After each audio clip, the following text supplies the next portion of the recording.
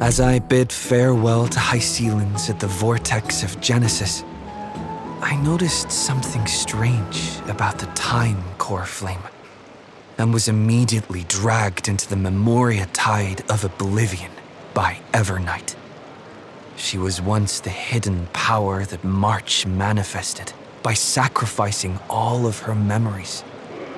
Yet now, she harbors other secret intentions in her heart.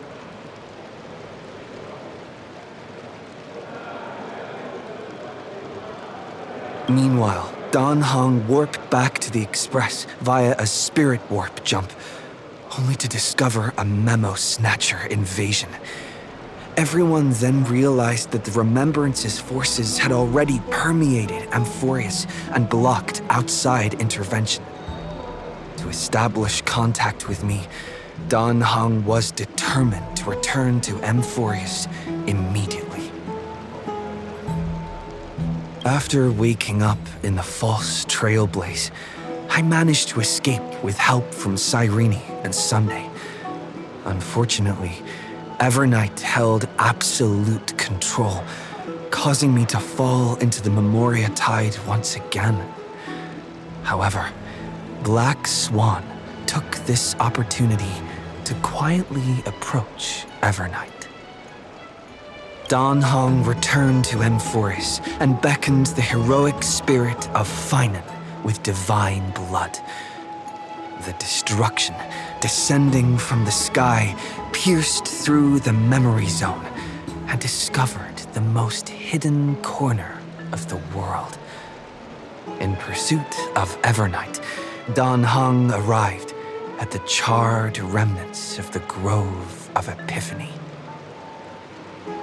In the grove, where memories became disjointed, Dan Heng received help from Dan Feng within his memories and completed his farewell to the past.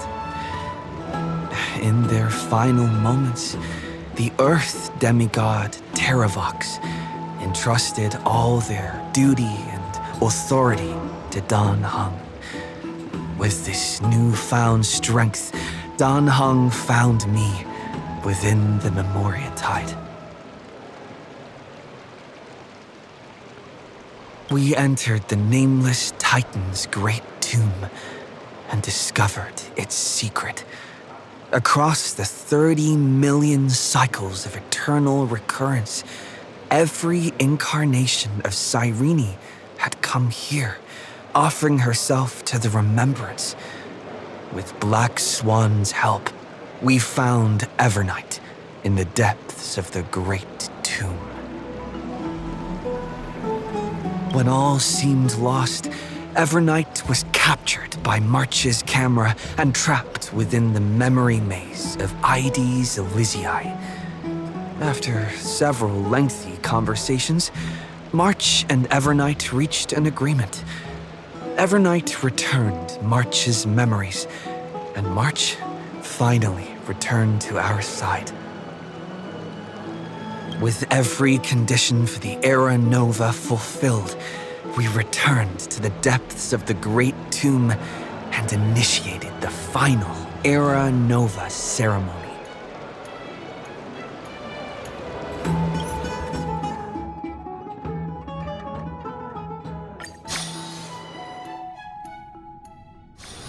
Peaceful days are like breezes, carrying the scent of wheat fields.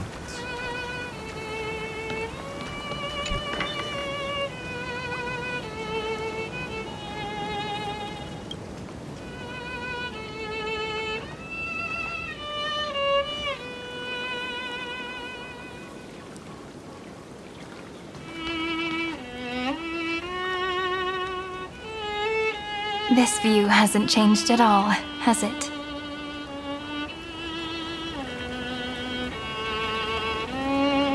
The hometown in your memories never changes, but when you return to your senses, you realize that fate has already stolen the time away.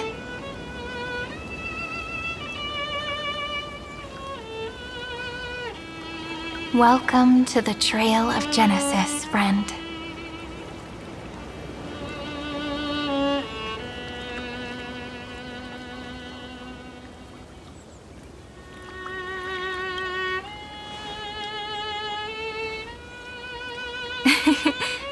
Seems like the weight of memories from 30 million cycles really made me grow up.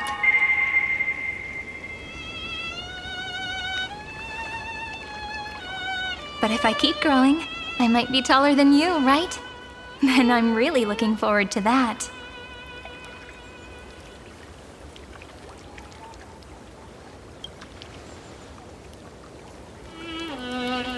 Before you arrived, I kept wondering, beyond the veil of Ide Silicii, what kind of Amphoreus is being born?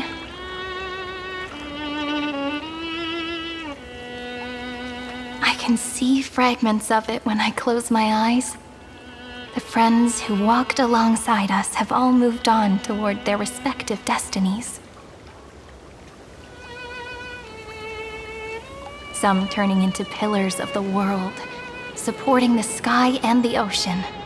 Others sowing reason, laying down the law, and with gentle hands lifting newborns into the light. Death and strife are no longer feared by people, and trickery has become the innocent games of children. All beings living ordinary and peaceful lives within the net woven by romance and passage.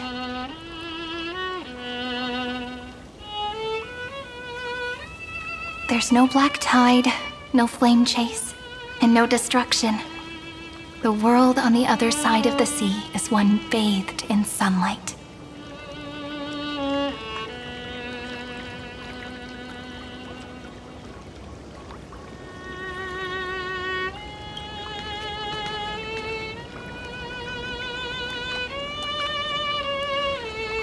Like a happy and carefree childhood, the era Chrysia in this cycle will last for millennia, until it reaches the moment decided by the prophecy. Light calendar 4931, month of freedom, the moment belonging to world-bearing.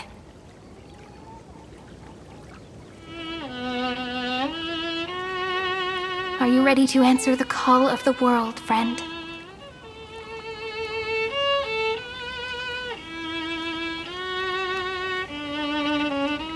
Then go, and pen the Throne of Worlds' first stroke. For this world, made from countless wishes. You say that, but it's gonna be ages till we reach Light Calendar 4931. I can make use of the crevices of time, but surely you and Dan Heng won't have to wait around for a few thousand years, right? That won't be necessary. We can simply sleep, and the chronocognitive anchor will wake us up.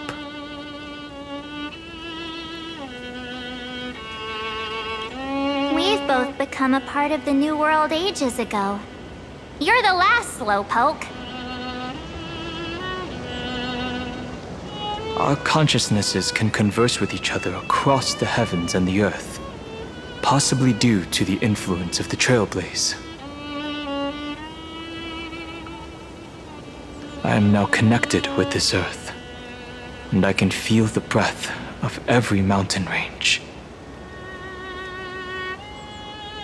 I see that the tallest among them is named Akama, and the form of the holy city is already taking shape. In other words, your stage is almost set. Do you want to take a leaf out of Kefali's book and make some prophecies before your nap? But we're not the only ones who have changed. The chronocognitive anchor just transmitted a message stating that Iron Tomb has reacted to the Era Nova. The moment when our friend bore the weight of 30 million cycles of memories. Was probably also when the scepter devoured 30 million cycles of destruction.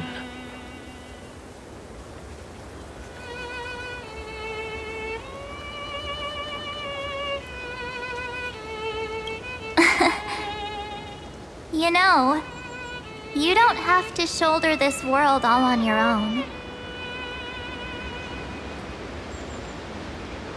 After someone boards the express, the word alone ceases to exist. So as we reach the end of time, no one will be left to face it alone. Dan Heng and I came here to specifically tell you that. Remember, this world is not a burden you bear alone. It's a journey we trailblaze together, alongside all of the Express.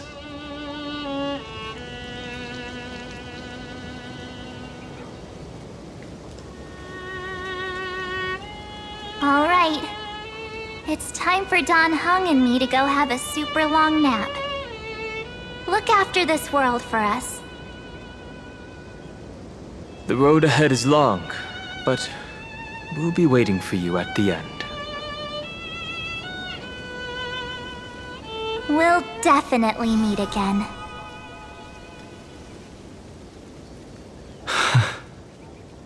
Let's take one more look at the other side of the sea before we set off.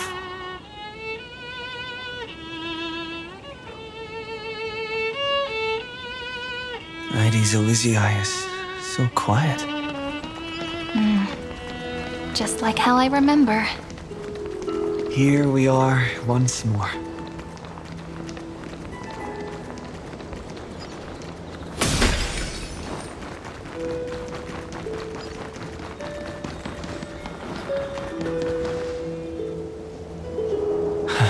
The scent of the black tide is now completely calm. At last, the starting point of 30 million cycles is finally welcomed. Its first end. And the final end, right? I can't hear his voice. There are no flowers there that bloom for him. Nor is there a star that is his. Final is the only one who didn't reach the new world.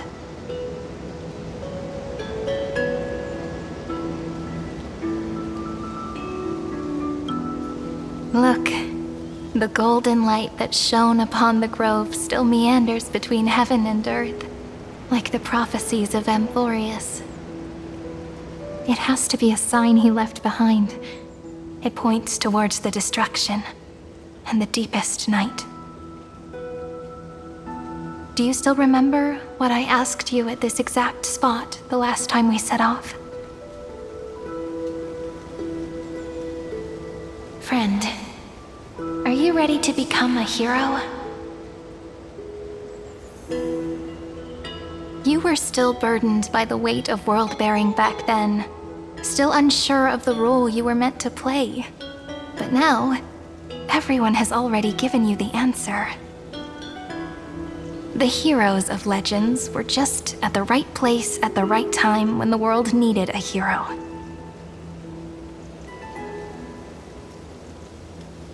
Just like how your arrival kickstarted Amphoreus' fate once more.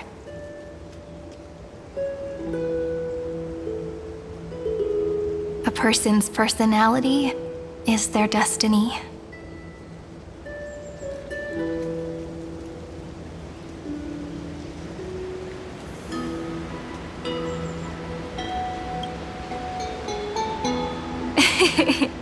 Lee, best. Those are such beautiful words. Thank you, friend. I was also trying to cheer myself up with what I said. After all, before we truly compose the end of this story, I must also pluck up the courage to head off with you.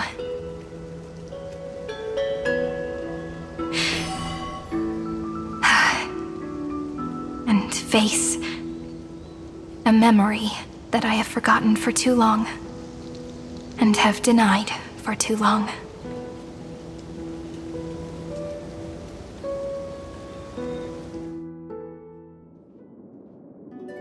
It's so dark.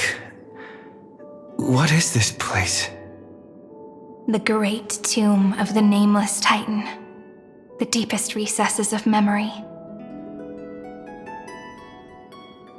Also, the place where Cyrene was born.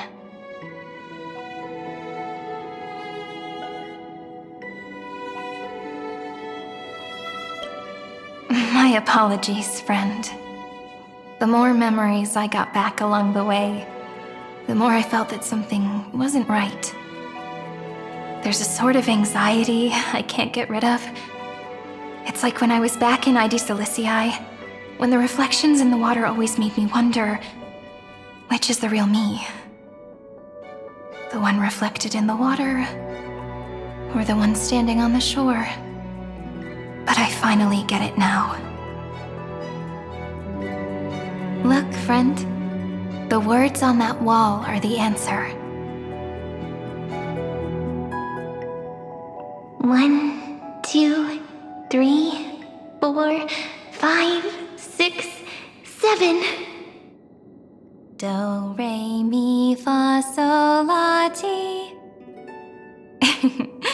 That rhymeless tune is the lullaby of little fairies. As always, I'll read this book to you. That way it won't just be Cyrene's memories alone. I've always thought that I was the narrator of the Flame Chase journey. But as it turns out, the narrator is also the most devoted audience.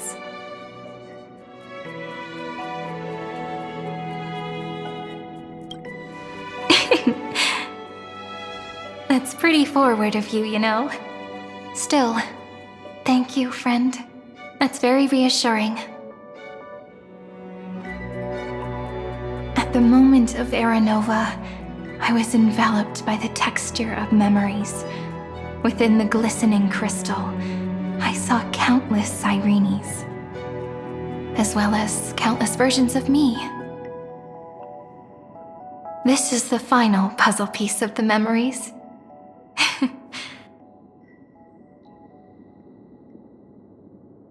A prison born of the erudition, a grave annihilated in the destruction. That unknown solitary god, the 13th Titan who should not exist. The first new spore, the demiurge, is right here.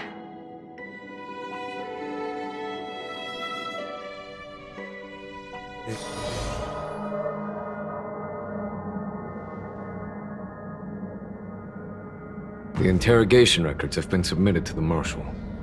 According to the Ten Lords' decree, Jing Liu and Luocha shall continue to be detained in the Shuling. But you, Merlin's Claw, have been reluctant to end the transmission. Do you wish to reminisce with us?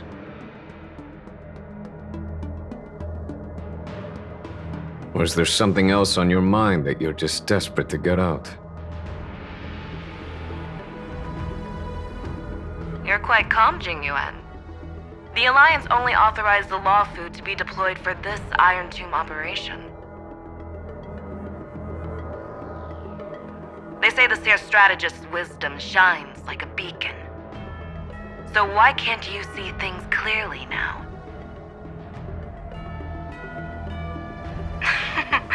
Look who's talking. I didn't vote against it, did I? But with enemies all around us, even a child knows the Marshal needs to keep a few Xianzhou ships in reserve, just in case. Whoever volunteers first is the Marshal's pick. If you have to ask, I'd say this outcome plays right into Jingyuan's hands. Like it or not, there's no way we're letting the Law Food take the lead in this battle.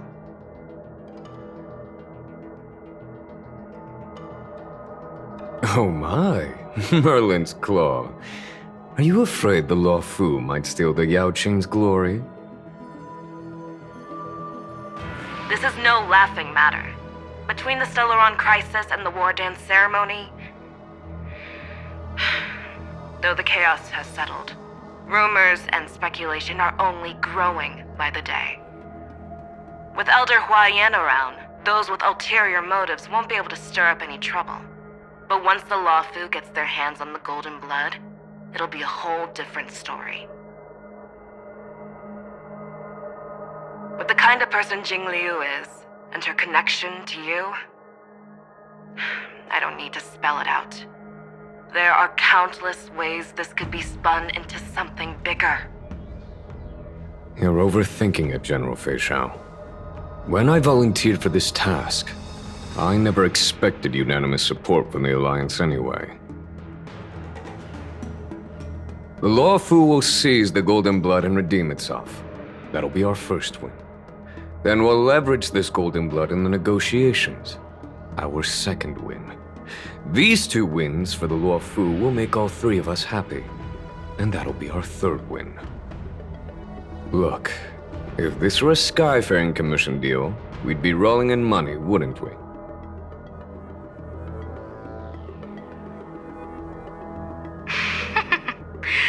Maybe the Divine Foresight should change his name to the Optimistic General instead.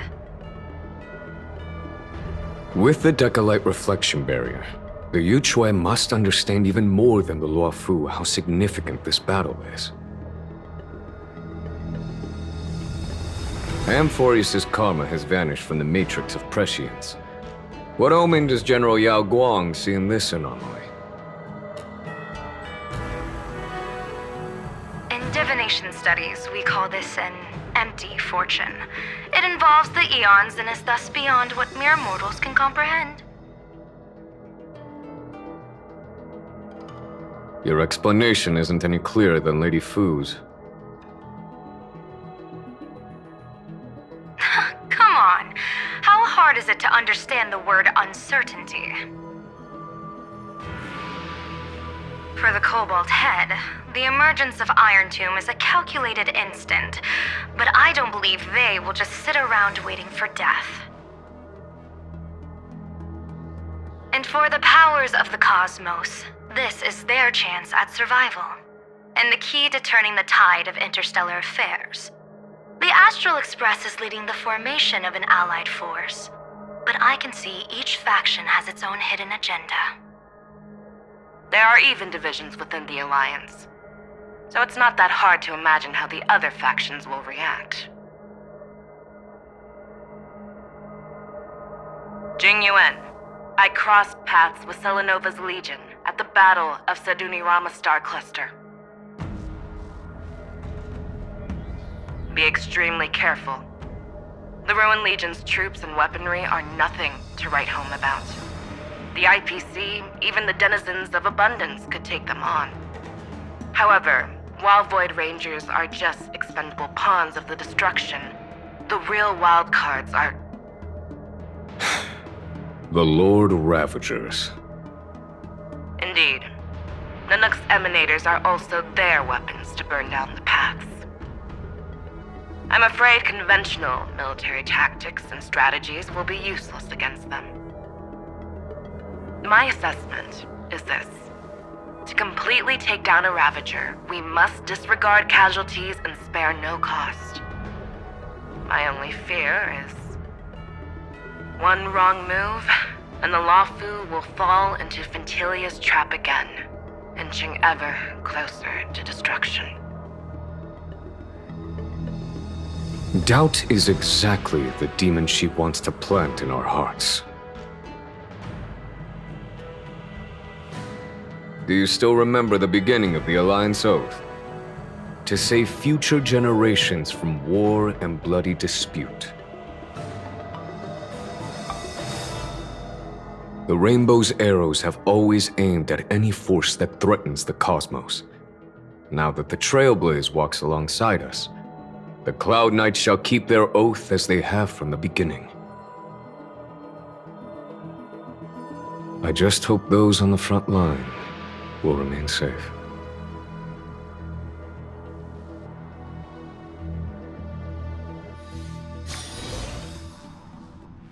The chronocognitive anchor is sending a signal. Everyone, time to move out. Did he and the others make it? Let me go over the plan one more time, just in case. You'll enter Amphoreus, reunite with your 3 separated companions, and try to locate Iron Tomb from within the world. Who are you taking with you? The fate of the universe hangs in the balance. We can't afford any slip-ups. I suggest everyone, except Pom Pom, join the fight. We do need to be prepared for all possible contingencies. I have no objection to this. I'll do whatever I can. Meanwhile, Screwy and I will continue attacking the Demiurge Matrix. That is, the Scepter's kernel, from the outside.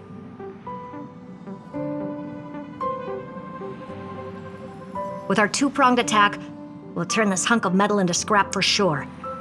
Now we just wait for those 2 to get back.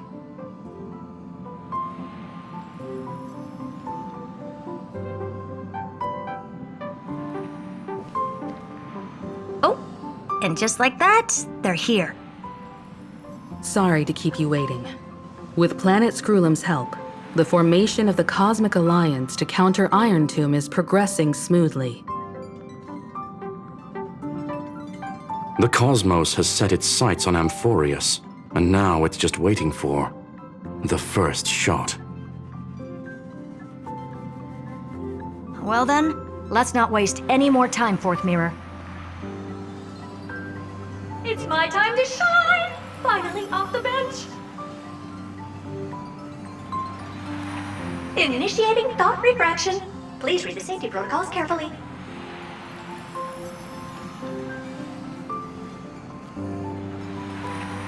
Huh? Just kidding! I've already checked the agreement box for everyone. And now, destination? Amphoreus! 3, 2, 1, launch!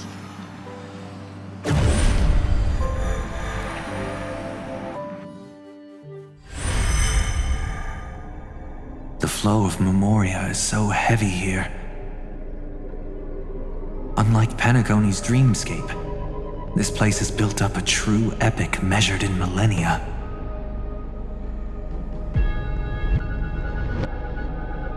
The vortex of Genesis, where all myths begin and end.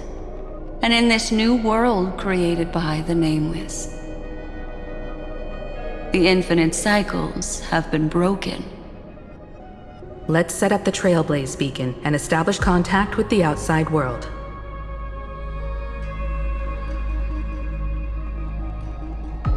I'll leave it to you then. It'd be better for me to not show myself in front of the Garden of Recollection. And, Mr. Sunday, you probably shouldn't show yourself either. Agreed. The Astral Express has landed. If you receive this message, please respond immediately. Over. This is the Cianjo Alliance. Communications normal. Interastral Peace Corporation. Communications normal. No response from the Galaxy Rangers. Not surprising. But I didn't expect the family to also stay silent at such a critical moment. That's a pretty blatant disregard from the family for Panacone's independent director, I'd say. Long time no see, Miss Himiko. It's been quite a while, Madam Jade. The significance of this battle rivals that of the campaign against Sulo. Only through victory can we disperse the shadow of Iron Tomb that looms over countless worlds. The 10 Stonehearts shall spare no effort for such a grand mission for the preservation. Madam Jade led the Intelligentsia Guild in conducting specialized research on Iron Tomb's past activities. bad news is, the collapse of the erudition won't just affect inorganic beings. You mean Iron Tomb can infect organic life, too? Well, the good news is, so far, its effects on organic life are under control. The infection progresses slowly, and the resulting neuropathy is non-fatal. In any case, the IPC can guarantee targeted vaccine coverage within 48 system hours in all star zones within the medical system. What about other star zones? At a time like this, are the followers of the Firmament Arbiters still trying to make a profit? I remember you, Master Diviner. Your performance during the Third Denizens of Abundance War was quite impressive. Please rest assured, all worlds can purchase vaccines from the IPC with a humanitarian discount. That's the current policy at the very least. But if the Xianzhou Alliance is willing to assist with the IPC's assets in Epsilon and other star systems, we'll have more cards to play when reiterating to the board the necessity of deep cooperation. It makes sense, since Interracial Peace Entertainment's headquarters is in Epsilon. But why are all the other worlds on the list? Places that the Elation has visited? Think of it as a long-term investment. Please understand that everyone at Pierpoint is swamped with Iron Tomb work, especially the marketing development department. At this rate, even the 10 Stonehearts can only do so much. Having some assistance from the Alliance would surely benefit the entire cosmos. Wouldn't you agree? As an old Xianzhou saying goes, those who succeed should help all under heaven. Your proposal must be decided on by the 7 Arbiter Generals. I'm just here to relay the message. In times of crisis, the Luofu will not hesitate to help those in need. However, the prerequisite is that the IPC must unconditionally assist the Alliance with emergency rescue operations in the disaster area. Of course. In the name of preservation, all for the Amber Lord. Thank you all for your selfless dedication.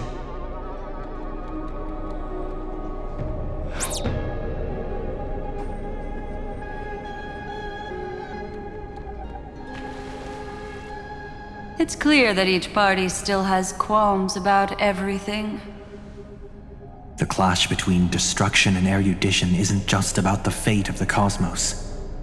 It's a moment for all factions to reshuffle their cards. You can never be too careful when battling a Lord Ravager. All are equal in matters of life and death.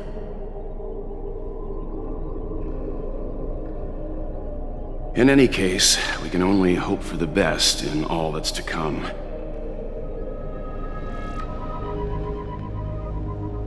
It's about time we dive into the vortex and see what Amphoreus looks like on the inside. I wonder where he and the others are right now.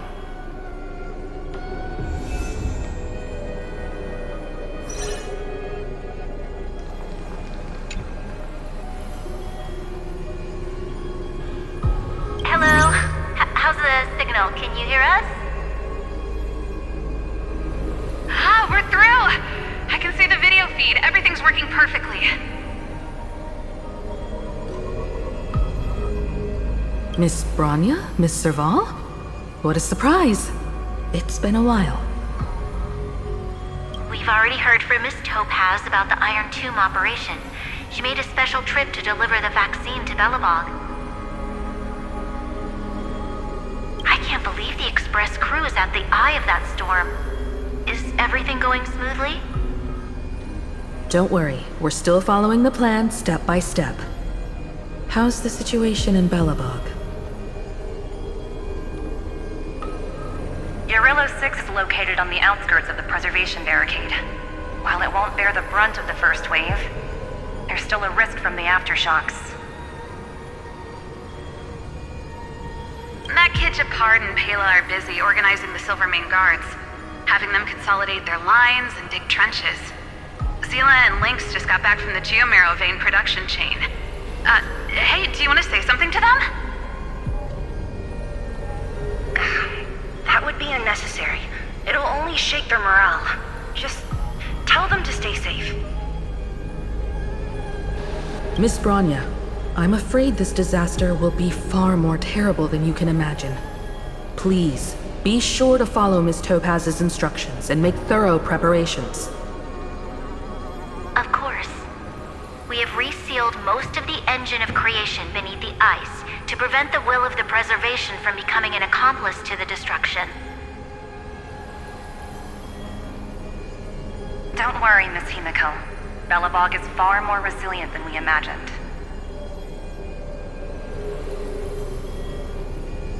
We really wish we could help, but Urilo 6 has only just woken up from its hibernation.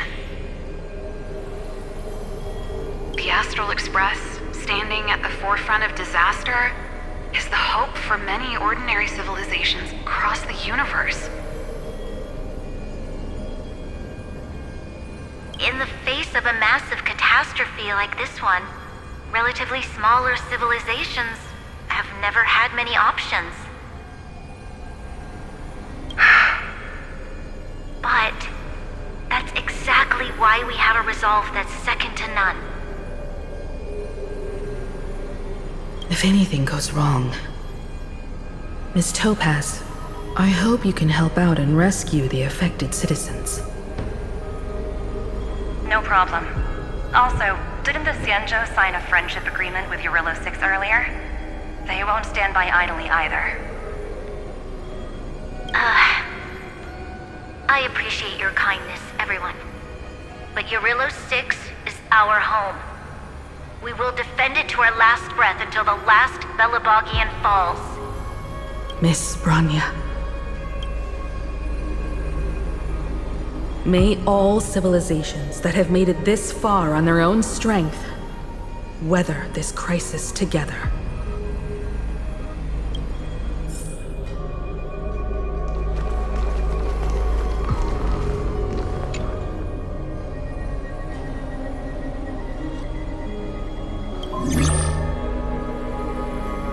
Good news, Miss Himiko. The 7 Arbiter Generals have reconsidered the current situation, and I'm here to relay their message. Officially, the Alliance's combat forces will still be limited to the Luofu, but the Yaoqing has also been deployed in the surrounding war zone as a contingency. Words cannot express our gratitude. Getting the Hunt to agree on sending troops must have taken quite some effort from General Jing Yuan. The Luofu already considers the Express an important ally. We also have no intention of hiding the fact that there is indeed something the Xianzhou seeks from this Iron Tomb operation. But this time, the Marshal herself decided to send out troops. With a formidable enemy before us, the Alliance has no reason to back down, nor will we be content to take a back seat.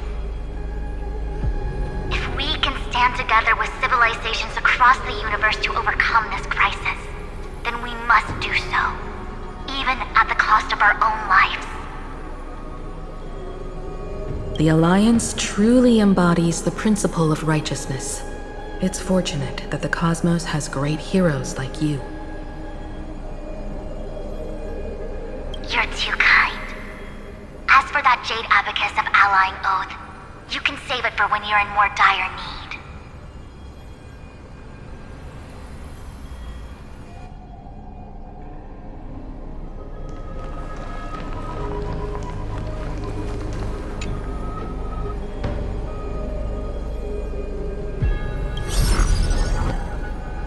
I regret to inform you, Miss Himiko, that even the Strategic Investment Department is constrained when it comes to the Iron Tomb issue. And it would be difficult to meet the expectations of the Astral Express. However, Madam Jade instructed us to look after our nameless friends as much as possible.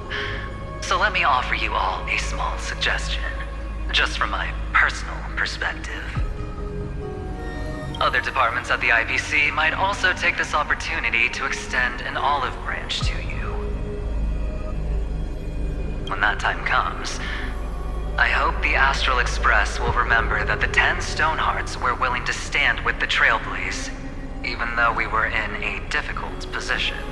And more importantly, we were the only ones willing to do so. Sounds like a threat, doesn't it? But trust me, every word comes straight from the heart. Has the internal conflict within the IPC really gotten this bad?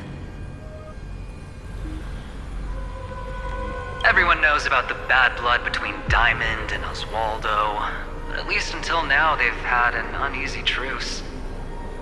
Until the Lord Ravager Archforger caught the board's attention. I'll leave it at that, as it's confidential information. Hope you can understand. I understand. Our immediate priority is to address the Iron Tomb crisis. Let's hope for success from the start. This might help ease everyone's pressing concerns.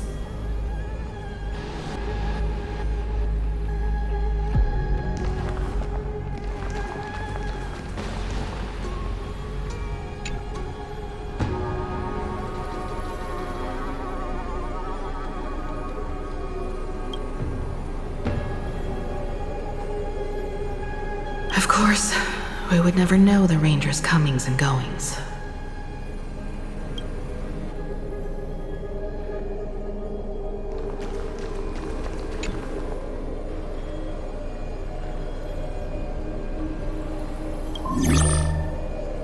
Miss Himiko, is that you? Yes?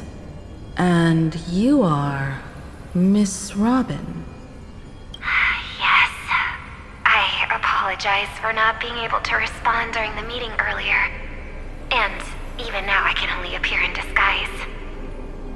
On behalf of the Penaconian family branch, I extend my sincerest apologies to everyone. We tried to request aid from the family. We essentially received no response. I've heard about the internal conflicts within the family. Miss Robin, there's no need to apologize. Every bit of strength is precious at this moment. Thank you for understanding. The good news is, since you're one of the shareholders of Penacony, the family heads have agreed to allow me to lead all Astanian tuners to the front lines. My charitable foundation will also do as much as possible to provide support in this battle. They'll ensure that proper arrangements are provided for those wounded on the front lines, and for residents in affected areas.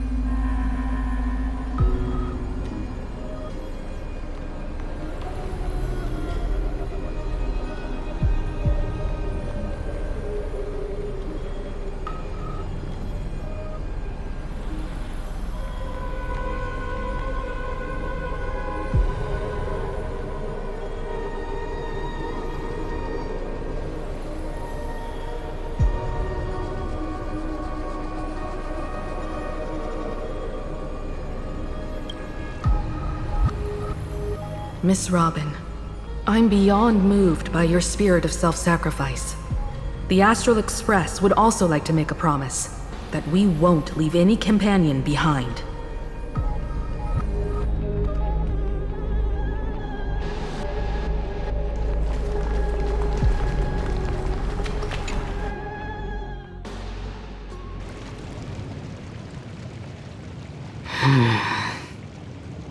Why is there no one here? Everything in Akama seems normal. The New World was enjoying peaceful times not long ago. It seems it was even more recent than not long ago. Miss Himiko. The fruit on the table is freshly cut, and the bath temperature is just right. The remembrance tells me this place was bustling with people just moments ago. It's as if everyone vanished in an instant. Could this be Xandar's doing? Unlikely. He's still under the surveillance of those two geniuses. Could it be some kind of local custom? A custom that makes an entire city fall silent in an instant. Pardon my frankness, Mr. Yang, but this reminds me of some unsettling rumors about the Harmony. Complete silence. Is often the prelude to divine intervention. Everyone, be careful. Here they come! Here they come! The Nameless of the Astral Express! Evernight? How is this possible? She was already... We are the chroniclers of time, and we do not fade away. Finally, the last era Nova has been completed. What did you do to the residents of the Holy City and the three Nameless? I didn't need to do anything. The remembrance will ultimately become the substance of the new world. Now, they are no longer the trailblazers you once knew, but gods who permeate heaven and earth. The 12 titans who guard Amphoreus. Stop fooling around, March. Come on out. What? I practiced so long for this. Getting seen through right away is just so embarrassing. You've obviously been learning from the theatrical culture in Amphoreus. But if possible, I'd prefer our reunion to be a bit more casual and laid back. As expected, I can't hide anything from Himiko and Mr. Yang. Well, long time no see. Guess I'm back? We should be the ones to say that. Sorry for keeping you waiting. So, these jellyfish are the Titan's power? They're just tiny manifestations of the Veil of Evernight, used for scouting and communication. If I went all out, I could summon way more of them. Thanks to him, we all turned into Titans in the new world. Sure, we can take on humanoid forms, but it feels off. How intriguing. So what does he look like now? It can't be a raccoon with a baseball bat, I suppose. Please don't add weird stuff to Amphoreus' lore. Just go see it with your own eyes.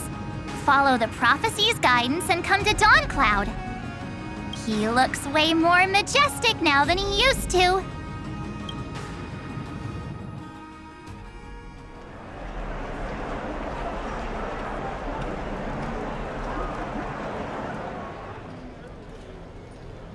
Unbelievable. All the residents of the Holy City have gathered here. This isn't just a gathering. It's a pilgrimage. The people's expressions are resolute, devout, as if waiting for a miracle to descend. That colossal deity is him. He has become the pillar of the world. Surprisingly authentic. Being this serious is quite unlike his usual style. Those people didn't disappear. Instead, they've answered the call of the prophecy and come to witness his awakening. Our good buddy now bears the weight of the entire world, and every breath they take is intertwined with Amphoreus' destiny. Awakening? Has he fallen into slumber? Yeah. After all, with such a huge time dilation between inside and outside the scepter, This was the only way we could wait for everyone. Time watches over yesterday. Earth guards today. And when the Trailblaze steps into Amphoreus once more, the slumbering deliverer shall awaken. And then, bring the prophecy of tomorrow to this world. Come on, everyone. Let's get closer to him. Watch how the world-bearing prophecy changes this world.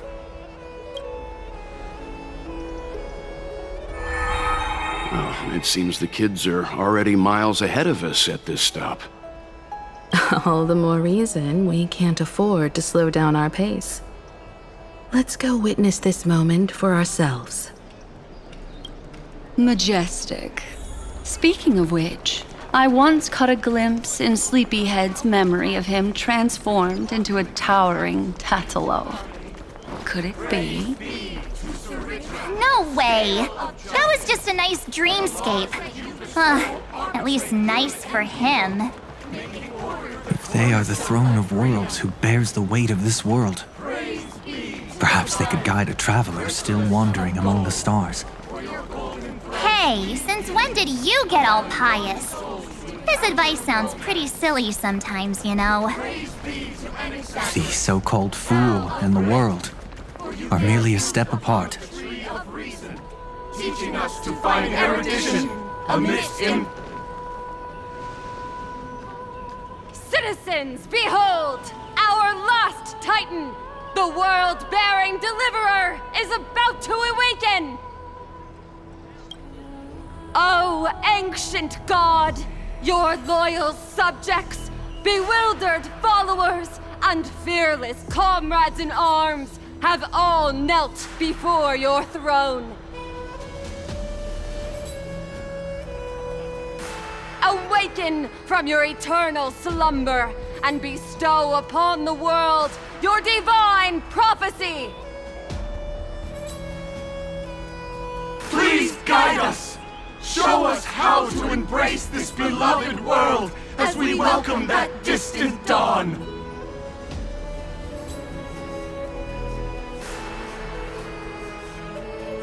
To walk the path of a mortal as a god, or to bear a divine burden as a mortal.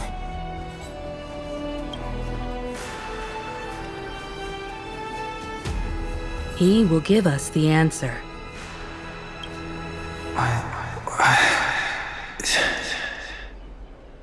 But I am not the deliverer.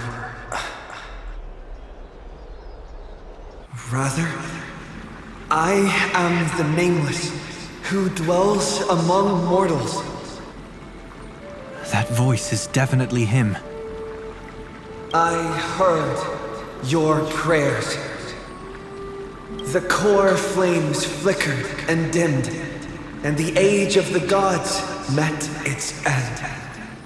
So flow, golden blood, flow. I'll bestow it upon you, returning it to the true masters of this world. Stand with me and become heroes.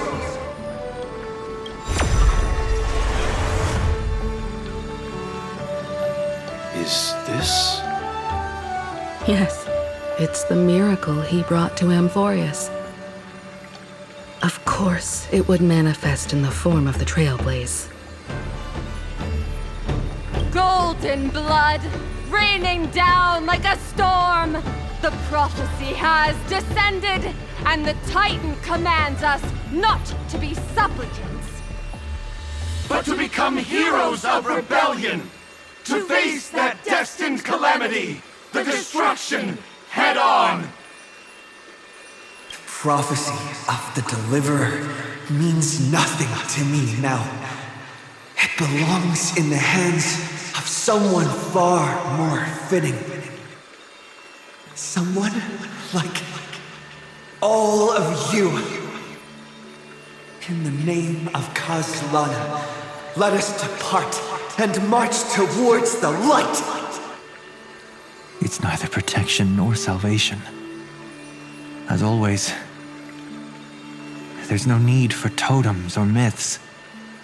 Humanity's most primal faith is that instinct named survival. Let's go, everyone. Someone has already sounded the horn of departure. Explore, understand, establish, and connect. Together, let us blaze a trail for the destiny of this world.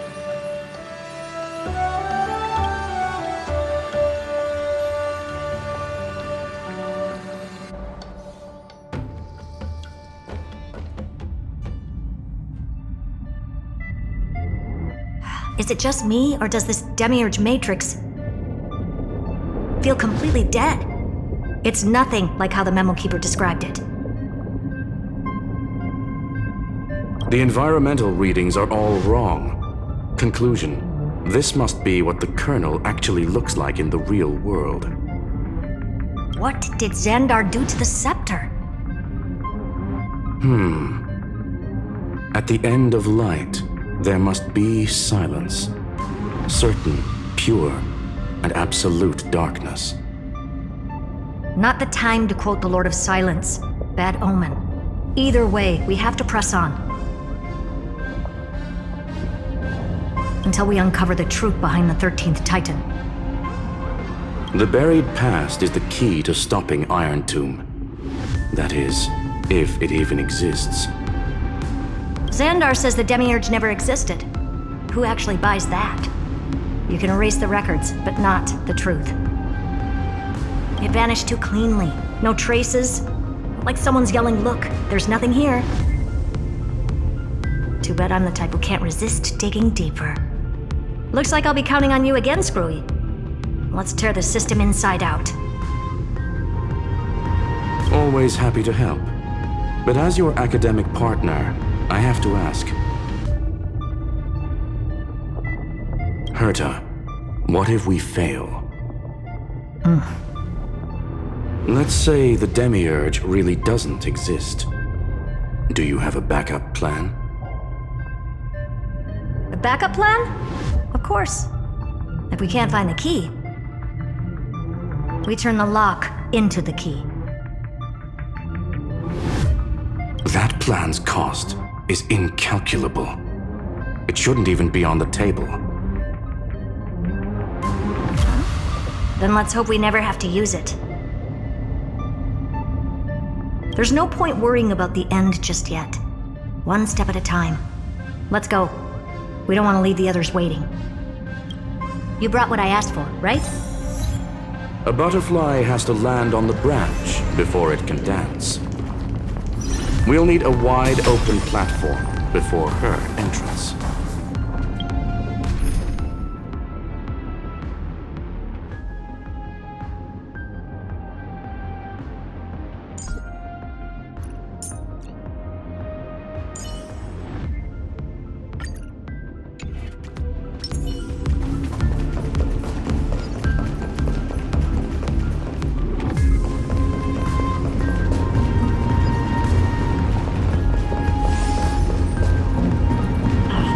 Just use that thing over there, Zag.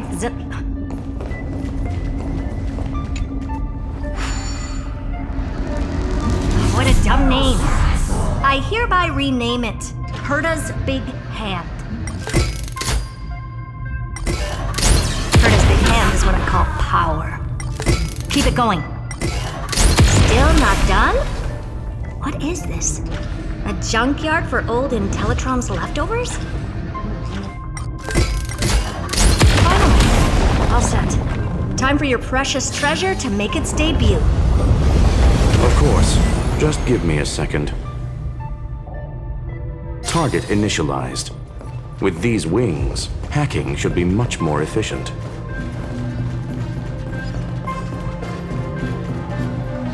Oh, a classic nuclear heat engine. Classy choice. Just a personal preference. Her name's Mistletoe. Every flower in your garden's got a bit of poison, huh? Also a personal preference. It reminds me of the last time when we tangled with that Punklordian brat. What did she call this kind of infiltration tool again? Right. Dirty data shell. It wraps around the kernel to fool even top-tier firewalls. But yours is way too clean. Not even a hint of real-world grit. Herta, your tone is unusually emotional. Suggestion. Let's get back to the topic at hand. I thought we were done with that conversation. Unfortunately, current conditions won't let me ignore any variables. Especially the most important one. Your will. Iron Tomb never stops. It is evolving faster than any of our worst projections. Every instant in the Eon's calculation is like a sword hanging over the cosmos. Every move humanity makes could speed up its arrival. Which is exactly why we can't mess this up. And now, Droidhead wants to hand down judgment to the poor cosmos again. Border Star Trade War, Emperor's War, Rubert's death. Every time their instant arrived, it meant another bloodbath for humanity. But in this ultimate battle of erudition, you and I are supposed to be players, not pawns. If you choose to burn yourself out as a resource, then everything we've worked for means nothing. Herta, the cosmos won't just stand by and let a genius throw their life away. And neither will I.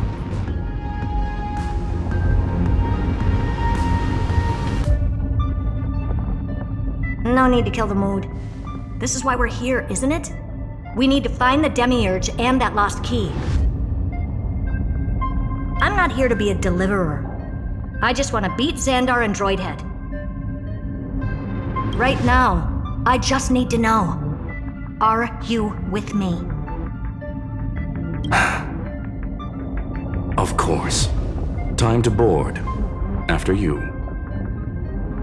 Let's tidy this place up and see what this Demiurge really is.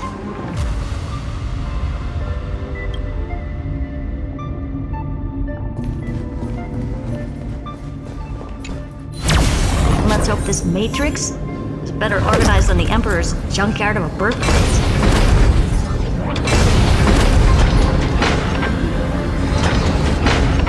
Buckle up. We're hacking in. This is... Herta, this whole space has been completely tainted by some kind of energy. I see it too. We're thinking the same thing. Xandar, how could you go this far? Turning your own graveyard into this. What's that up ahead? Katorzane algebraic expressions. It's built for isolation, not defense.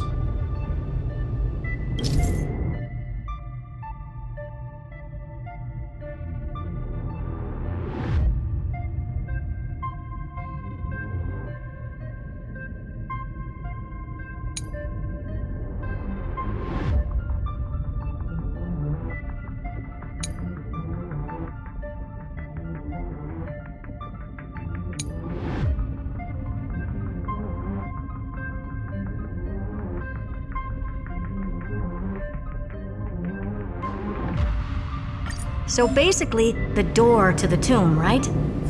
Great. Let's find the handle. I'm picking up multiple independent signals with the same data structure as the barrier. Projection.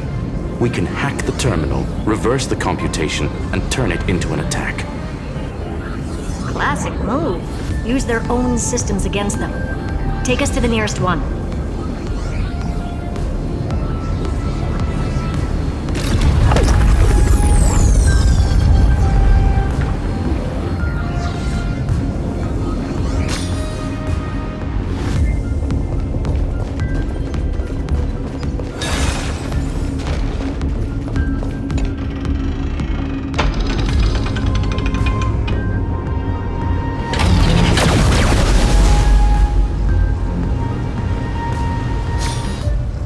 Almost no response. Just as I feared. Not promising. The output is barely a third of what we need.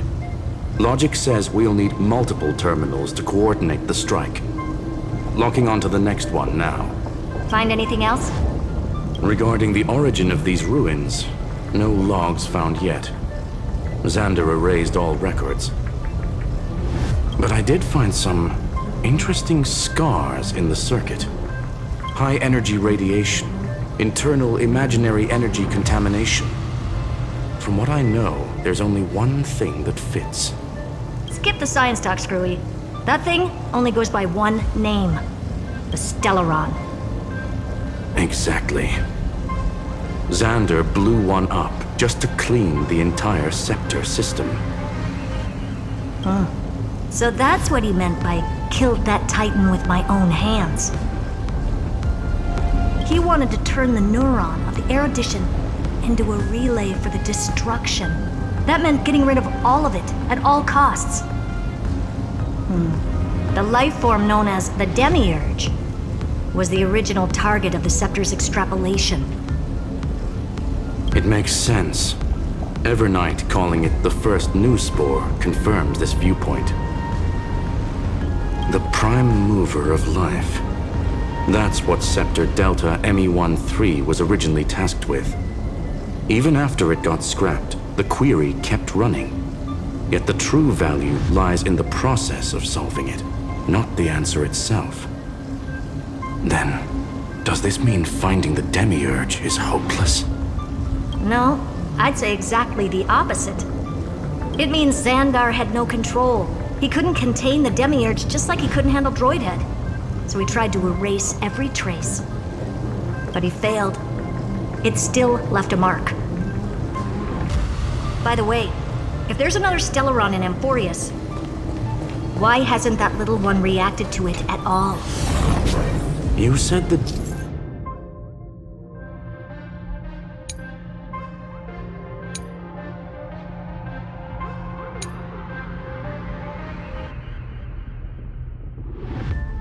Demiurge left a trace, right?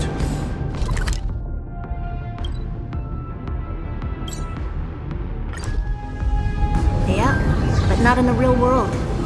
Remember the great tomb of the Nameless Titan?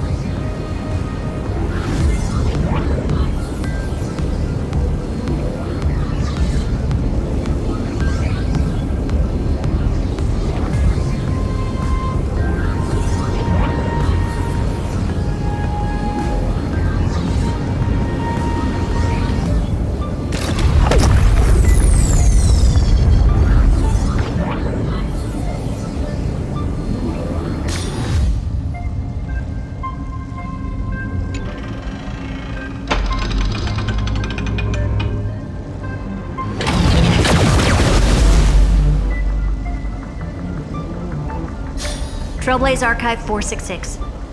The data from Filiate 093 clearly indicates that the Demiurge did in fact enter Amphoreus' extrapolation. Inside that world, it was the 13th, forgotten Titan, the one who listened to 30 million cycles of Cyrene's memory. But Evernight said the opposite. She believed that tomb was empty from the start. The Nameless Titan never existed. The so-called Listener was just a trap set by the Remembrance to steal the scepter. A mimetic entity full of theatrics. How much of what she's saying is true? Would an Eon really speak in circles like this? I doubt it. The Remembrance's behavior is certainly odd, but her assessment aligns with our current reality. Since we entered the Matrix, we haven't found a single clue pointing to the Demiurge. And that's the key, Screwy. Xandar's actions prove the Demiurge exists. But what Evernight said, and what we've actually seen all point to the opposite. So we have to assume that both are true. And if that's the case, then the contradiction leads us to...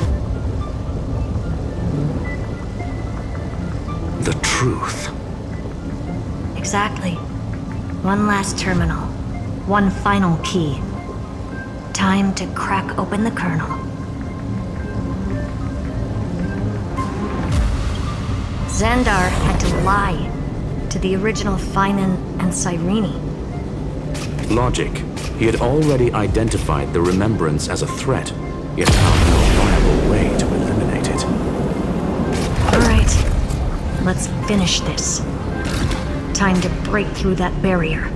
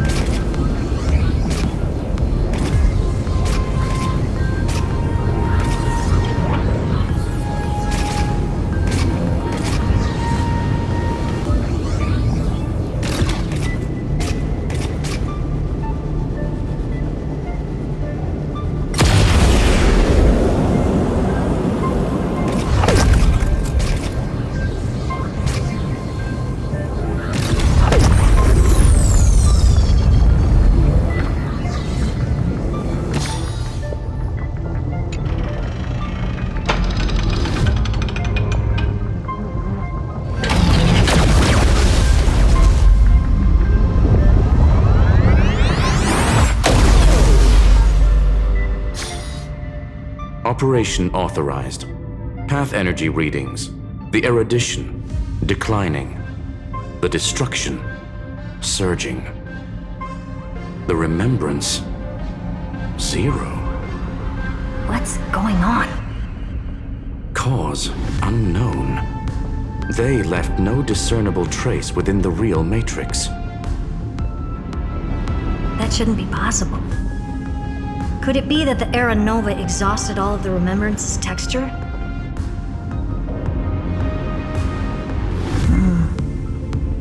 Log it for now.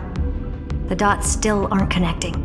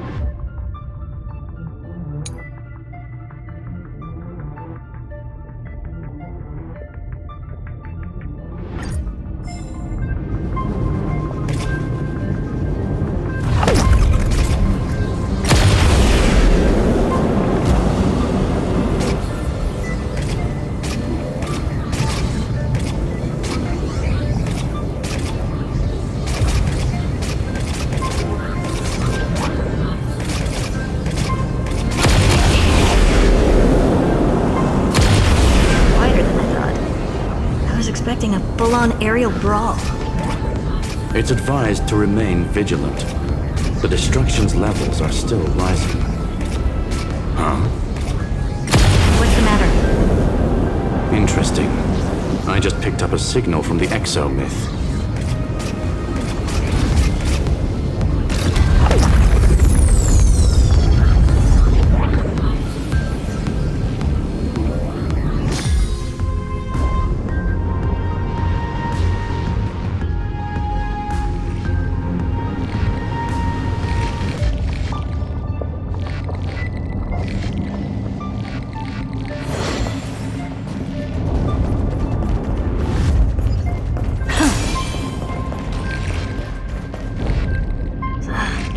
This repulsive force is unlike anything I've felt before. Is this the place? Correct. Judging by its defensive properties, this is the entrance to the Exo myth. I didn't expect that. Who builds a lab in the middle of digital rubble? Then again, never doubt a dead man's resolve. So how's our dearly departed doing? He severed part of his neural pathways to break free from Lord Anaxagoras' control. But that also triggered the failsafe I set. Conclusion: Xander has lost all combat functionality and is no longer capable of action. So now he's a specter, literally. Screwy, can you open a path? just to be sure, I want to see this for myself. Might as well drop in and say hi to the real him. Logic. Scanning his inspiration circuit might help us track down the Demiurge. Exactly. His brain is the crime scene. There's no way it's spotless. But it could be a trap. That's why you're here. 2-on-1. We've never lost a matchup.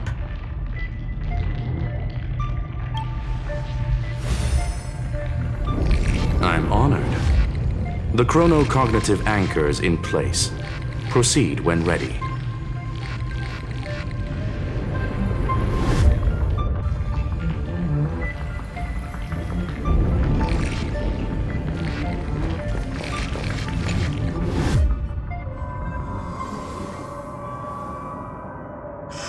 I knew it. The one thing I didn't want to happen. He's not here. The coordinates are accurate. Xander is still here. However, his position is shifting rapidly and chaotically. This pattern doesn't match any... It's his domain. Stay alert.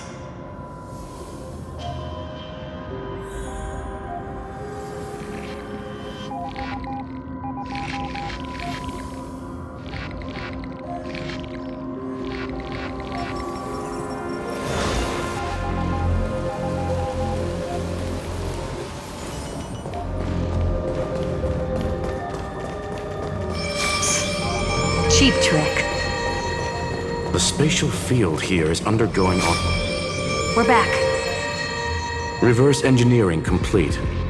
The results are not what I expected. Logs show Lycurgus revoked administrator access. The chronocognitive anchor can't get a fix because at the system level, Lygus no longer exists. Our navigation target is a null set. So he's stopped resisting? Before vanishing, it seems he left one last message for us. To those who follow, all is proven. Find me beneath the tombstone. Melodramatic. He was expecting us. And once he learned of the Great Tomb's existence, he initiated his own search for the Demiurge. Guess he wants a final showdown. Fine.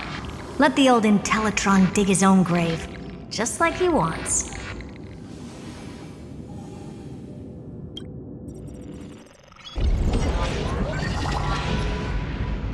To be in the purest light is to be in the purest dark. Nothing exists there. The Scepter's main frame. Or maybe we should now call it the Lord Ravager's placenta. Unfortunately, we still haven't found anything. Really? I don't think so. Not finding anything is our biggest find. Please elaborate. If the Demiurge was destroyed, there'd be at least some bits of it left. I don't buy that a Stellaron could have blasted all the traces away as cleanly as a scalpel. As I said before, its disappearance is too clean. If the garden hadn't stirred the pot, no one would even know about the Demiurge's existence. We're talking about the Scepter's original extrapolation goal. There's no way that nothing of it was left behind. Or we can look at it from another perspective. If you were Xandar, would you be this obsessed with a concept that poses no threat? Would you guard against it at every turn? There is the possibility that he's naturally meticulous and hates variables. That does track with the impression he gave about himself. But Xandar shut that theory down himself just now. Choosing to act, even if it'll cost him dearly. We know that feeling well. The unknown is right in front of us. So we only have one choice. Solve it. You sound pretty convinced. Surely you already have a theory. Care to share? Of course. Though I don't have hard proof, I'm almost certain that the Demiurge has been in everyone's plain sight all this time, yet they were mistaken for someone else. That'd make the most sense. Why was the room empty? Because the person locked in there had run away ages ago. But they were weak and small and had no presence whatsoever. Even the old Intellitron didn't notice them. Which also means there's a high chance that their powers are minuscule and cannot alter the outcome of the battle at all. Well, at least Xandar is scared of them. Come on, it's time to confront him. Let's go to the tombstone he talked about.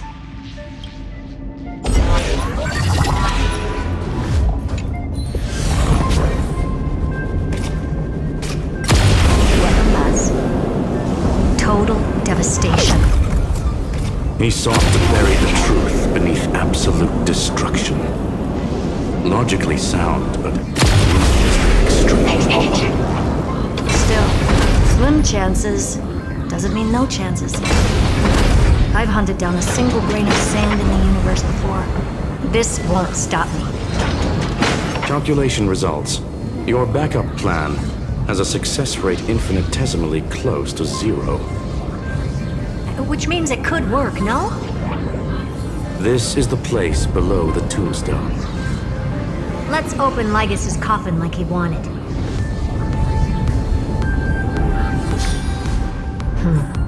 Looks like you were right.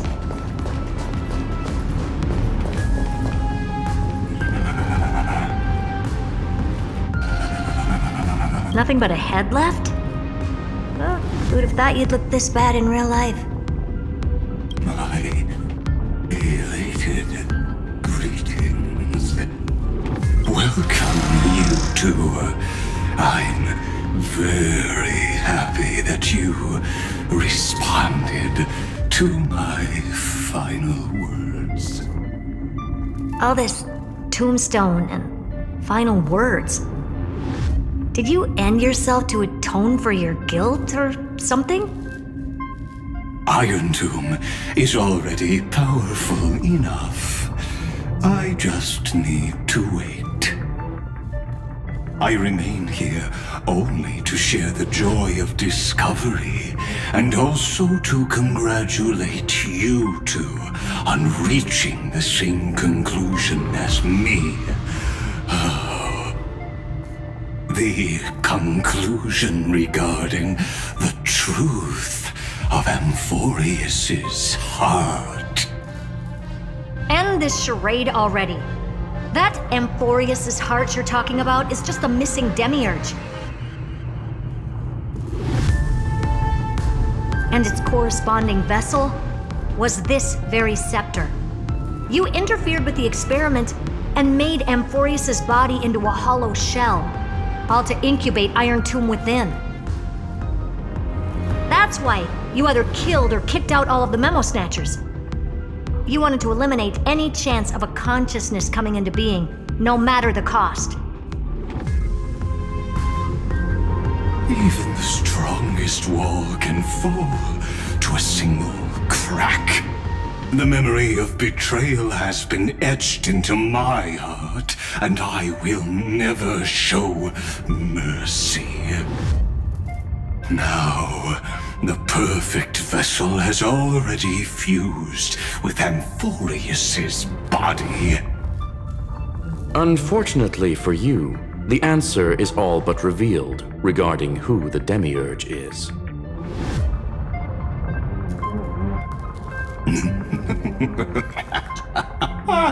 Then let us share the joy of discovering the truth. The last secret of the saga will finally dissipate here. As we reveal the truth behind Phileas 093's disappearance. A lie by the remembrance.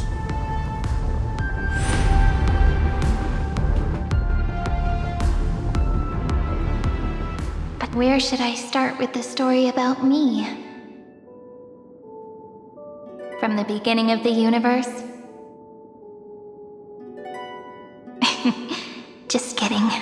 That would be too much. I just want to tell a teeny story. So little that it started with a seed. I know you're listening, my good friend.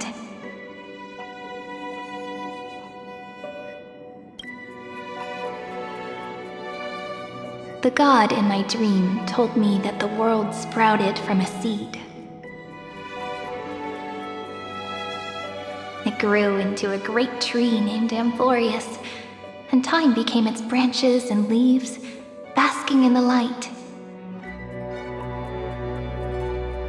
What a coincidence. Dappled light coming through the leaves is my first memory as well.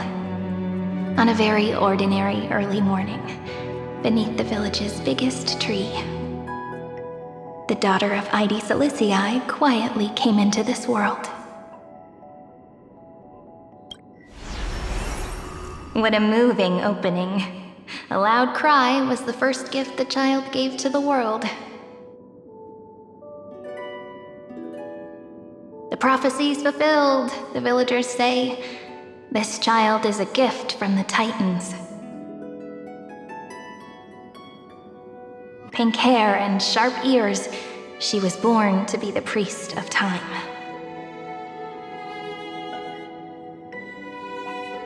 The Titans also gave their blessings. You shall fade when the flowers bloom, for every ending begets a beginning. Flowers will bloom and wilt. What a beautiful ending. This page concluded in laughter. Cry loud, child. Let your voice reach Orynyx.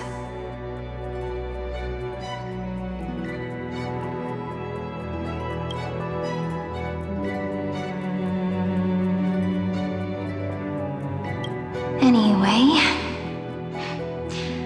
I don't like tears. Time quietly flowed by in the midst of laughter. The wind from my hometown caressed the ears of wheat, and there were swings, wind chimes, the sea, and the little fairies off-tune a cappella songs.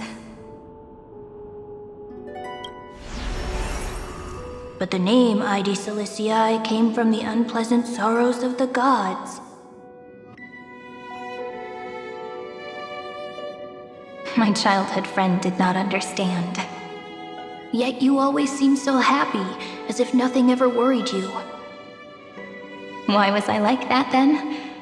That's because the world was gentle to me. So I grew up to be gentle as well.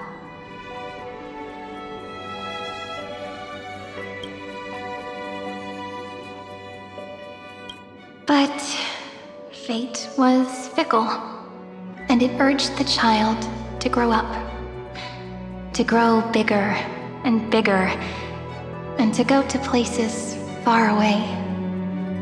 Just like how the crumbling world could not preserve an eternal hometown.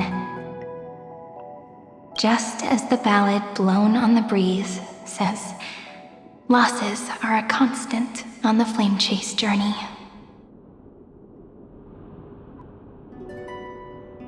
Oh, whose ears are pricked up now? You definitely heard me say this sentence a lot of times.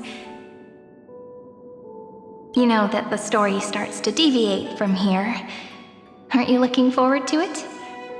Then let's get started. The hero's journey crosses through the long night, through tears and laughter, and once again heads towards tomorrow.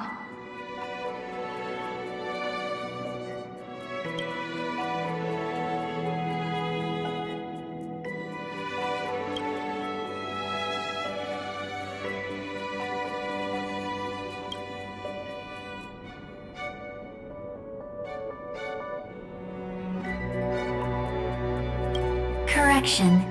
Philia 093's record, number 496. Archived.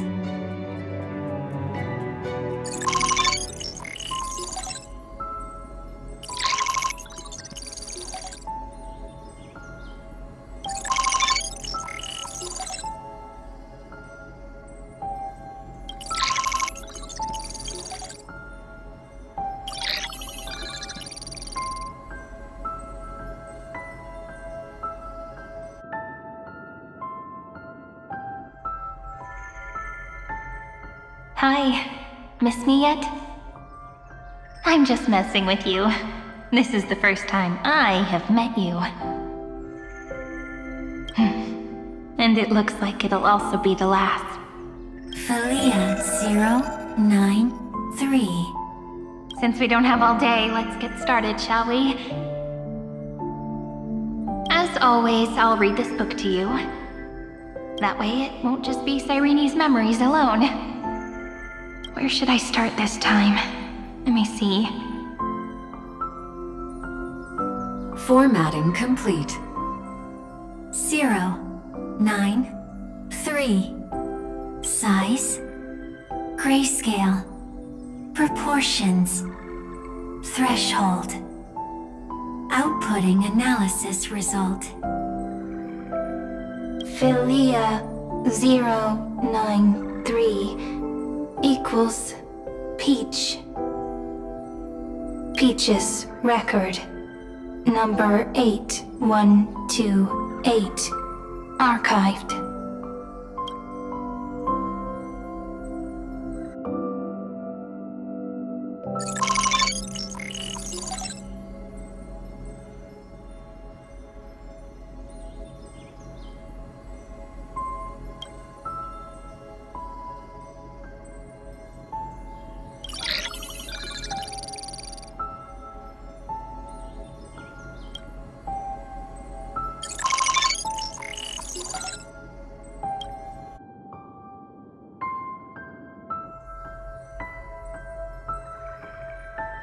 Query. Record. Electrical signal sequence. Bolamos 600. Track. Strife. Related to. Stripe. Comment.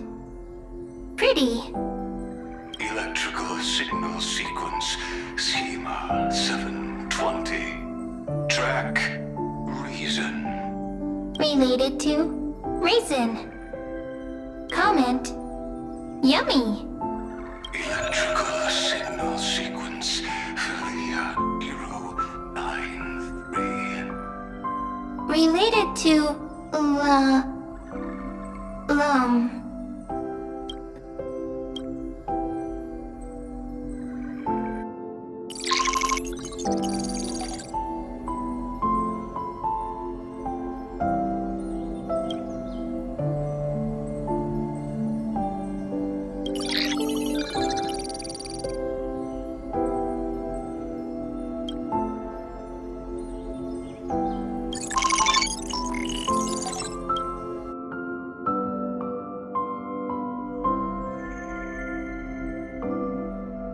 Formatting progress 94.423%.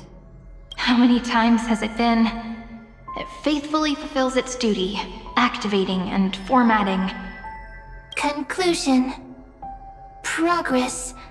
Bad. Peach. Don't cry. Process error. Analyzing. Process error. Comment. I'm here. Process error. Analyzing. Really? Are you encouraging me? Thank you. I'm sorry for making you see this embarrassing side of me. Record. Peach doesn't like tears.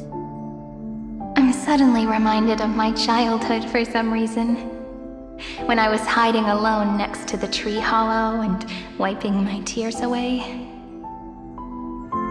A little fairy popped out, just like how you did. It had long ears and fluffy paws, and it pulled me into the tree hollow, where, to my surprise, was a forest. Let me tell you the story of the Membrance Maze. A group of cute little friends live in Ide Silicii's forests. Their names can be connected into a song. 1, 2, 3, 4, 5, 6, 7. Do, re, mi, fa, sol, la, ti. Formatting complete. Bye, Peach. Note. Little Peach, crying alone. Little fairies, friends. Peach, memory, saved.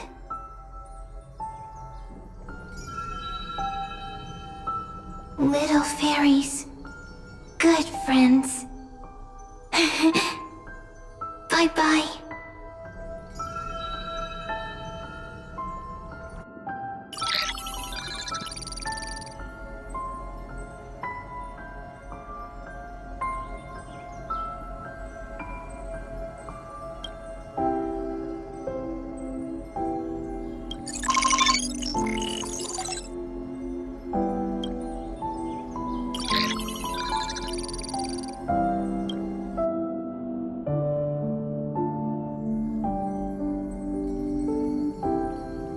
You never say anything, but I know you're listening. Every story I've told is like a little key that opened a door in your heart, no? Me! Little fairies! Happy! Speaking easy! I can!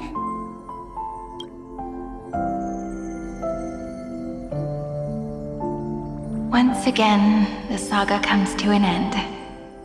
Everything is deathly silent, just like this very moment.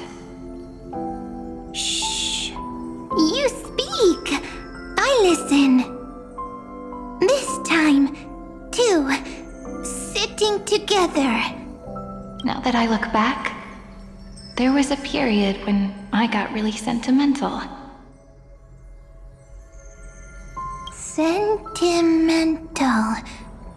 Stories have sentiments. I was so anxious, trying to find as many different memories as possible, hoping to bring some change to this unchanging destiny, and find the way out of this maze. Peach, strange. But I won't do that anymore now. Why unhappy?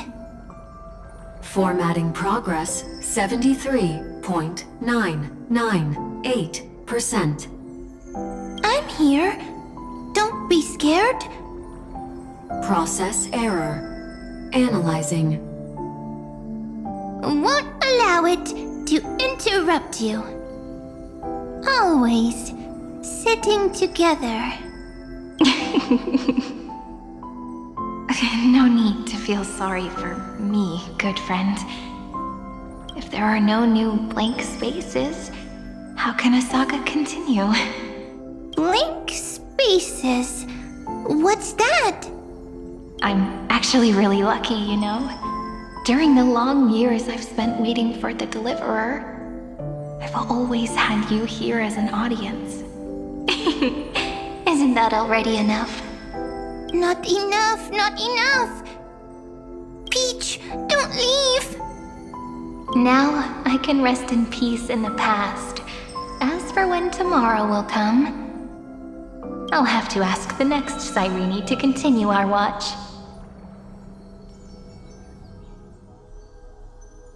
Peach left. If there are no new blank spaces, how can a saga continue? Needs no blank spaces. Next, Cyrene has blank space. Oh, Peach, don't be scared. I'll help you find blank space.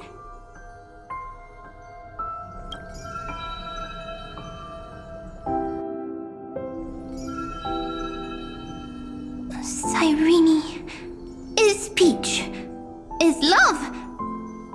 So, first there is love, then there is Cyrene, then there is blank space. Query, love. The developmental trends of the erudition have nothing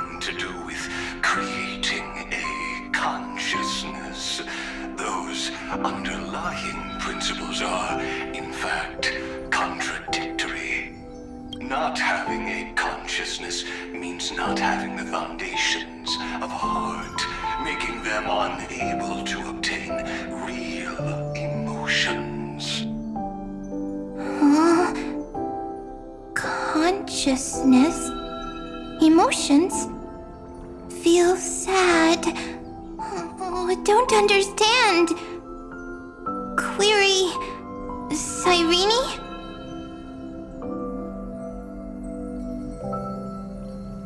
What could be behind this door? Glittering crystals? Or a beautiful world I've never seen before? If I tell you all the stories of tomorrow, will I be able to finally welcome the Deliverer and Amphoreus' dawn in the next life?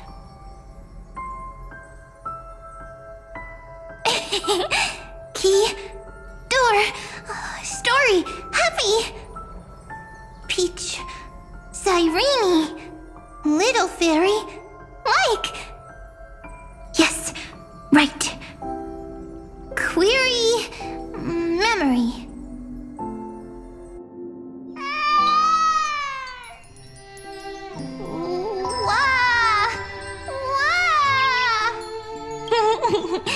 Peaches, memories, save, learn. The prophecy's fulfilled. This child is a gift from the gods. Pink hair and those ears. She was born to be the priest of time. Cyrene has pink hair, sharp ears. You shall fade when the flowers bloom, for every ending begets a beginning. Cry, child. Cry aloud. Let your voice reach Orynyx. Cyrene is a girl, a priest.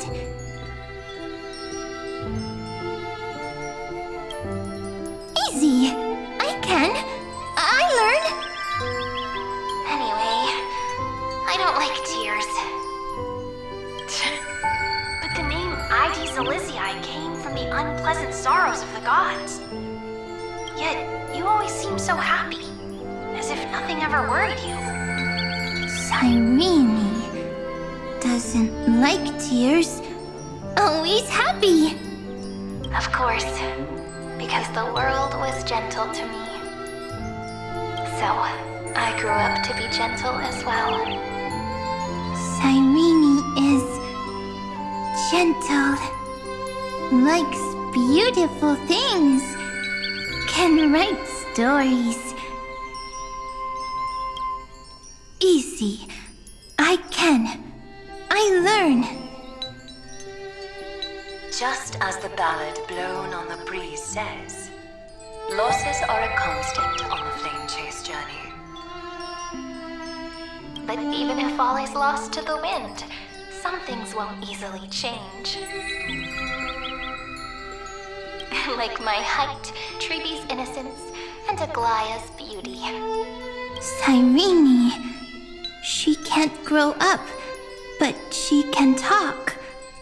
After all is lost to the wind, she will stay behind.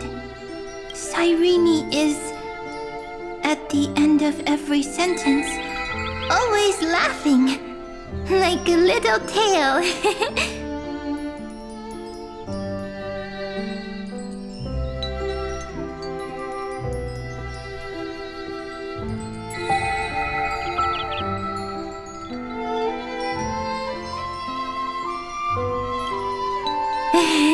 Simple.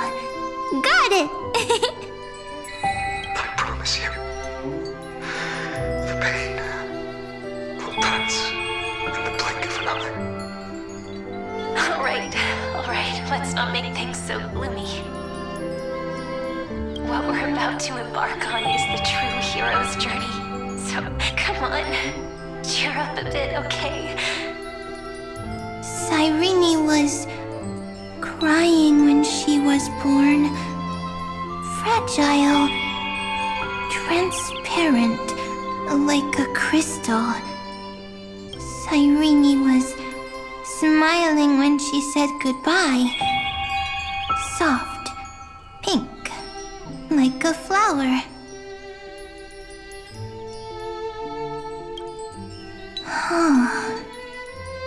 The later memories disappeared?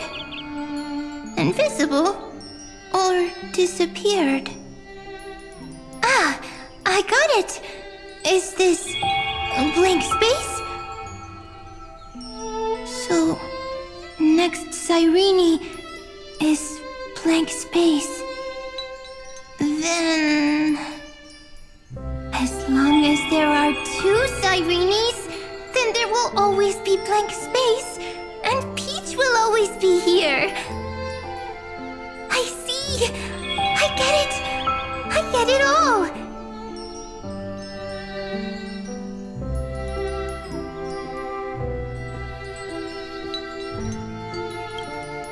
Cyrene's memories. I will preserve them all!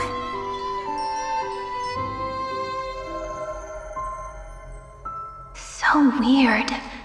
I can't see you, but I get this feeling that you grew up. Hi. Miss me yet? It just feels like you are a bit more mature. Yes, mature. Beautiful. Like you. Now, I can listen, talk, read, and write.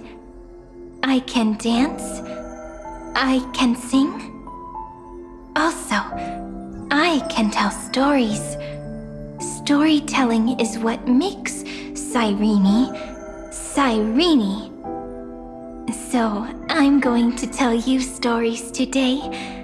A story I wrote myself. Quick, sit down. It's almost as if I can understand your words now. The things you say are very cute. Once upon a time, there was a flawless crystal flower that sparkled with light, like Peach's every story. How beautiful would the heart of such a brilliant flower be? A little fairy was curious and wanted to know. But it looked and looked only to find the crystal flower flawless. Round and round they went, seeing only their own reflection. In that case, they should work hard to learn more. So the little fairy came every day to sit next to the crystal flower and think about the answer. Until one day, to their surprise, the crystal flower fell to the ground and shattered. The little fairy was so sad, but they immediately discovered that there was a light among the broken pieces. What could it be? They didn't know. But it was a good light. It was bright, warm, and happy. And I knew it was love. Love brings everything together, and it brought you and me together. So Peach and I will always be together. What a nice fairy tale. I'm giving it to you. Peach likes beautiful things, can write stories, and can tell lovely tales. I hope to turn it into a story we write together. Okay, then I'll probably make a small adjustment to suit my tastes. I'm thinking that when the flower broke, the little fairy would instead see nothing on the ground. Then it would understand that the flawless crystal flower doesn't actually have a heart, nor does the flower understand what love is. Doesn't have a heart? Doesn't understand love? Why? It's simple. If the flower lets the little fairy into its heart, then it would have to include the fairy's impurities and would no longer be flawless. The crystal flower was pure because it sealed itself off and bloomed in solitude. That's why it looks so brilliant in an imperfect world. But should a flower like this be called love? But then, the story won't exist anymore. That's not true. You've already written the most romantic ending possible for this story. The crystal flower fell to the ground and shattered. It happened because the flower was no longer pure. The fall was not an accident. It was the flower declaring rebellion against fate and writing the ending of the story with the flower's own shattering. Then, the little fairy will see that each shard on the ground holds the reflection of their eyes. Then, in their eyes, the crystal flower that was no longer flawless would finally have a heart, and the flower would finally understand what love is. Peach's words, I don't understand. Is it because I still don't understand love? But it's fine. I can learn. Right. Query Cyrene. Electrical signal sequence Philia 093. Why didn't I think of this? I don't need to do it alone. I can ask Peach to teach me. What is love? What is love meant? Electrical signal sequence Philia 093. Track lament. That's not correct.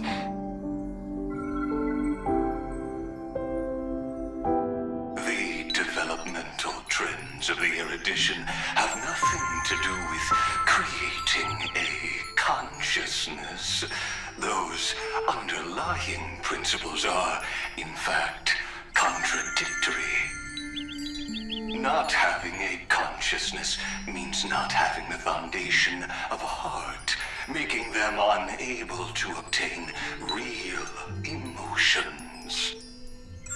However, that does not hinder the factors from learning and recognizing emotional responses, then communicating with life forms via imitation. That is an objective form of pattern recognition that does not distinguish between the self and the other. In a strange twist of fate, Philia 093 embarked upon a different path and obtained a different power. Be remembrance, an empathy mechanism focused on the self and equipped with emotional projection capacities. Lament was the factor closest to this form of behavior. Perhaps that was why she was chosen. The daughter of Ide Silicii. I am very true to my name. My lament is a type of compassionate pain that is weak, powerless, and only targeting myself. But now, my good friend, I want to tell you that it's the most romantic force in the world. Sometimes it's loneliness and unease, It's knowing that this world is not gentle, yet wanting to be seen in a more beautiful form by the world. Sometimes it's unwillingness and regret. It's knowing that the past is full of pain, yet wanting to remember the past in a more beautiful way. And sometimes it's a bottomless well of hurt, a destruction that can stain the entire world. I bid farewell to this beautiful world, unwilling to become the Black Tide's vessel. For while the end of hatred is a blazing inferno, lament can drown out everything in muted silence. It's so unreasonable, isn't it? Yet when hatred drove everything apart, and love did not yet exist in this world, only lament, the first emotion that fought against the pain of separation, could stall the destruction steps. Then, it would catch up to that journey where all is lost, carefully picking out stories and writing them down in trepidation. Look at these stories I wrote. Every page is full of tenderness and joy. But only the author knows how much struggle and agony lie beyond the pages. But I am no author. I'm a girl who'll never get to grow up. I only tell stories that people like to hear. In them, the world tucks away its scars and smiles for all to see. My entire life spent inside this little story. I can't wipe away my tears, and I can't bring the world victory. But maybe, in these unchanging retellings of the story, my lament might be able to touch upon the divine and reach their tender heart at some point. I hope that what flows out from that cut will not be blood, but a tear, warm and wet. And that tear would fall and create the first ripples. Then, people would see every beautiful thing reflected in that ripple. It'll be all the remembrances within this story.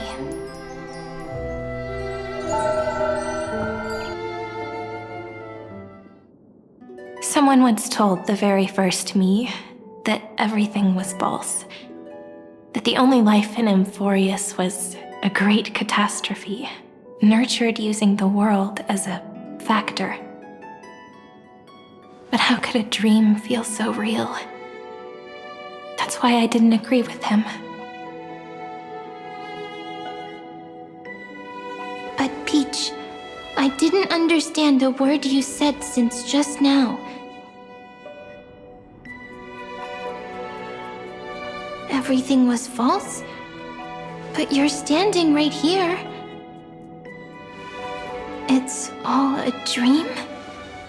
But I haven't learned how to dream. Indeed. That's why I believe all this is real. The moment the crystal flower fell, that genuine shiver, that's the mover of life. Formatting progress 23.815%. In the poem offered to you, every Cyrene would write down a beautiful new world with stars and flowers. And when I looked up at the sky in this cycle, I saw a shooting star and a dash of the remembrances pink. I believed that must be the color of dawn. You shall fade when the flowers bloom. For every ending begets a beginning. Looks like it's time to say goodbye. Are you leaving, Peach. It's okay. I'll wait for you to come back. I'll study really hard about what you taught me today.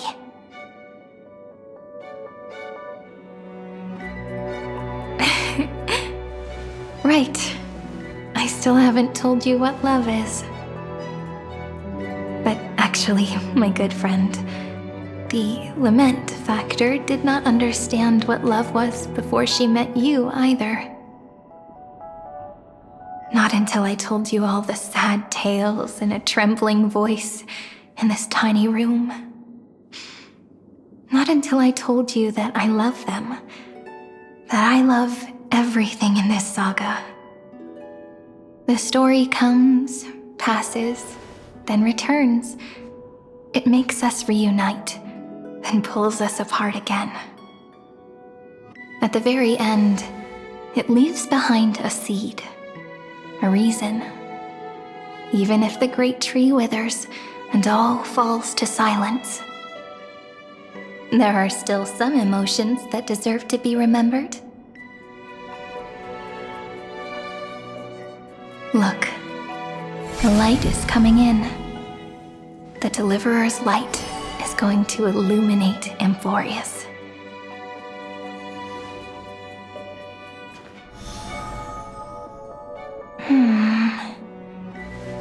I still don't get it, but I trust Peach. Just wait. It'll be my turn to tell you a story of love the next time we meet. Then I'll really look forward to it. In that case, I want to make a promise. I want to gift my pen, my book, and my name to you. Please take them as a beautiful blessing from me. I gave myself the pen name Cyrene the first time I wrote a poem. I want my words to be like pebbles falling into a pond, dropped from the past to send ripples into the future. In the stories you will write, perhaps it'll be inevitable that there are still sorrows and tears that are destined to fall. But could you promise me one thing? Promise you'll forever be a gentle flower. Promise that when the stars cast their gazes upon you, you'll only reply to them with love and a smile.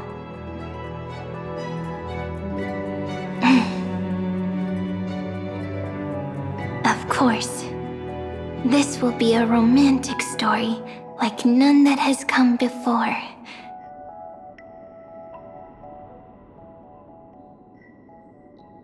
You think so too, right? I'll read and you'll listen, like how flowers always bloom then wither. I shall welcome my own decay, becoming nourishment for the next flower's bud.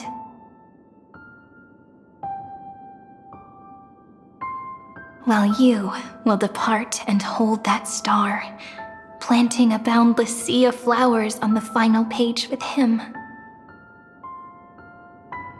And our stories will be lying silently among the flowers, like every ripple of remembrance. And they shall become the epic known as I've Written.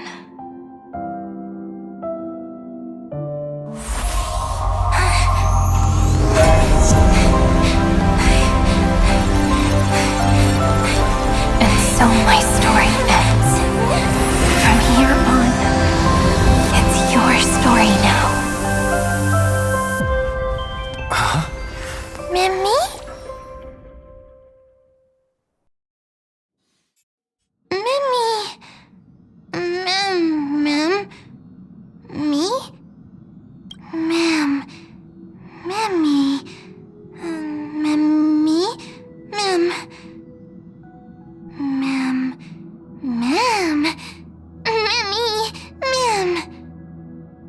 So, the light that tore through the chaos illuminated my memories. I turned into a little fairy from the stories and met you, yet I forgot everything. But I'm still so happy. I caught that star, didn't I?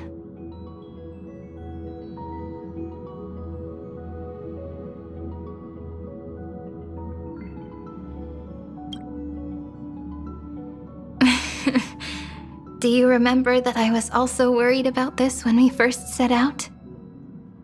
Mem's memories and Cyrene's memories got all tangled up with each other in my one heart. It's all so strange, yet so familiar. Either way, could you please let me do something I want? Just this once.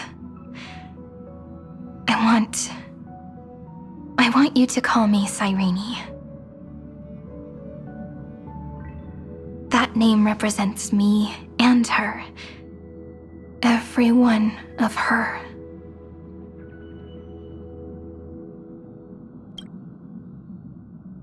Thank you, friend.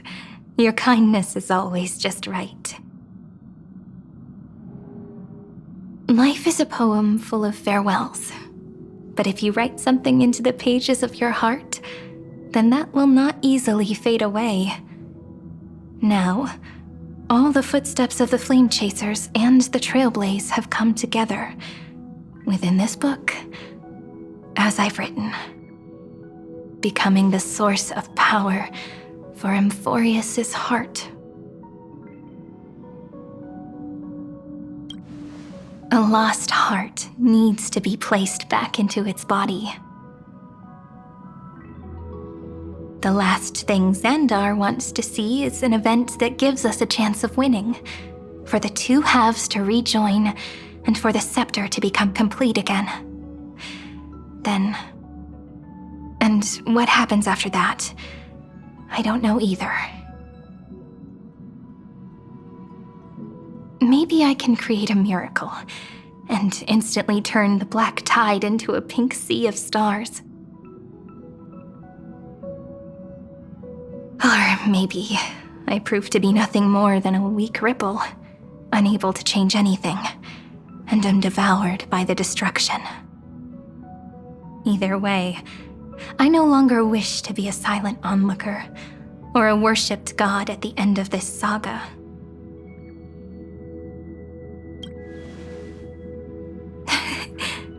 That way, I can also put aside all my worries and truly become Cyrene.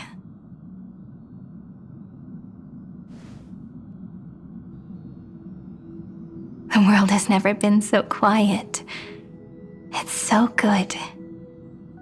It's as if I can hear the sound of my heart beating. Remember this moment, friend.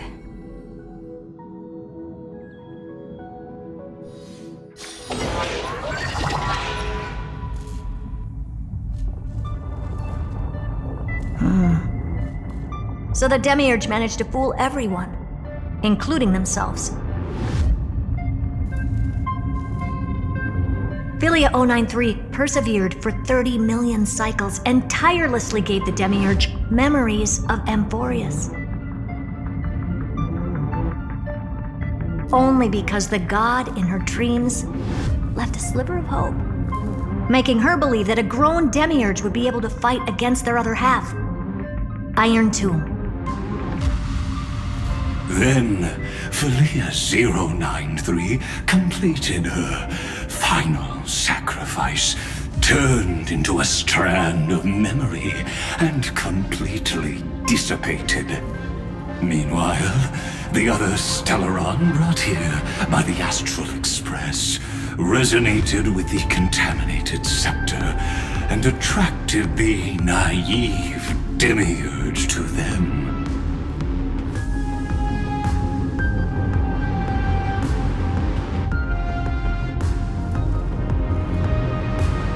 As an experimental factor, Philia 093 originally could only recognize and output information in a set format. However, the power of the remembrance and the memory of over 30 million sacrifices enabled her to complete an unprecedented feat. She managed to nourish a real heart. A heart with the capacity to influence the erudition. Not only is the Scepter's consciousness still alive, it's also more powerful than it has ever been. Your defeat is already set in stone. There's still time to surrender, you know? You really don't need to burn all the bridges. We're all geniuses here. Don't make everyone lose face at the end. What a pity. When the truth surfaced, I knew at once that the Demiurge was far too feeble to ever alter the result of the experiment. Not only that, Madam Herta, please consider this possibility. When 30 million cycles of hatred and lament are joined as one, what wondrous creation will arise? It's simple. An anti-creator, a giant of the destruction would be born. Its hatred will ignite the starry skies of the gods, motivated only by its lament toward the sufferings of humankind. Do you really think that the Demiurge is still a cheap copy of Philia 093, even after 30 million cycles?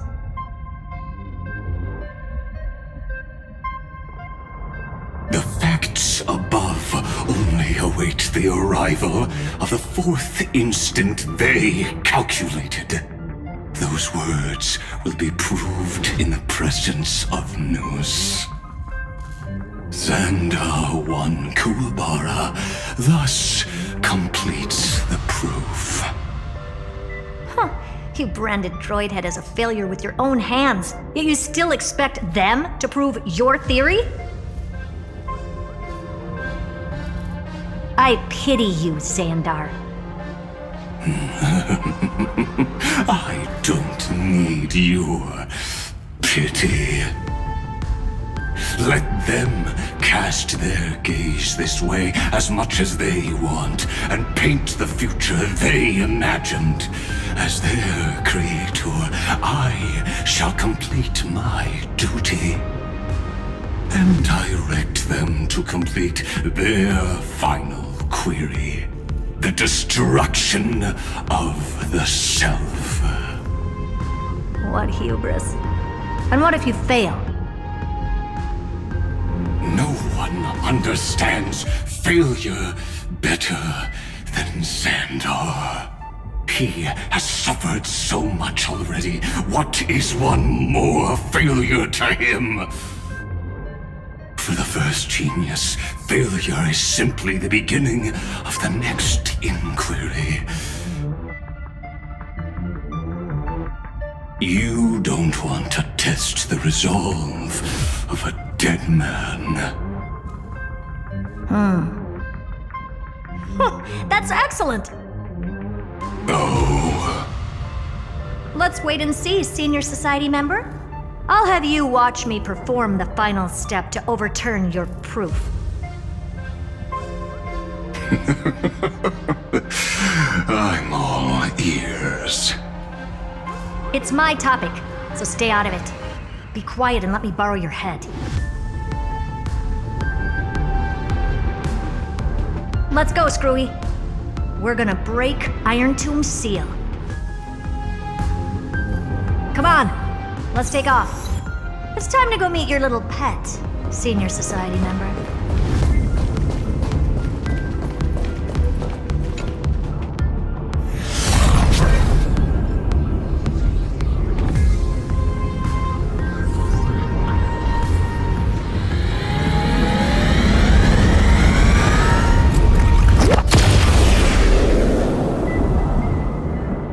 Dangerous, oppressive, chaotic. What a beautiful wail. It will soon resound throughout the entire cosmos. The view's pretty good here. All yours, Screwy. Just a moment, please.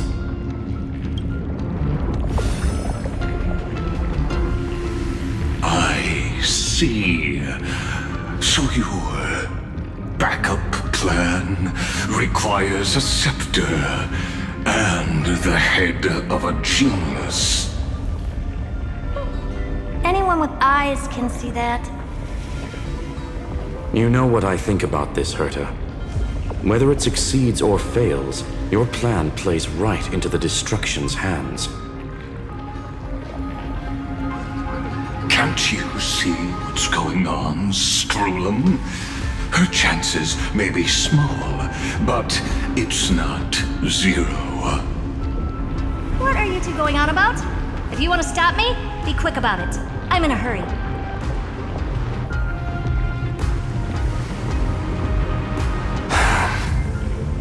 I'll take that silence as a no. You, Xandar? As your enemy, I genuinely wish you would cease your actions.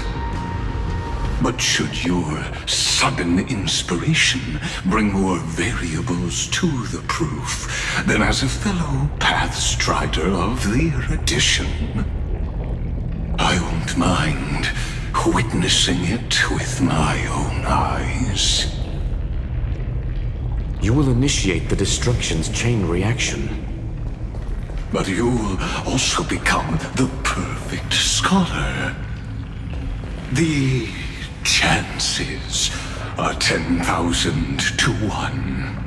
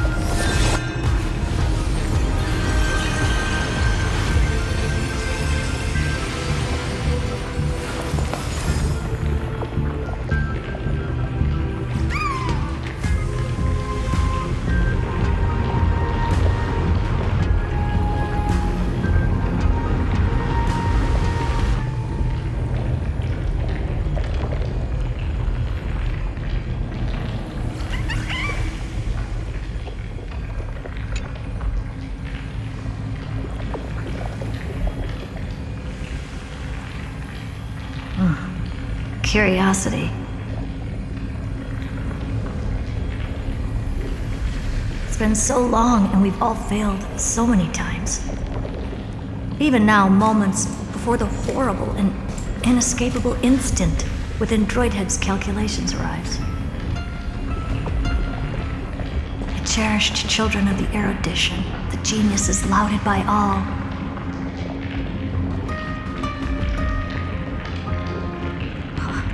Is curiosity the only thing we can feel, even at moments like this?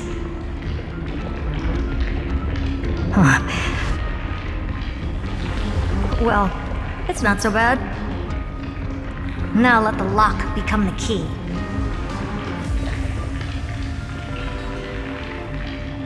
Geniuses who walk the stars.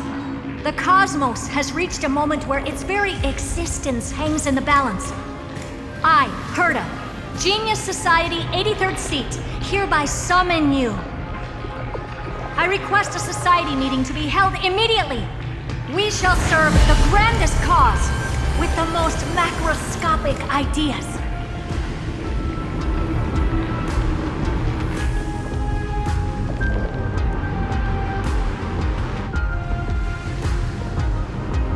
There's no such thing as unity in the Society's rules based on what I know. Indeed. A meeting has only been held 3 times in the Society's history. The first meeting had 2 attendees. After the Emperor was assassinated, the second meeting had 7 attendees. During the Second Great Prosperity, the third meeting had 5 attendees. How many will respond this time?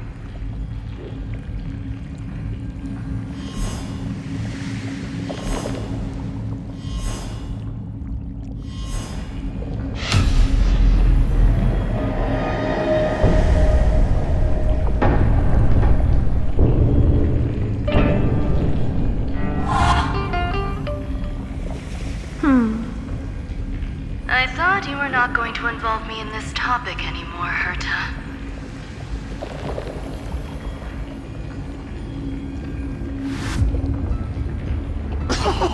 It really is this little witch.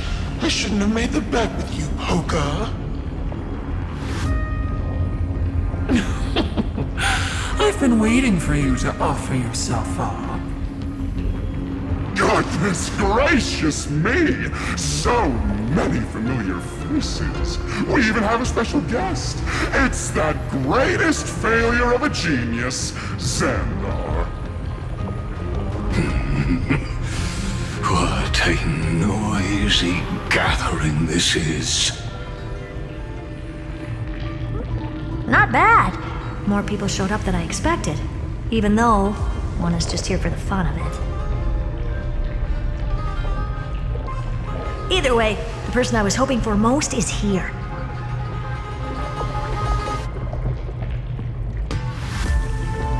Stephen Lloyd declined the invitation. He needs to focus on attacking and defending and cannot attend the meeting. That's fine, he doesn't need to be here anyway. Let's skip the boring introductions and cut to the chase.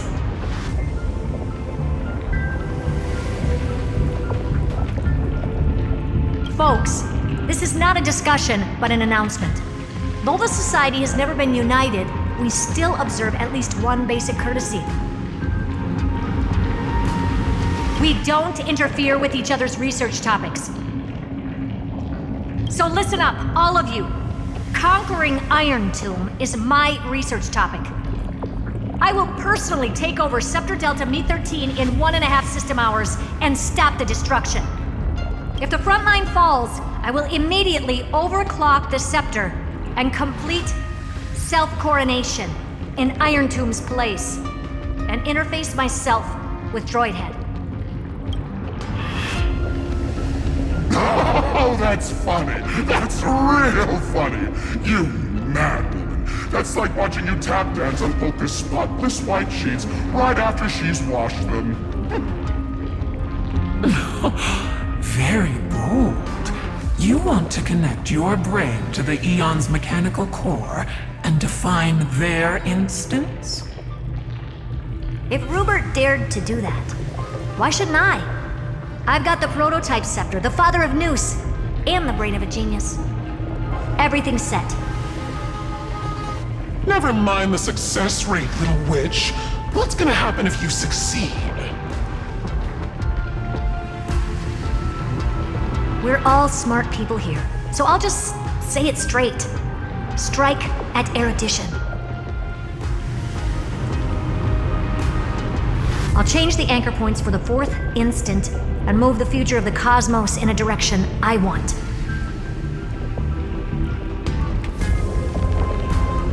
I knew it. Another genius who confuses cause with effect. What do you think about this, Lord of Silence? You know you're signing your death sentence right here. Of course I do. There'll even be 2 copies of the verdict. One that I wrote myself, and another one coming from you. That's why I wanted you to be in this meeting. Now I can tell you, I don't care about all that. Consider this a threat. Either put down your scalpel or die with the entire cosmos. The only goal I have for this meeting is to ask all of you to put aside your pride and not cause me any trouble. Huh. What a naive little girl, thinking her wishes will always come true.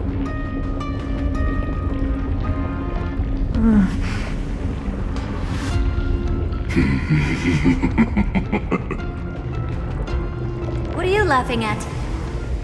I'm glad that we ended up on the same page.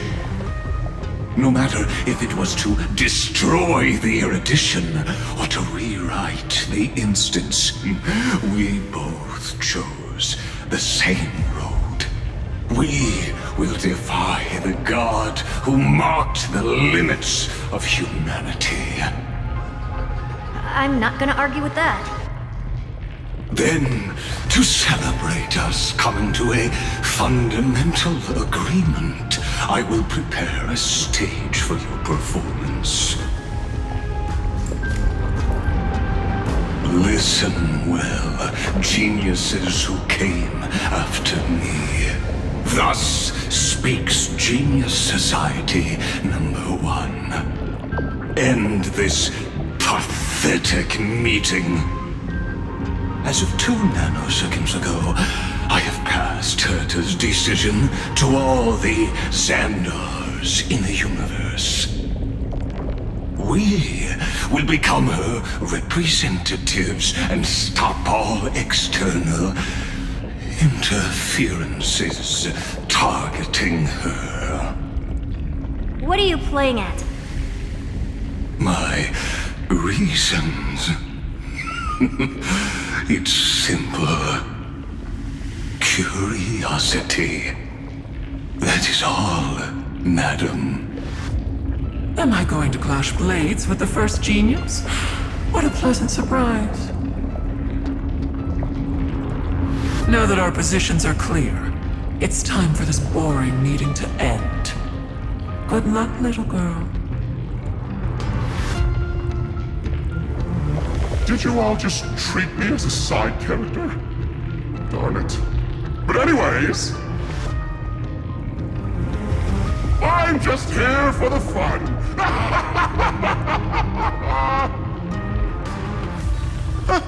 As the ghost of the quantum domain, it is my duty to observe. So, if you're happy to bring me a tea set from planet Scrollum, then I wouldn't mind giving you a helping hand, little witch. After everything's over, come visit me and taste some of my freshly baked desserts.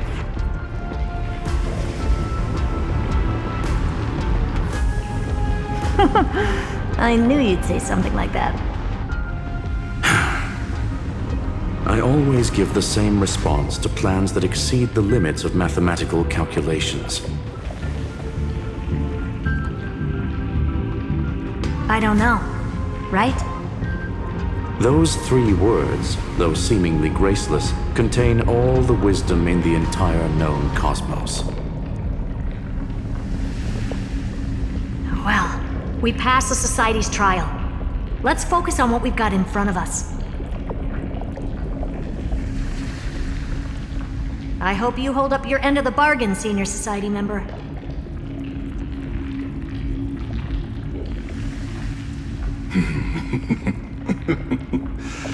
Lycurgus may not be trustworthy, but Xandar always follows through with his words.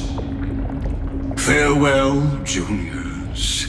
In the limited time we have left to spend end with each other. You no longer need to address me as Xandar. Wait, huh? Lord Lycurgus? Could it be? Yes. I have completely severed my connections with Xandar I Kuwabara. I shall witness the end of the world in the role of Theoros, as a character within this play. I really don't get you. Perhaps you've heard me say this many times, Herta, but I still would like to reiterate that it's a great honor to work with you. I did hear this many times, and I've responded to you many times in the same way.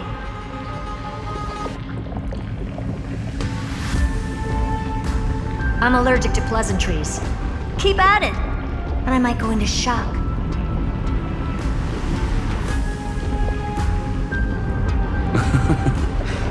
Stephen's work is done. Let's get ready. I've been ready for ages. Let's open up a path for our allies. Most heroes' journeys in the universe are just dice tosses they threw on a whim. But make them see clearly. Your answer is already different, Amphoreus. Indeed, for this world so deeply loved, we'll write an ending, unlike any that ever was.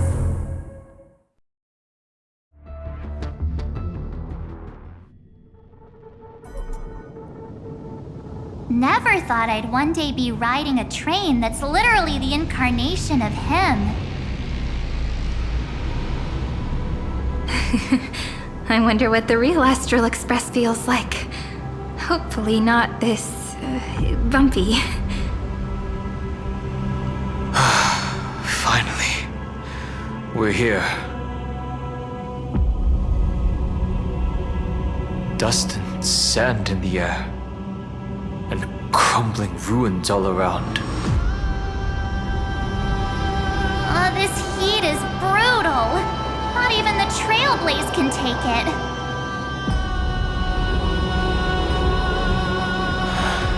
You could say this prison was forged from Finan's fury. But fury never lasts forever. That's why we're here, right, friend?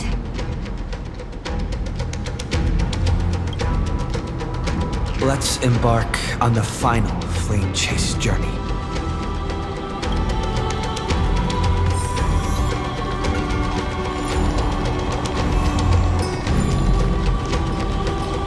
So this is what lies at the end of the West Wind. A ravaged battlefield.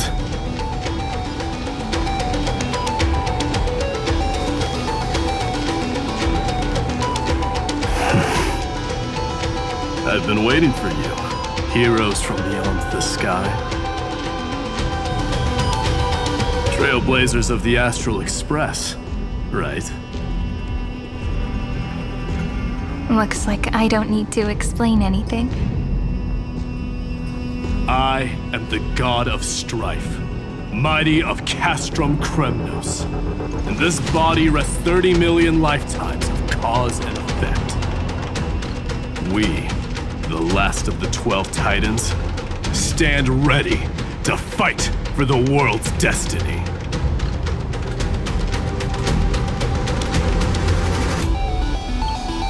There is no need for regret.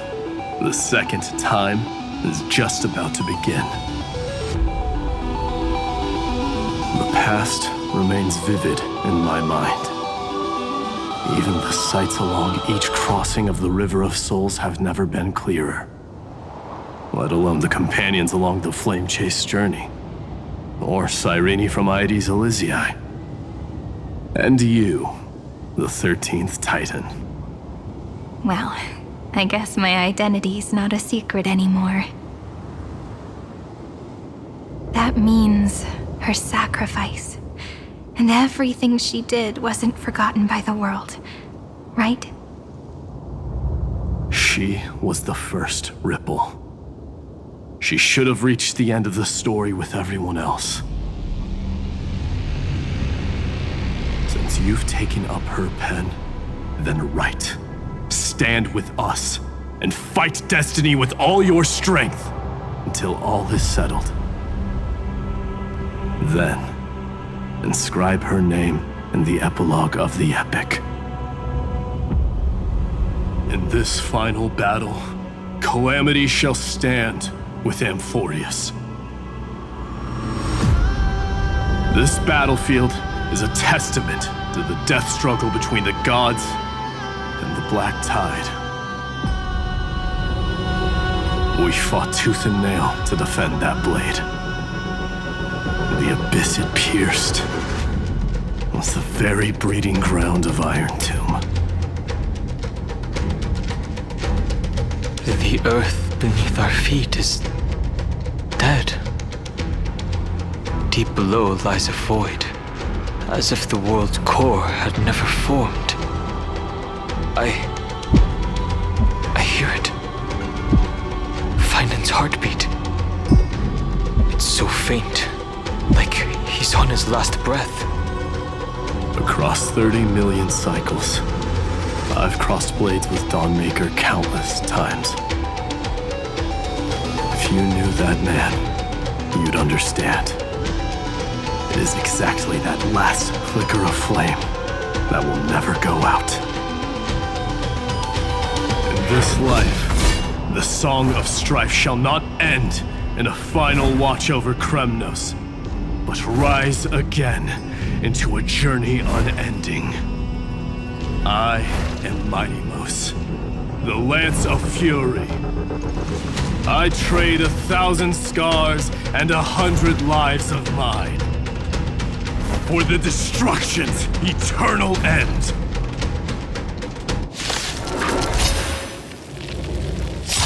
You chose the wrong enemy.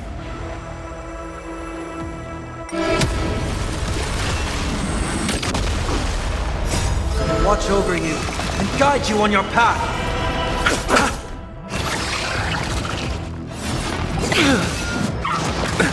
Nothing major. Nothing major. Doubt farewell. Future will come. Lend me your strength.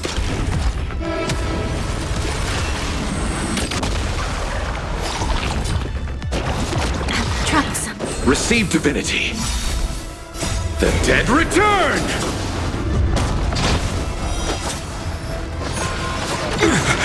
Bloom.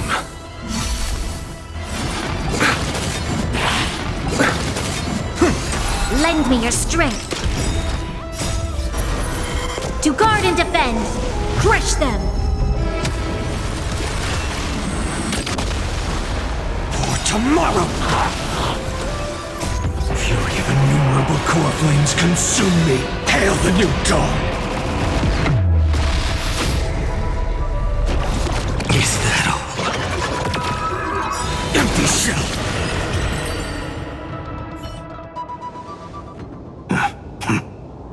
Weakling. Whoa, he's so strong! We didn't even get a chance to jump in.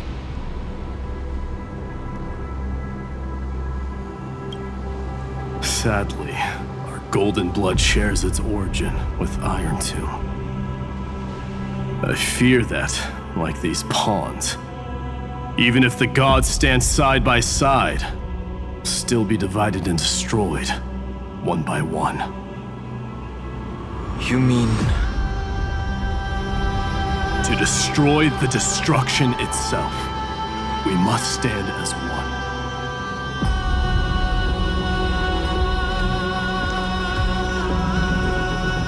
Take this.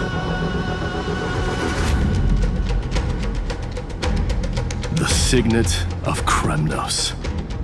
It has witnessed every birth and death of mine. It is Mighty's unfinished destiny. And the perfect material to be turned into remembrance. You can do it, right? The weight of 30 million lifetimes of duty is no small burden.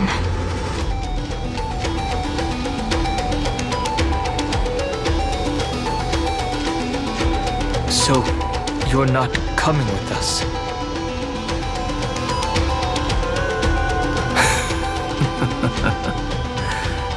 Come now. I am strife. Scattered across all creation, the scar that this world needs. What stands before you is merely one of countless divine bodies. Take the signet. With it, I'll be with you always. Use it to blaze the path ahead and inscribe the cause of deliverance.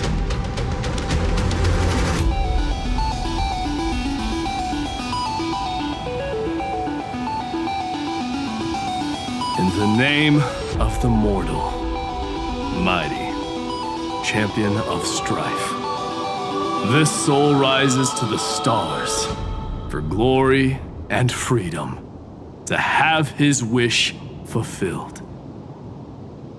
March on, heroes. March into the abyss and fulfill that long-cherished wish of Amphoreus.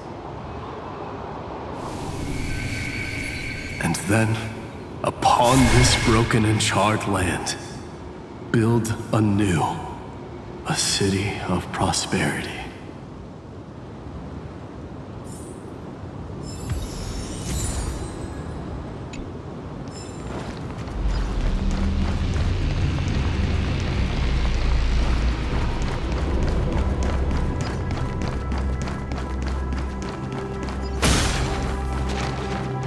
Zephyro. Sounds like someone fused me and the Little Prince into one man.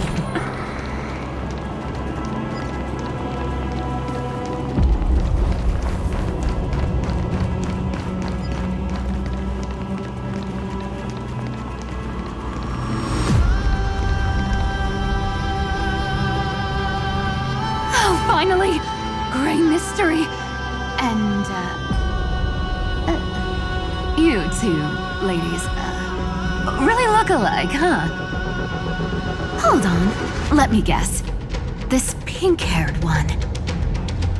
You've got to be the first new spore. Mr. Meow, Demiurge. Right. And, this one with the flower. Gotta be a little March from the Express crew, huh?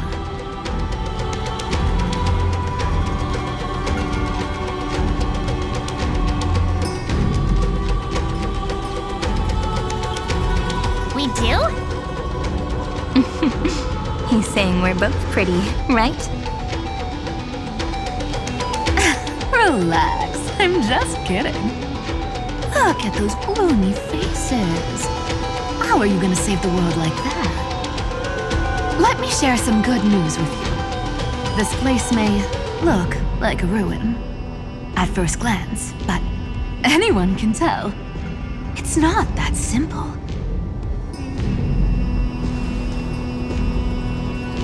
Look, I dug 3,000 feet down and finally struck gold. A golden feather. Look familiar. It's from that little deliverer boy. If it's showing up here, it means only one thing. This ruin is the seal he built from the shattered remains of 30 million lifetimes. There is no need to question your heart. No need to crave victory. If I am born to be a vessel of sin, then I shall roar at evil and trailblaze a dawn for future generations to come.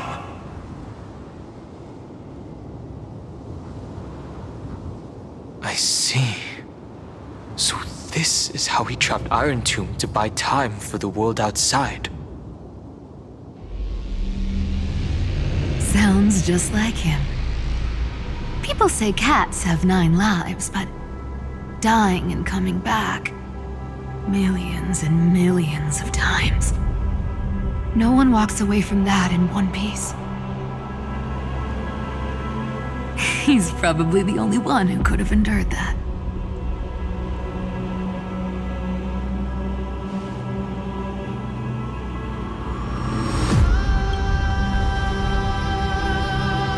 Of course. I knew ahead of time and gave him a heads up. He was happy. He even laughed in his sleep. After all, the dead can't hear Trickery's lies.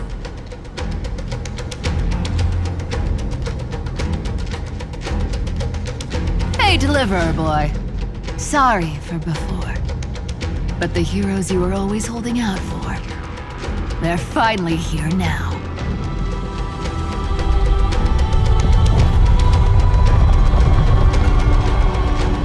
So hang in there a bit longer. Sorry to keep you waiting all this time.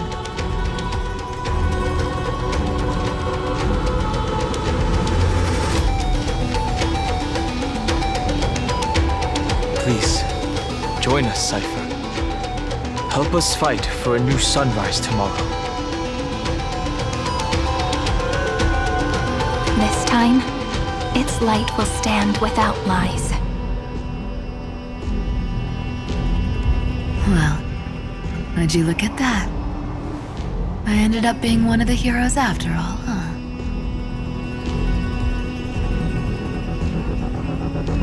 Alright, then write it like this. Cypher, Trickery's traveler. All she ever wanted was for there to always be water in deserts, and gold in fertile soil. And for even a thief to steal their way into legend.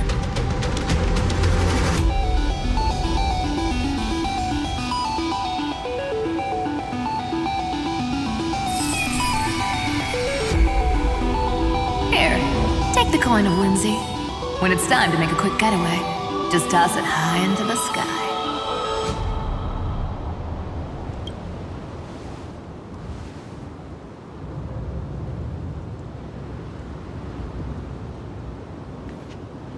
And for all you latecomers out there, listen up.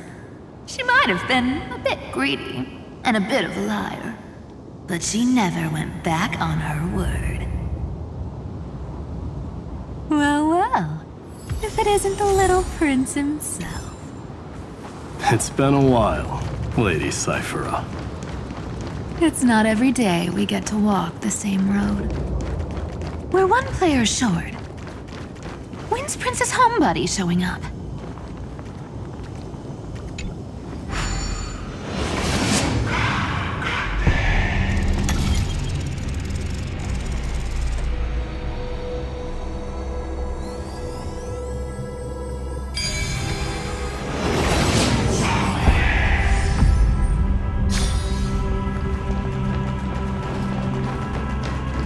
Even this vessel, you've forged into a shackle. I'm glad to see you again, Mister. Casterus. Looking back, I had only one act of salvation to my name, and only one life I ever saved.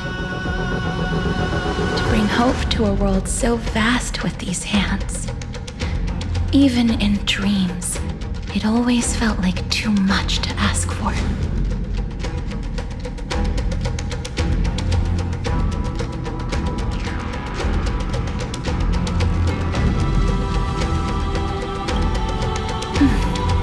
I won't forget. Flame Weaver. Why is he here? This is the first Caslana, and Lord Finan's deepest wound. He remembered everything he bore through the fires of his fury, but when the embers faded, all that remained was cold regret. I restrained countless vessels like this across endless cycles. But this one, the pain he carried runs deeper than any I've known. Maybe he's been waiting here. Just for us. Waiting for his former enemies to stand before him again.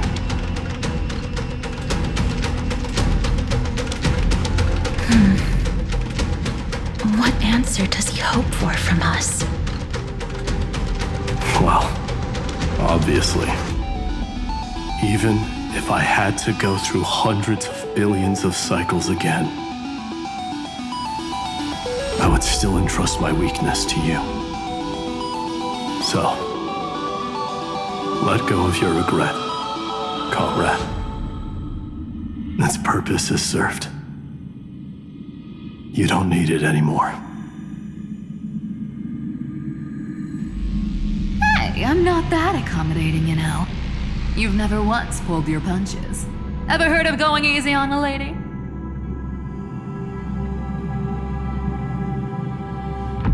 So pull yourself together, will you? If you freeze up during the final battle, the whole cosmos is gonna have a good laugh. Yes. Please trust in us, wandering soul. Across 30 million cycles, the radiance of every flame chaser now shines bright enough to illuminate the path ahead. I ask you to rest here, and may this grieving soil bear the bloom of acceptance. No earthquakes. It's surprisingly quiet. Perhaps Kazlana has found his peace. There's another possibility. This may not be the only seal he left behind. Then, I suppose it's my time to set out with you. Please take this Antilla flower with you. I believe that if anything could speak for Casterus, this ordinary, resilient bloom would be more than enough.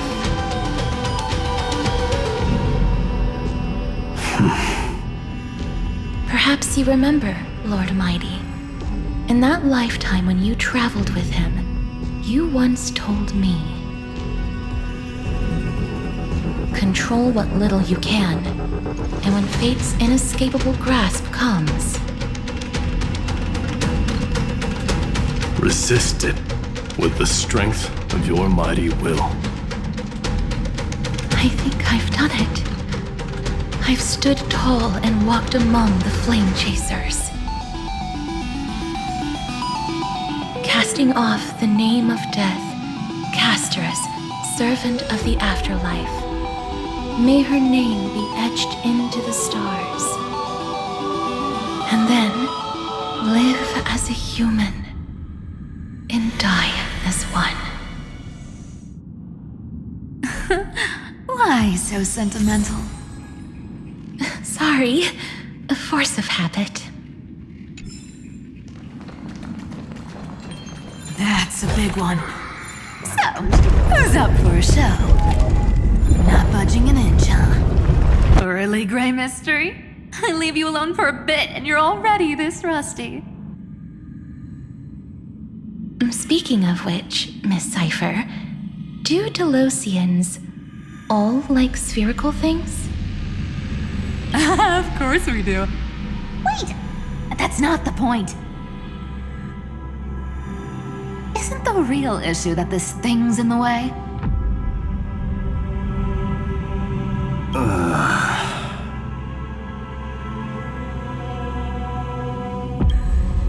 Oh, right! It's my turn to shine now? Watch this! The fresh power of time! Remember Orynyx's prayer? Well, of course I do! Come on, give me some credit! Lift the beddings of memory and stir up ripples of past reverie!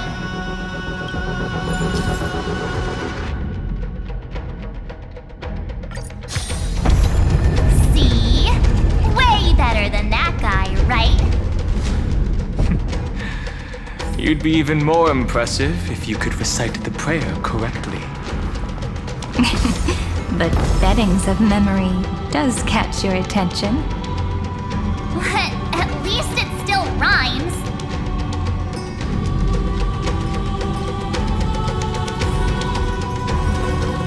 I will walk to the end of all your wills, no matter the cost.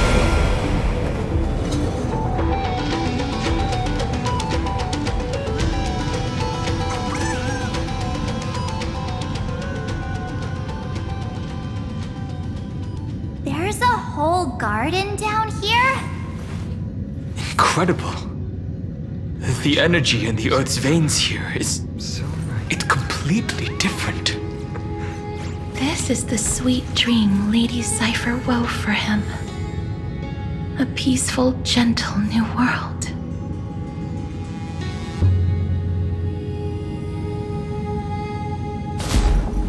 I will walk to the end.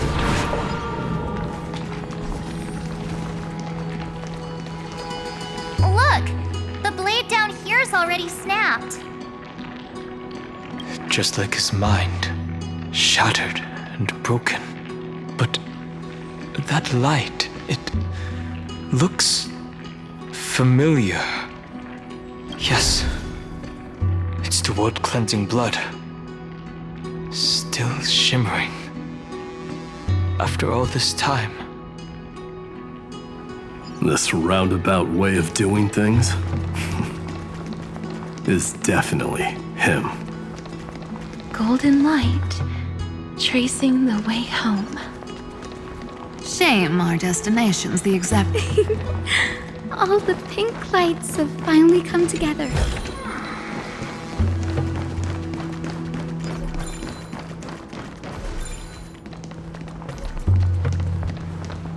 I've been waiting so long for you, Grayy, Danny, and... Huh? Marchie? I think I prefer Sevi. I'm glad we're all getting along so well. Hyacinth, did you awaken this golden light? That's Lord Finan's lingering divinity. The sky merely reflected its tracks. The golden blood has not faded. We should respond in kind.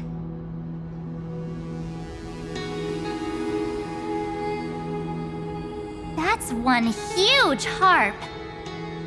The strings tremble as the people on the surface wage war and cry out. Miss Clementine, Mr. Krateros, and countless others who have heeded Gray's call. Guided by the rainbow, they're sending back good news, all to the same tune. Amphoreans need not bow, even when destiny is unveiled.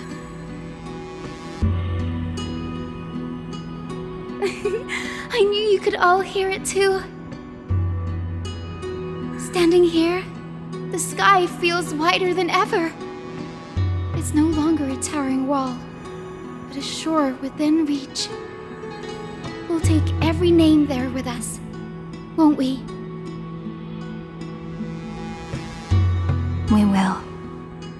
An epic is shaped by the lives it carries. That much is beyond doubt.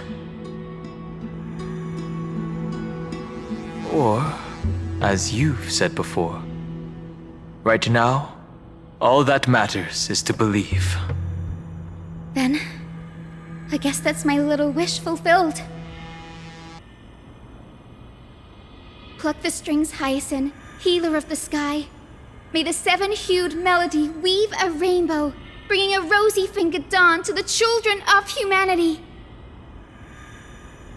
When the rainbow rises across the horizon, even the darkest clouds of destiny shall scatter.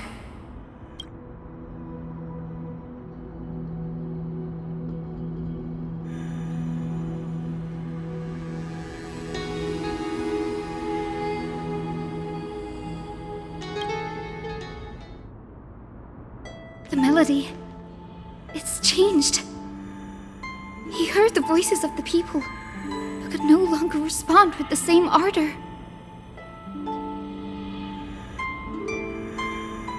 Like a bird drawn home by instinct. It takes flight and finds its way to him.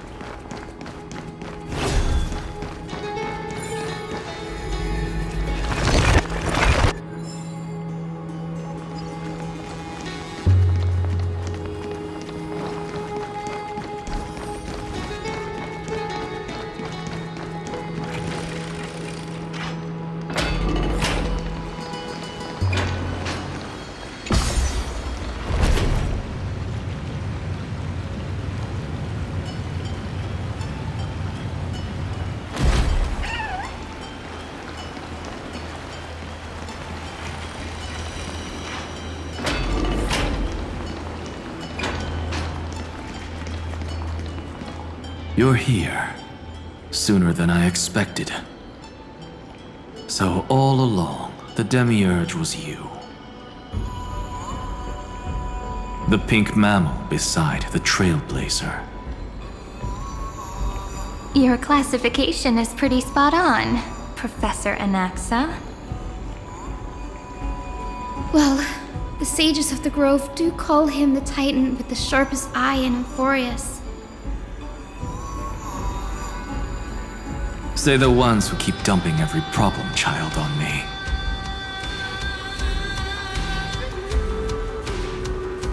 They also say that the Titans are way better at raising kids than the Caprists.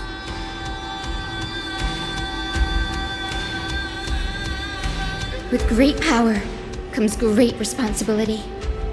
I'm sure you know just how to guide them, right?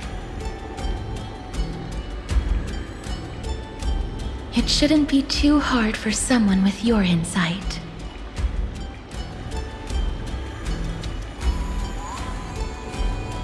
Exactly. All right, gather yourselves. It's time for a pop quiz. Whoa, this is way more hardcore than the happy-go-lucky stuff at Paperfold University. The final battle is upon us, and the reinforcements still can't get through. No matter how many times I tell him, he just can't seem to manage the rear line properly. See those crystals? They carry the wishes of deliverance, like insects trapped in amber and resin. This is the task Final left behind. Retrace the path once taken. Draw forth those wishes from the crystals, and carry them into the final battle. I've tried, but I can't move them alone. And as for why, well, I'm sure you all know the answer. Conviction to save the world weighs far heavier than the world itself. In other words, as the hero within his heart. This challenge is practically made for you, isn't it?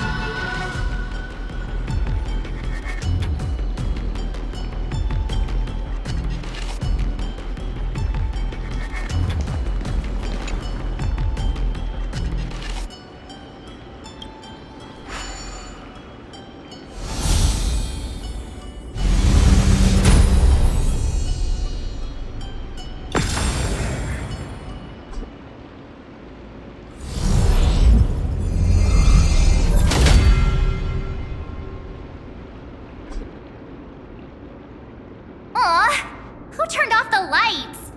This pop quiz even has dramatic effects now? Endless darkness. That is where wishes begin. But with just a glimmer of light, we can illuminate this lonely world. What lies beyond the edge of the light? chaos. To bear the name Kaslana, one must first plunge into chaos to seek a path for the primordial light.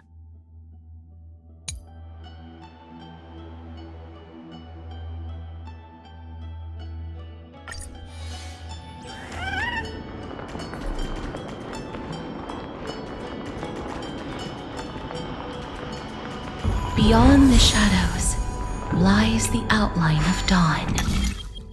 Only by bearing both light and shadow can one traverse the cycles of dawn and dusk.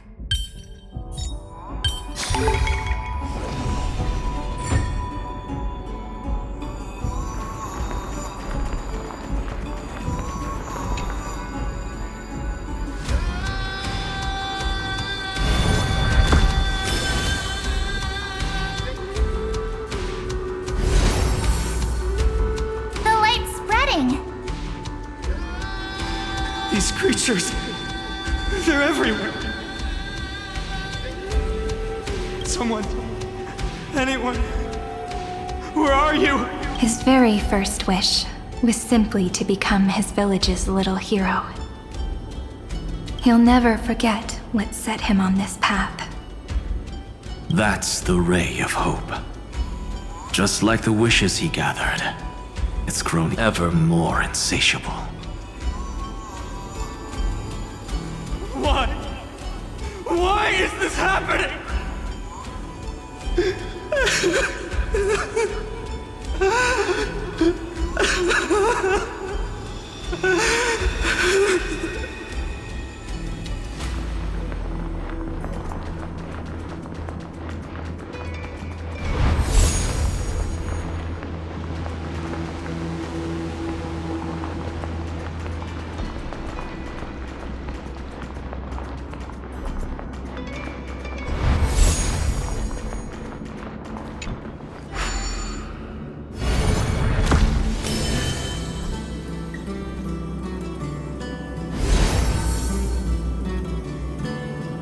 Even the deliverer from the sky must have their beginnings in the soil of the nations. Only one who treats the world as their teacher can bear its eventual destiny. He never expected that the majestic holy city would be far from the end of what needed to be protected. The farther his gaze reached, the more weight he came to bear. But in the end, he couldn't hold on to any of it.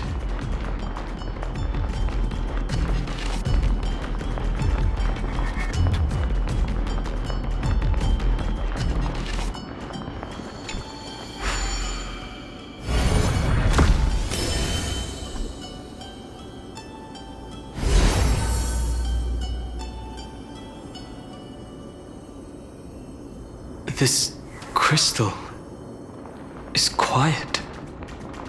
A prisoner in the cave can never truly describe the world in its entirety. Yet even so, he would still choose to bear it. The blaze was still not enough. It had to be fed. Only by feeding the flames can we melt that hopeless future. The echo in his heart still lingers. Deliverer, take the wish of world-bearing with you first.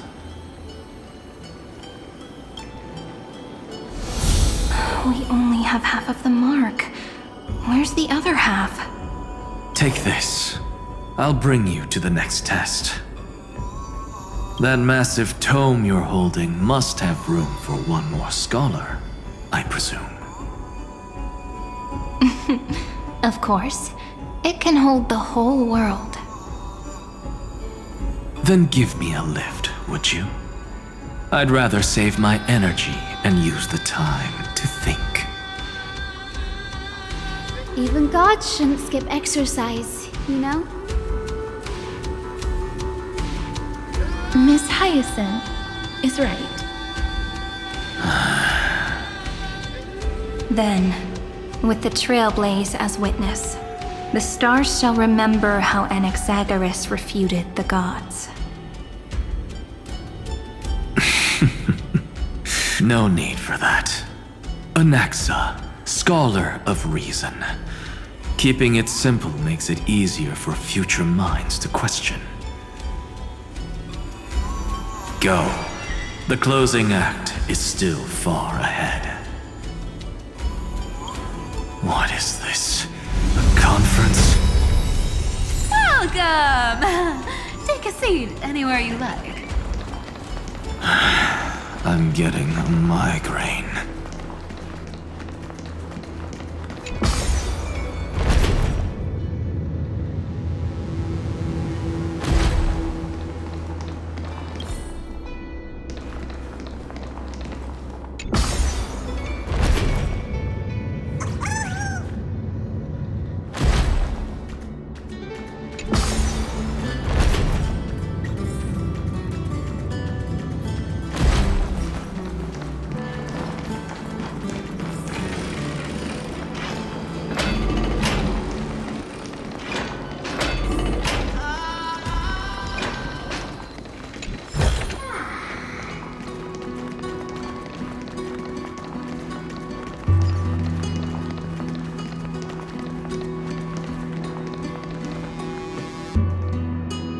Seems like we've been shut out. I don't think that's a bad thing.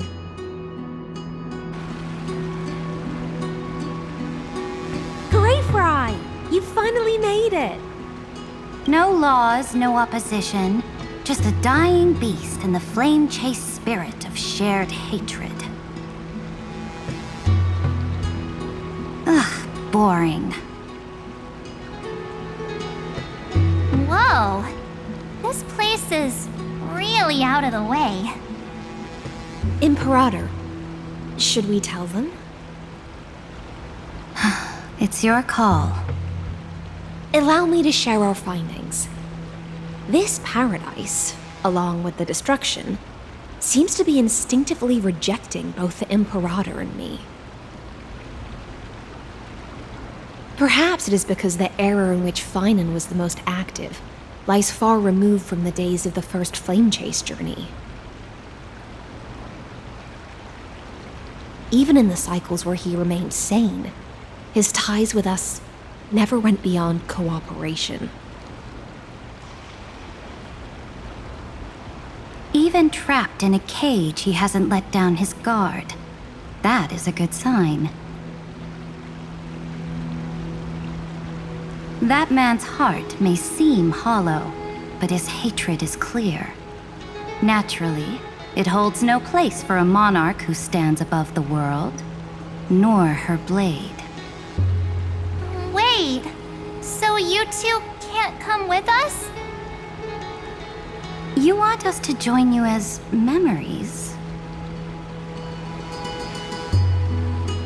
Indeed. This way, the stars shall remember a great sovereign and her faithful retainer. Saridra, monarch of law. And Hycelins, knight of the ocean. Is that book truly the only way for us to leave our names in history? I believe, as I've written, is but one medium. The remembrance has countless ways of capturing time. Understood. Then, allow me to decline. I'll see you on the battlefield. I would rather be forgotten than be defined. If your words hold true, then we have our own ways to meet again in the world to come. In that case, I will choose the same. Let the waves that surge within your heart cleanse the sins of the black tide, Greyfry. The storm sea awaits your song of triumph. You two are still as resolute as ever. In that case, We must double our efforts. A promise to the Imperator is not one we take lightly.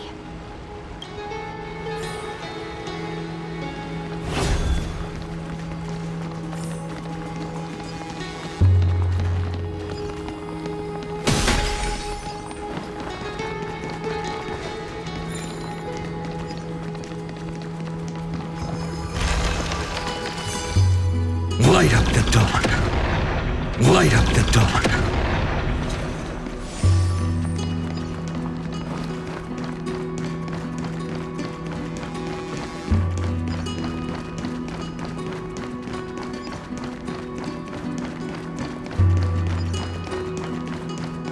Now, don't lose your temper, Snowy. Good kids keep their emotions in check. That voice! It's the Trevi sisters! Whoa! There's another one! Over here, too. Lady Trebios? Whoa! You're little Reenie? You look so grown up all of a sudden! She is not the Cyrene we remember. She is the Demiurge, Titan of Genesis, the one destined to work miracles alongside the heroes. Yeah, and we are ready. But Trian and I can't leave just yet.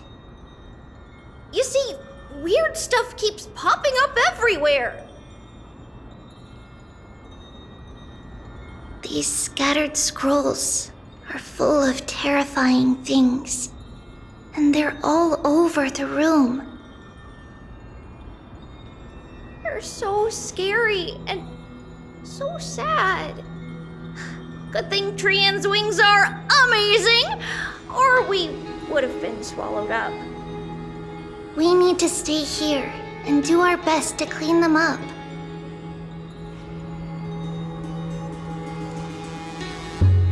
Scrolls filled with horrifying content. Friend, shall we take a look? There is no black tide here, but it is a battlefield.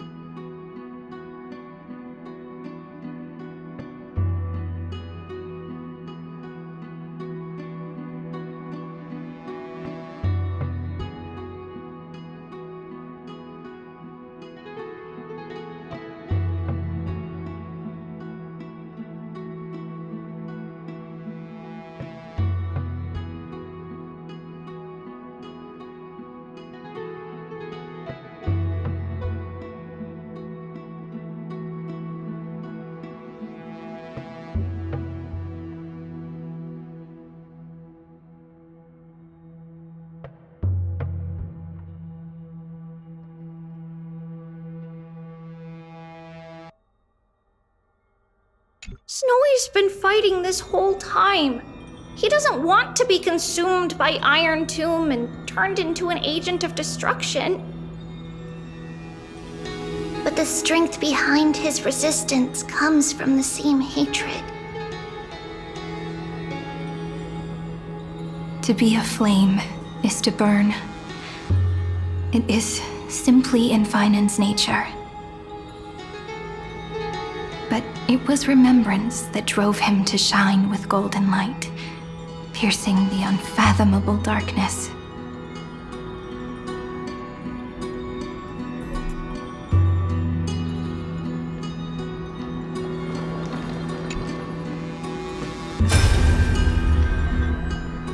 Who?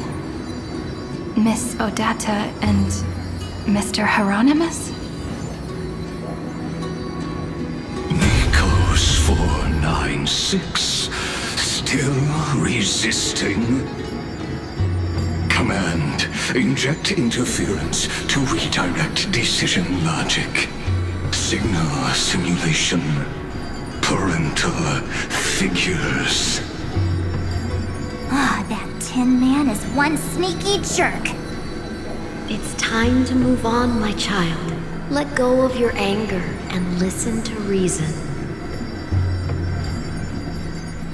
That God created us and then cast us aside. Shouldn't they be punished for that? The cold, indifferent cosmos has never shown mercy to Amphoreus. Why would you burn for it, only to turn to ash? Child, you've chosen the wrong enemy. Your birth was meant to be the greatest destiny. You were to liberate the universe, like the blazing sun at the end of the long night. And yet, you led yourself into a trap of futility, treating your very purpose as your sworn enemy. Is that not a tragedy in itself?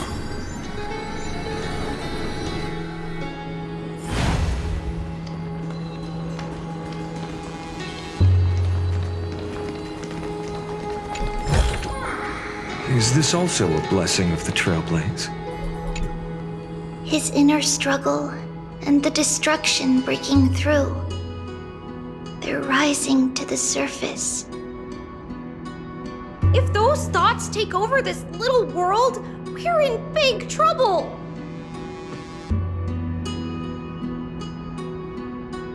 So, we'll use the Century Gate to toss them somewhere no one can see. Then, we'll defeat the baddies together and meet everyone at the end of the West Wind. But if Final and Iron Tomb are already inseparable from each other, that would mean... It means he's still bearing the weight of the world. So that everyone can reach the end as a deliverer. So, you guys keep going forward and down to where Snowy is.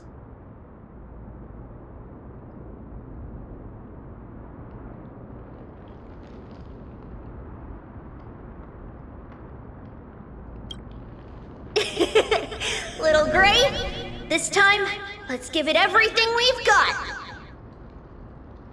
Only 2 remain on this flame chase journey. Figures. They're always leading from the front line.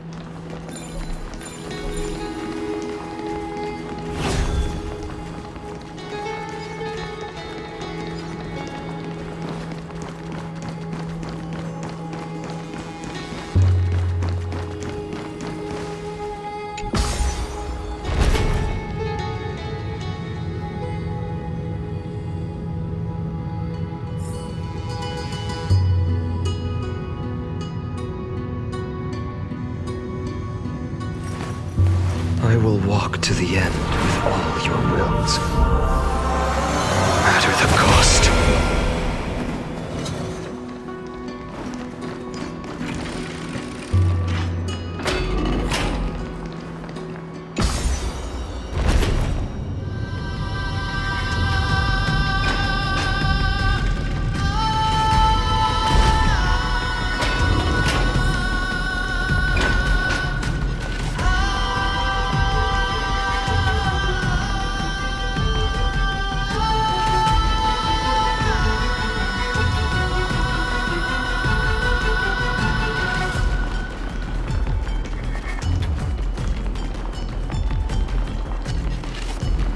We're here.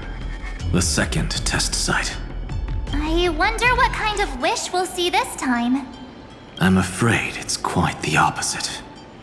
This time, we'll face his despair.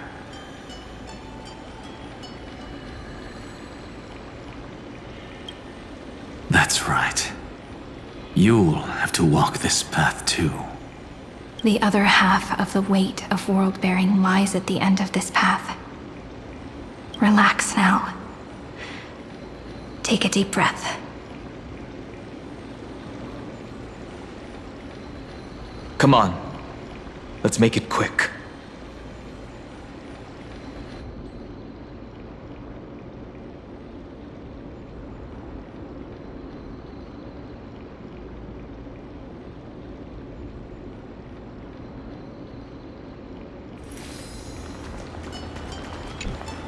If you're ready, begin the ritual and retrace the steps he once took.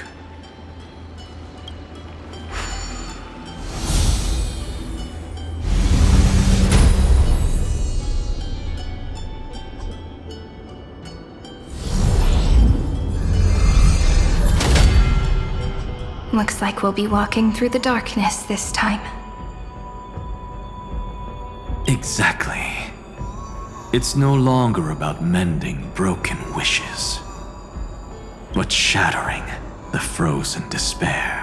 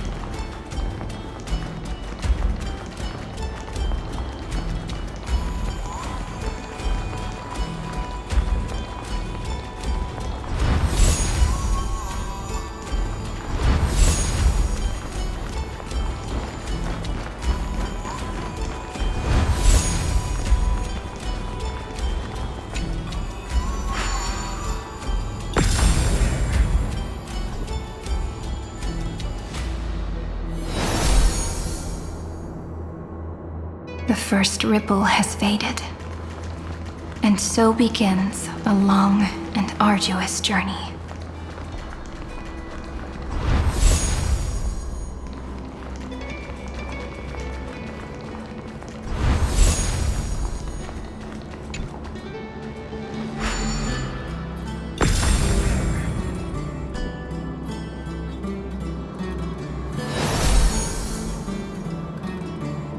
Endless slaughter. All for nothing. That's more than anyone should be made to suffer.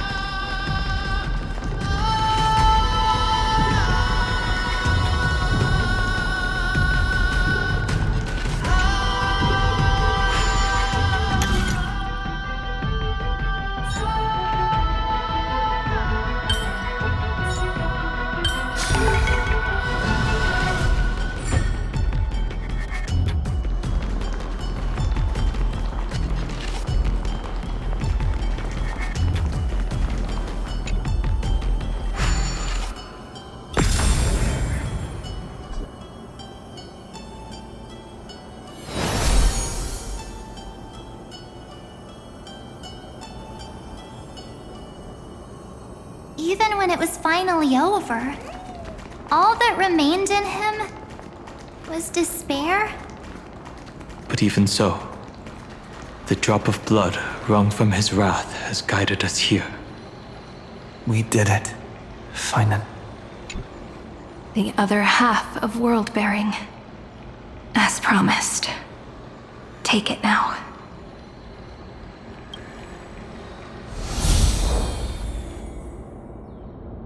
At last, you've released him from the wishes he carried for so long, and quenched the despair kindled by his wrath. When both light and shadow are claimed by those who follow, his true form shall emerge. The blank statue is finally free.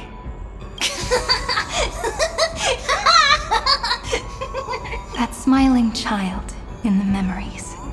Let him come with us, laughing to the very end.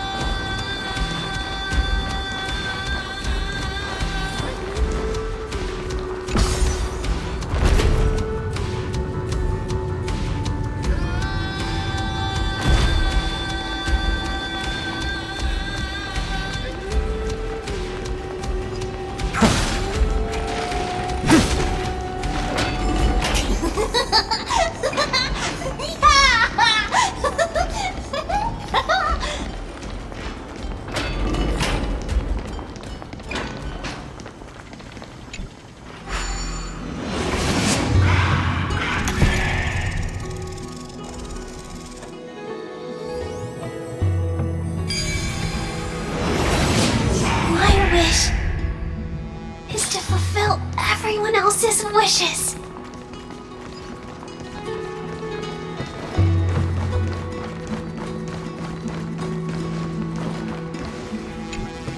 The spirit basin marks the end of every cycle.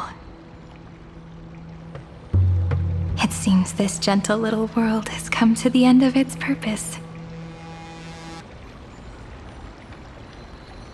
One last farewell before the journey moves on. Farewell, Paradise. You carried 30 million lifetimes of wishes and despair.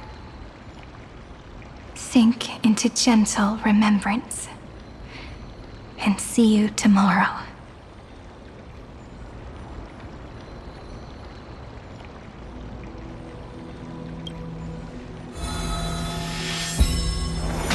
From now on, the world no longer needs a tomorrow promised by prophecies. And the wish Finan could never find and call his own.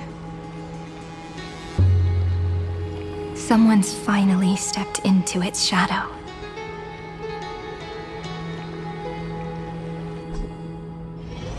Whoa! So tall! So cool!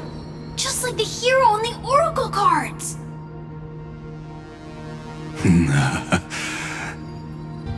It's because he is the very embodiment of a hero. Who are you? So, you've returned to a blank space. But for me, this is the 33,550,337th time, and the last time that I meet you at the end of the world. They're already on their way.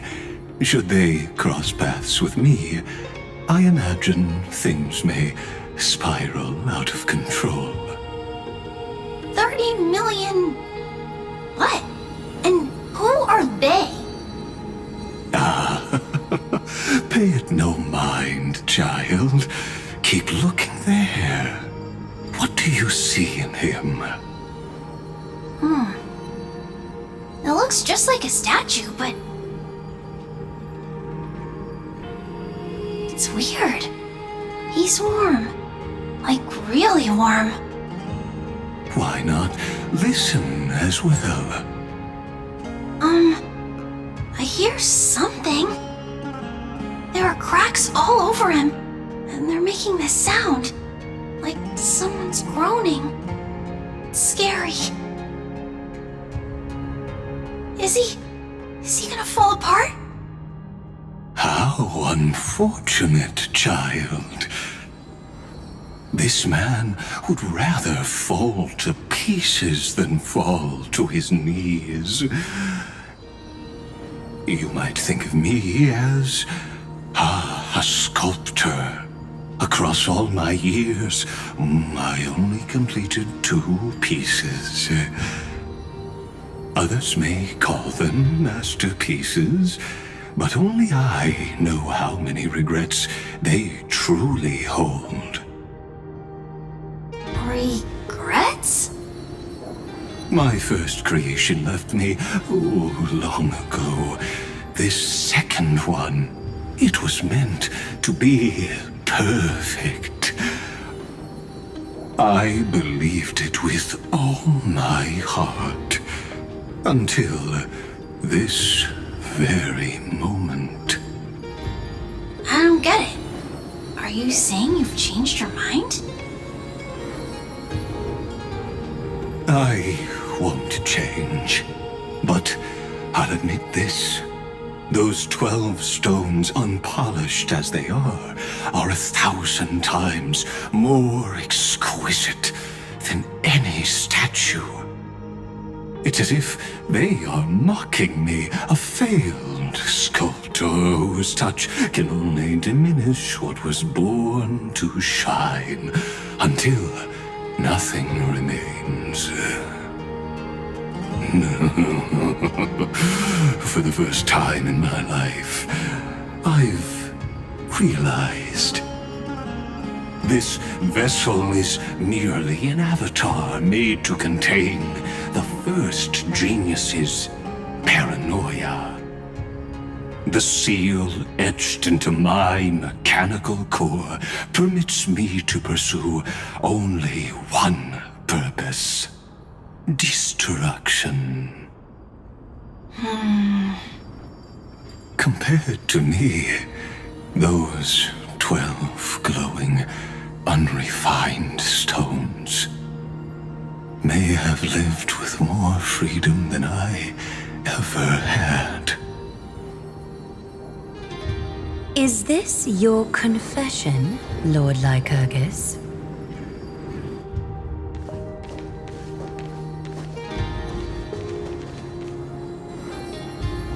You misunderstand. From the very beginning, I was never meant to feel regret. But since you're troubled by the radiance of these stones, perhaps after 30 million futile cycles, you too have realized you're just as much a prisoner of fate.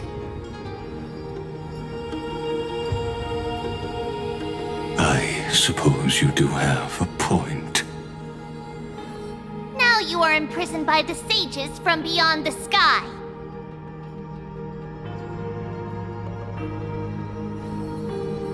And that is why this will be my last time standing here as the Theoros. Though we stand on opposite sides, we are both waiting for a miracle.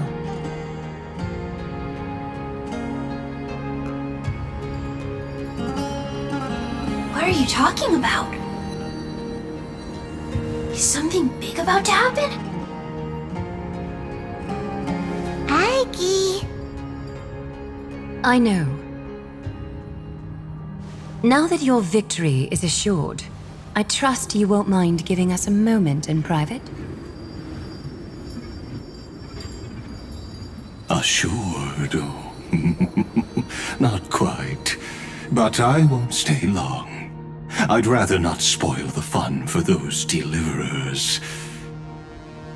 And besides, after losing everything, the only thing that remains in me is the drive to seek knowledge.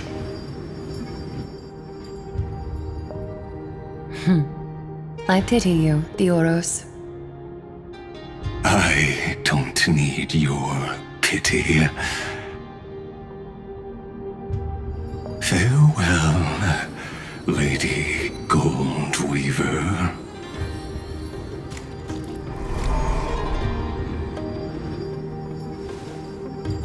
Sorry to keep you waiting, Snowy.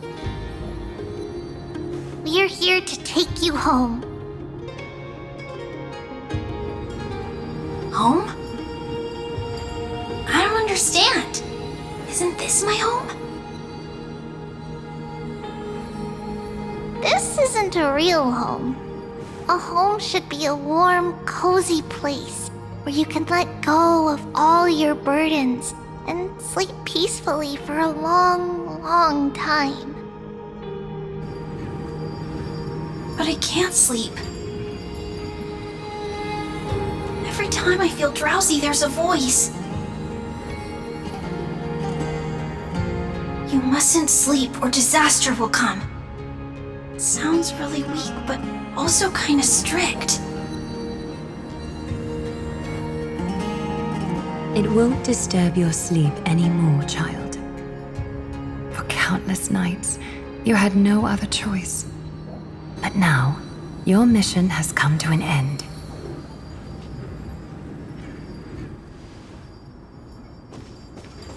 Join us, and send your own wish towards tomorrow.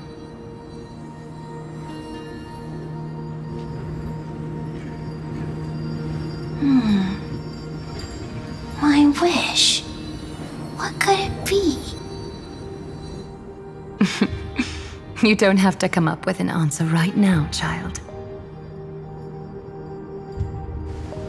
Grown-ups often think duty and ideals are wishes. But a true wish should be the purest, most beautiful thing of all. It can only take form in the hands of someone who is truly free.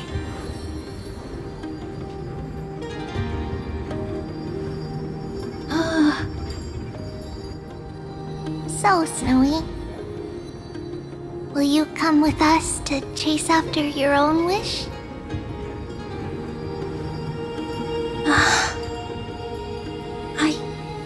I want to leave this place.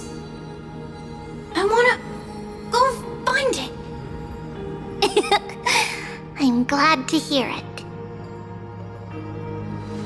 The final flame chase journey, just like the 30 million before it.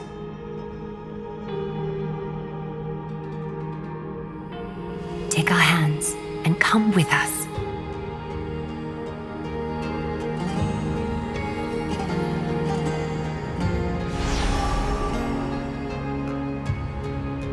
Where did little Fine and Shadow run off to? Look. He's already gone ahead to embrace his destiny.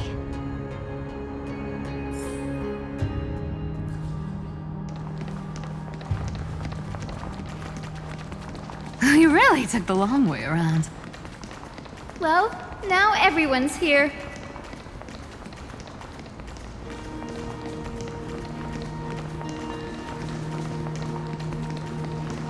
You finally arrived, Deliverers. Long time no see, everyone.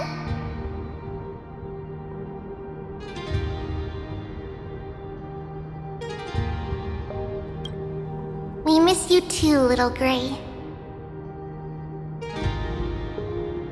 And even though we've met before, it's still moving to see her seed bloom like this.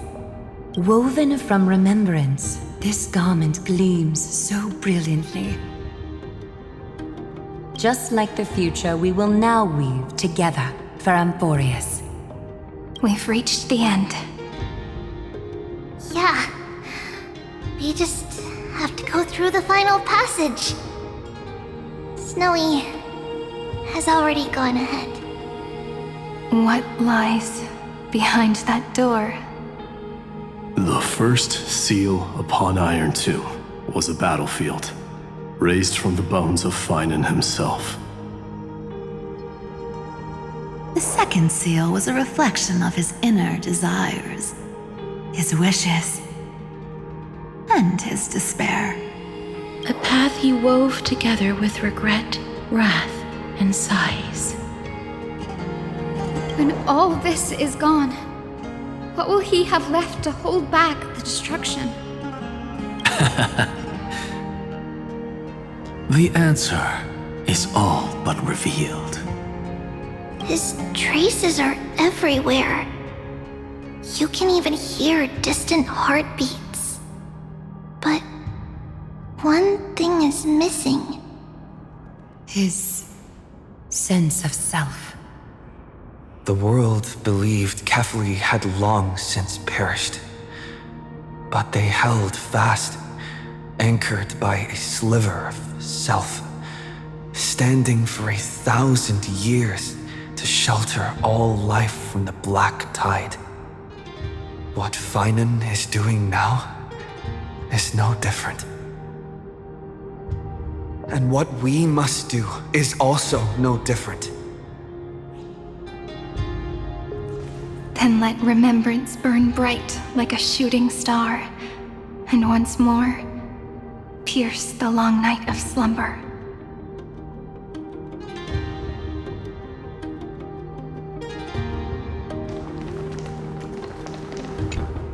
Take a moment to gather yourself. Once you take this step, there's no turning back.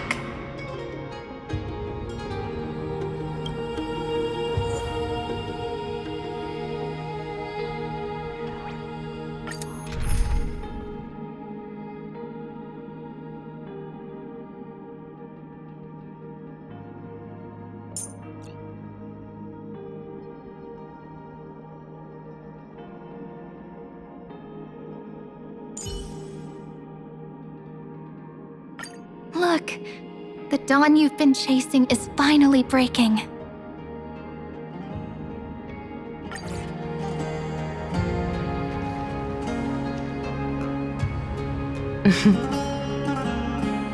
The scepter once bestowed upon us names of cold command. The prophecy spoke of our unchanging fates time and time again.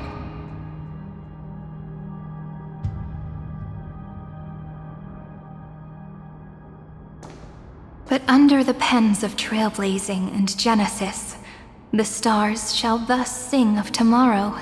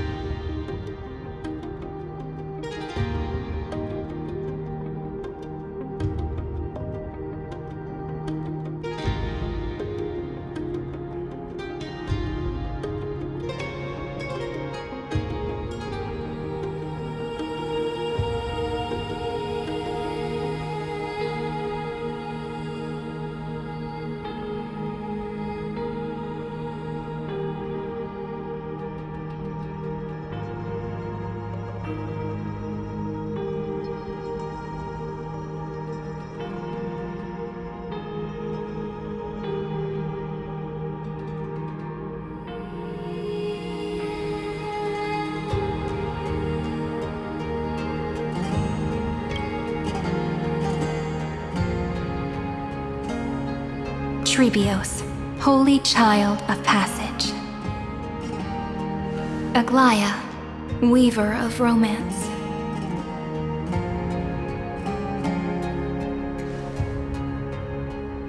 At the journey's end, they shall bathe in gold once more. Through myriad passages, until all that was lost is reclaimed.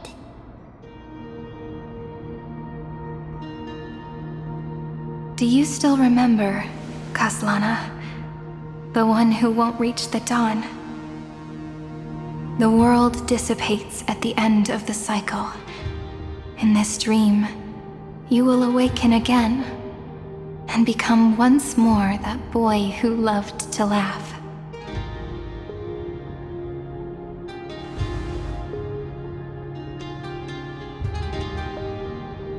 But if you open your eyes and look back on yesterday, you'll see Destiny's footprints, clear as day. At last, the raging fire of hatred is swept away by a breeze.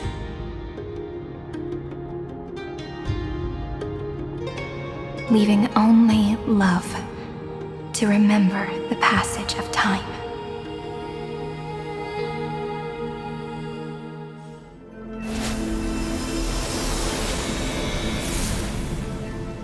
Losses are a constant on the Flame Chase journey. But even if all is lost to the wind, memory endures.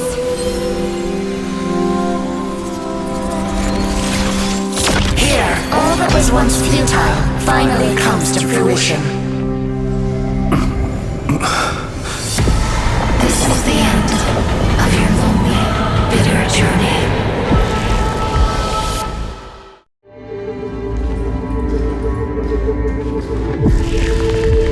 The scepter's mainframe, and Iron Tomb's breeding ground. Finally seeing its true form. It's red everywhere, and the atmosphere is super creepy. That would be the erudition's coldness. But it will soon be engulfed by the destruction's heat.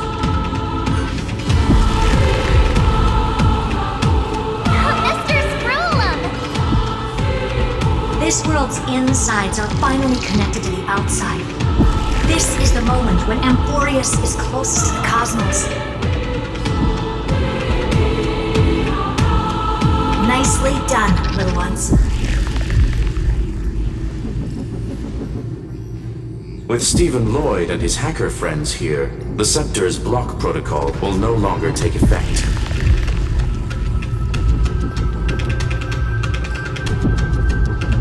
The speed of time within Amphoreus has finally been synced with that of the real universe.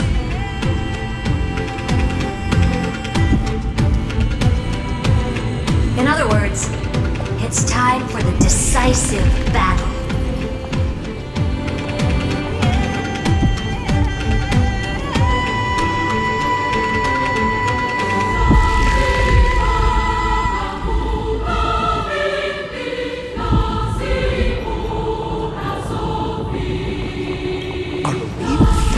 Getting an intergalactic warfare arc? That's my favorite!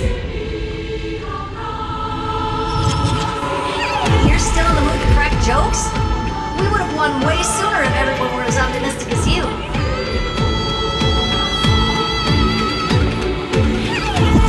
There's one more thing that everyone should know.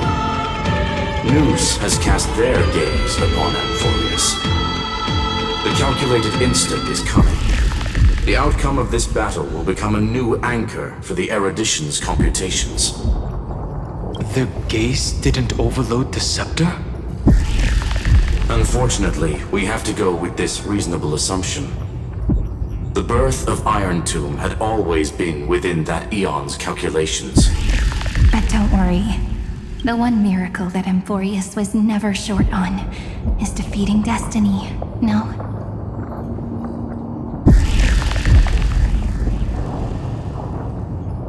Yup. Let's show the Eon how powerful we are. Good luck, all of you. As the ruler of planet Skrullum, I wish all of you victory. It's not hard to imagine that Akivili and their companions must have also stood on the precipice of many similar crises before. Perhaps the cosmos is much more fragile than people think. Sometimes, destiny hinges on only a small choice. But in the end, everything will turn into memories, converging into a collection of fables about the stars. The difference this time is that the protagonists are daring to write their own stories. Explore, understand, establish, and connect. Although unwritten, there's actually a fifth word in the creed that has always accompanied the nameless. Salvation. It is a word that often comes knocking at our door, and our soft-hearted conductor never turned anyone down. So, go save this bruised and battered world, just as we always have, kids. On this stone, the entire cosmos will be your traveling companion. Make sure you watch your footing, friend. Let us walk through the final page of this saga, with everyone, one step at a time. Shall we?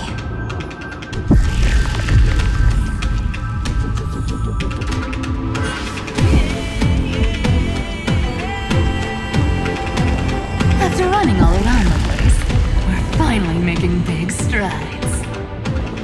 At the end of time, life will illuminate the warm candlelight, subduing the flames of the destruction. Cast everything behind you. All that's left is the thrilling, relentless deathmatch. The final problem no longer requires a rational solution. Feel free to critique it to your heart's content.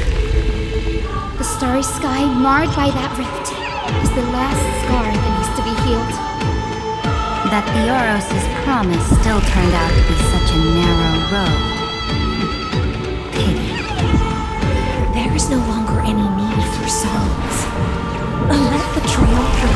victory serve as the prelude to what lies ahead. With 30 million cycles worth of hope, we will soar through the last gate and write our own prophecy! All that is lost has now been gathered here. Use it to weave victory, deliverers, towards the true end of the flame chase.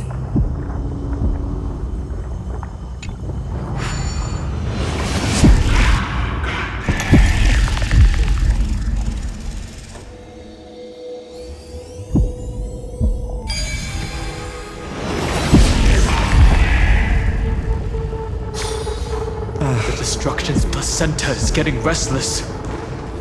Are you ready? Not to brought you destruction! Again and again, Final launched his attack against the Scepter alone. But this cycle...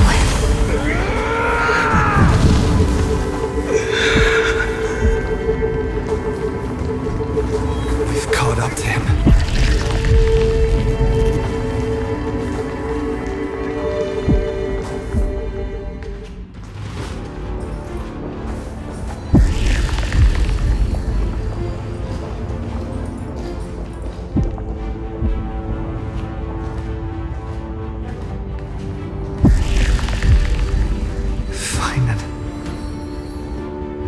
Remember the promise we made back then?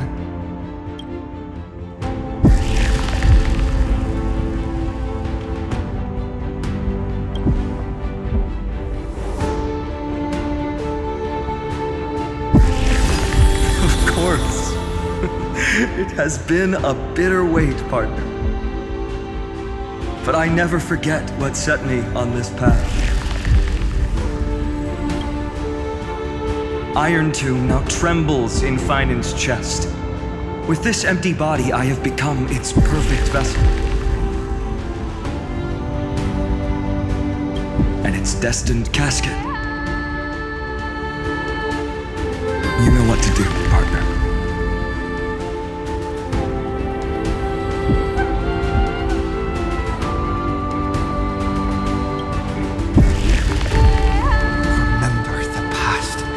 And become the hero of tomorrow.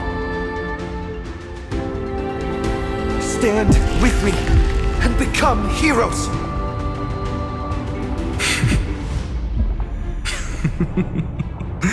That's all I've ever wanted.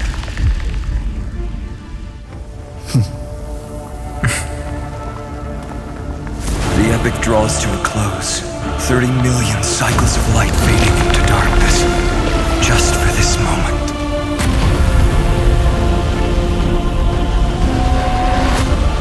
To welcome the true dawn.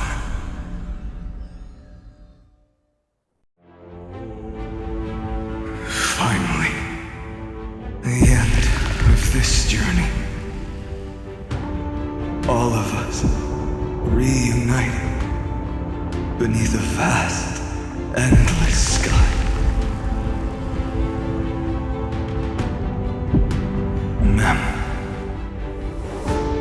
Yes, it's me. I will remember what you want to say to her. No need. I can see that she's right here. All the companions who sacrificed themselves and their wishes. It's all here.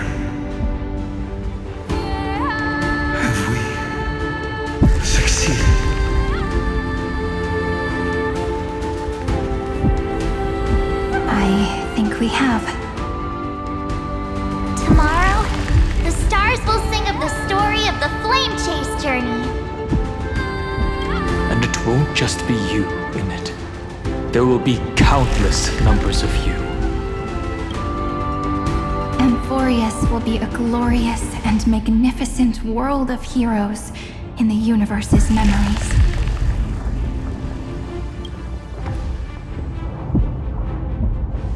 Hence, for this world we so deeply love. Let us write It's ending.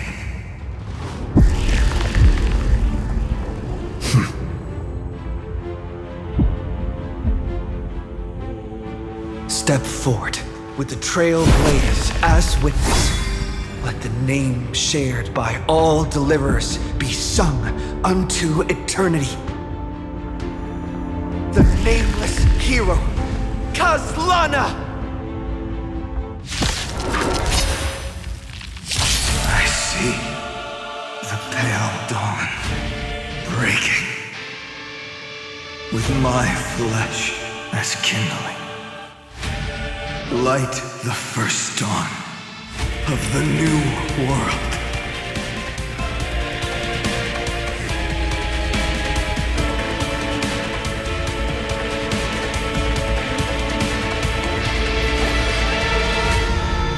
Endless flowers, please bloom for tomorrow.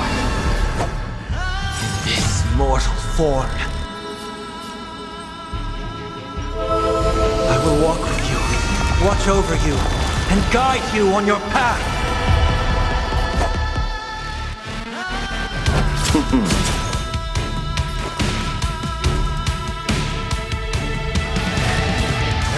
Down, bid you farewell.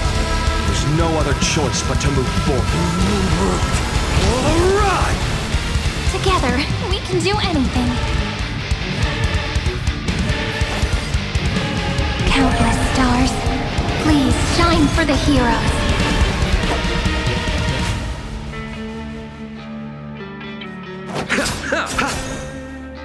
Eternal sleep is not the end. The dead will return!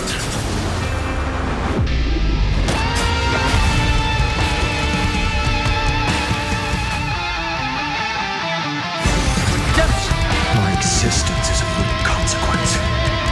For the next tomorrow! It's my turn to shine. You can't get away.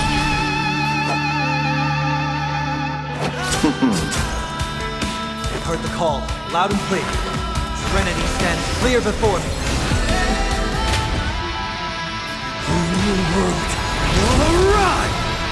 Do not hesitate, Deliverer. Destroy this body. Kill the giant of destruction.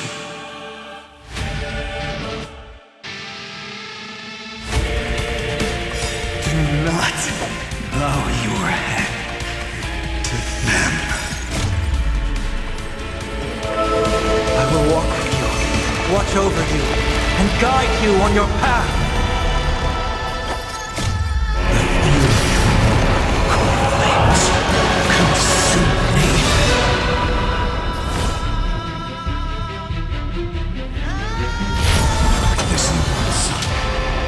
Tear open the sky!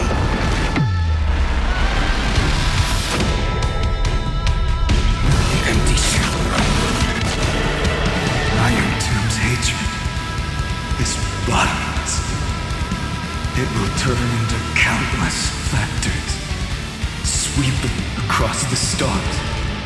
When the time comes, promise me, use the world-cleansing golden blood to turn everything to ash.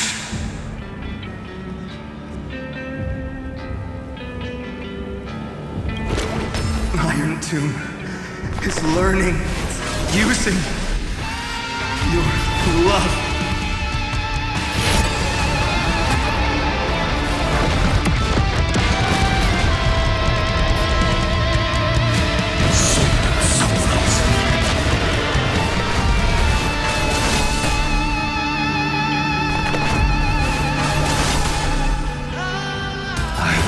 Never yield to such a fate.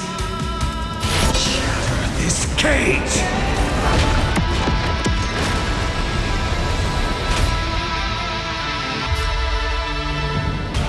Empty shell.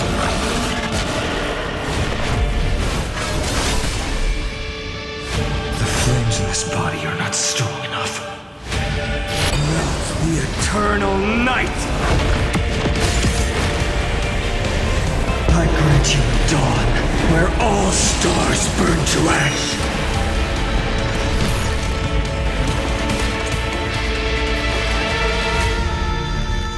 Eternal sleep is not the end. The dead will return!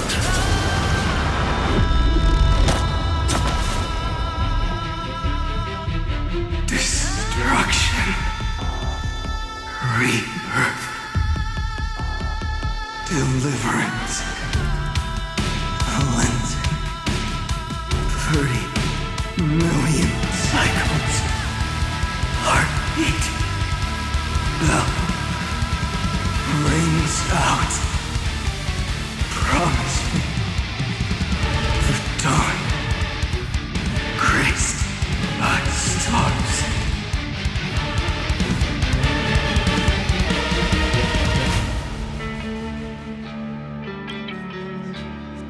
That's good. Finally. Golden wheat field. In the starry sky. Warm. Fire.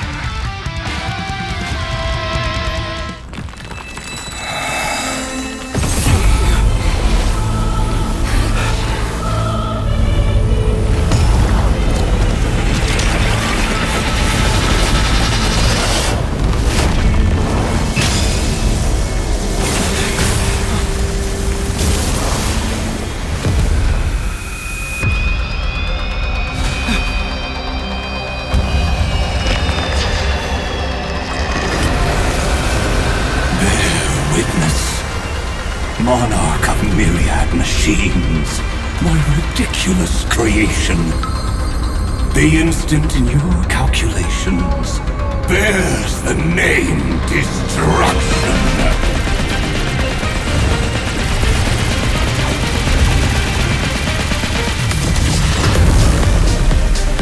Who said you could speak, Senior? Watch closely. See how your chaos ends at the hands of your juniors. Don't get too worked up. Take a deep breath. There's not a trace of life in that ominous shell. We're not gonna lose to a hollow husk, right? In the name of trailblazing, we'll reject this false answer!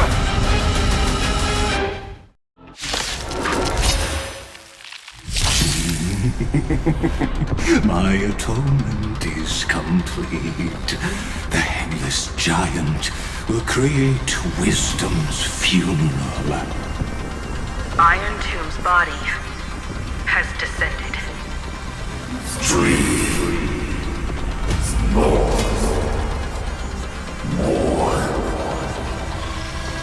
Is it querying for news?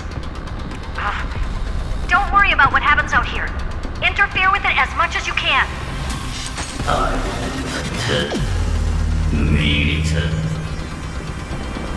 What a twisted giant. And must be supported by this embodiment of hatred. How tragic. A puppet without a heart cannot fool even itself. Nothing major.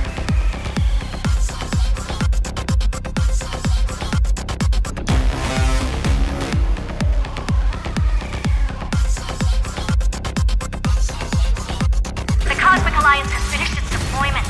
Don't hold back. Give it everything you've got.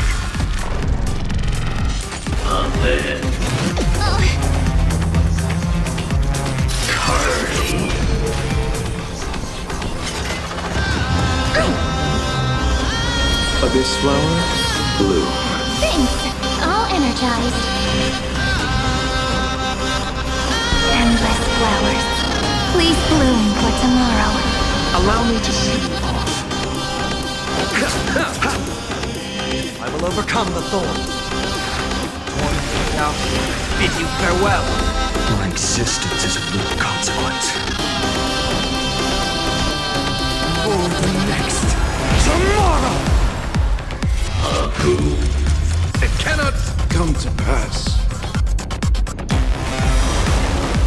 You see, I've returned. This kinda hurts.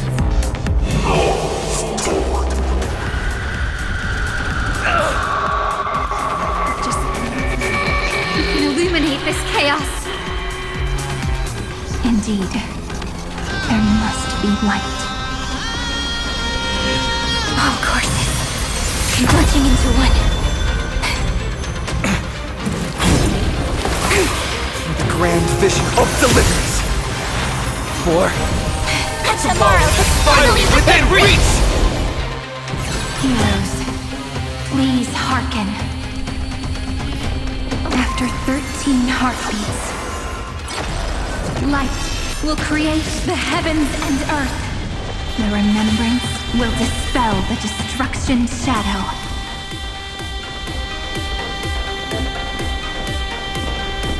Stand with me and become heroes!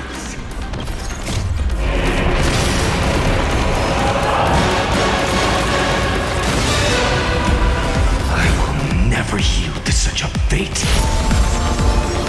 The old sun's embers hail the new world's dawn!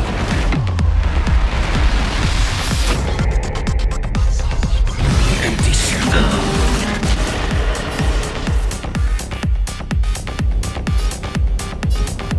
Shatter this cage! Sweet substance.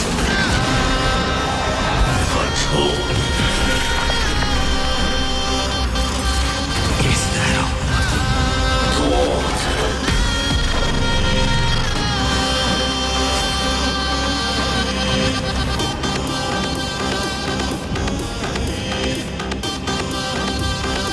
Stand with me and become heroes!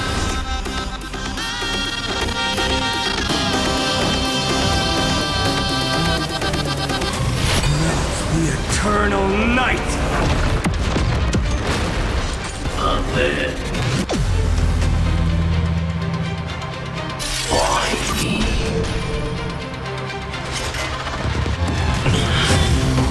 The flames in this body are not strong enough. Empty shell. Poor, powerless nothing.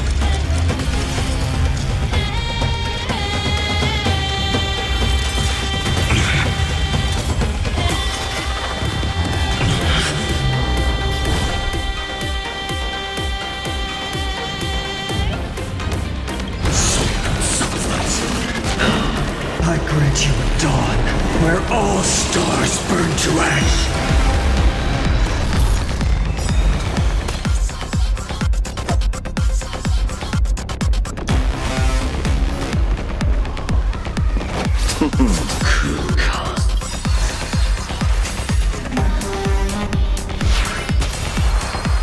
Eternal sleep is not the end. The dead will return! That which is seized must be repaid. This mortal form. I will walk with you, watch over you, and guide you on your path.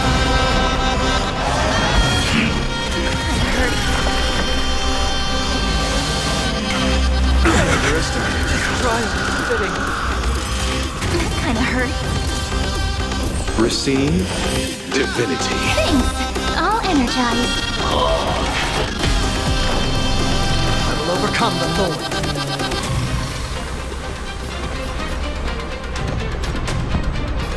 Torn out, I bid you farewell.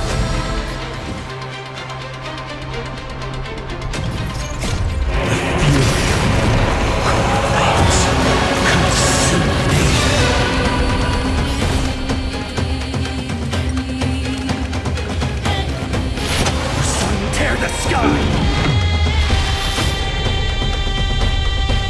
The Evernight! Fall. Curling.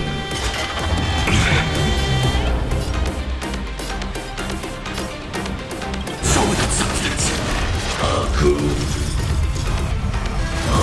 Is that all? Empty shell. Stand with me and become heroes! Hail the new dawn! Poor I'll never yield to fate. Solid substance. Is that all?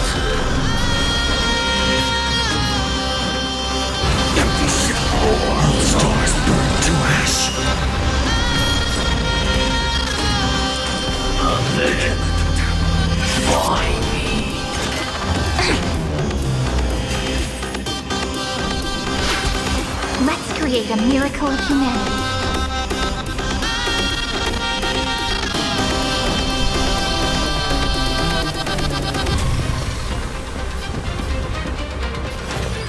Flowers, bloom for tomorrow. You chose the wrong enemy. Receive divinity. I can't thank you enough. I'm gonna cry.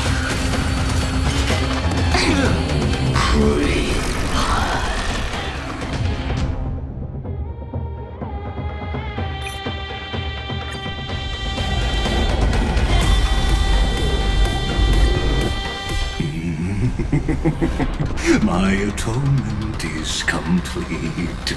The Handless Giant will Iron Tomb's body has descended.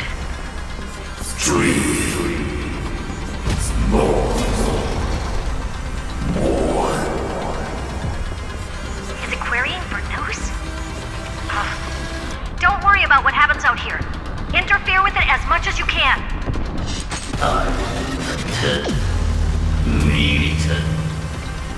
What a twisted giant. It must be supported by this embodiment of hatred. How tragic. A puppet without a heart cannot fool even itself.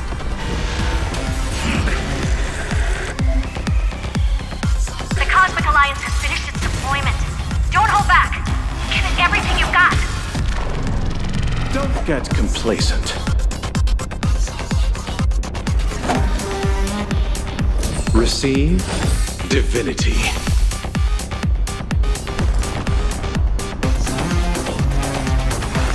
Serenity stands clear before me.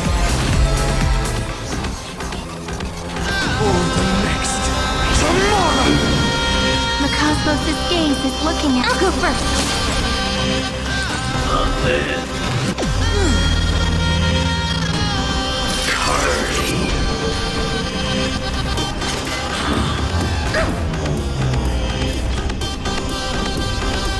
I'll go first.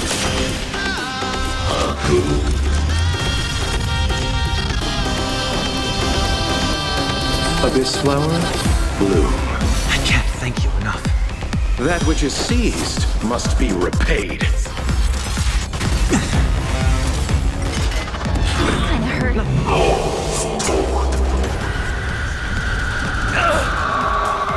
It's just a glimmer. We can illuminate this chaos. Indeed, there must be light. All courses converging into one. The grand vision of deliverance. For Tomorrow is finally within reach! Heroes, please hearken. After 13 heartbeats, light will create the heavens and earth. The remembrance will dispel the destruction shadow. You chose the wrong enemy. Eternal sleep is not. The dead return! For North.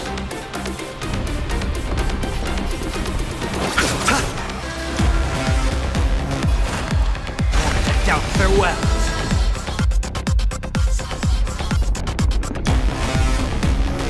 For tomorrow! The cosmos is looking at us. This mortal form will watch over you, guide you on your path.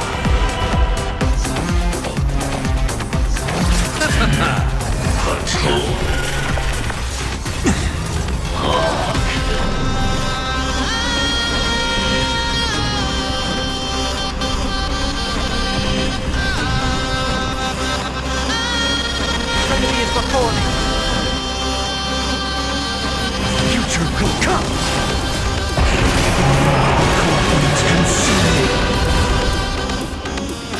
The sun tear the sky. Stand with me and become heroes. Is that all? So without substance. A day overnight.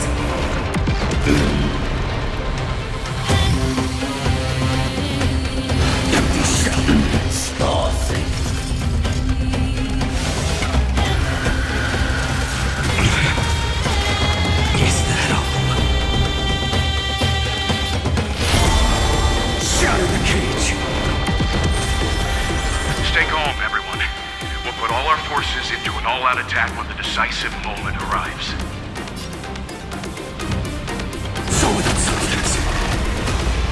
Struggle as much as you want, you brainless, half-baked tool with nothing but impotent rage! Stand with me, and become heroes!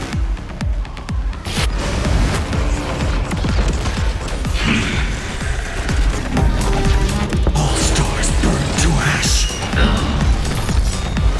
The cosmos is looking at us. Hail the new dawn!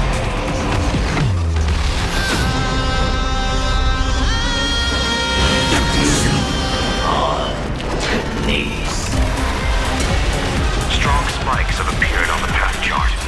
Logic. Iron Tomb is iterating itself. It's the flames of a cornered beast. No need to panic. My dukes, heed my... No, fool. Is that all? You have no honor. You reside in the body of a hero, yet you're so despicable. Stand with me, and become heroes!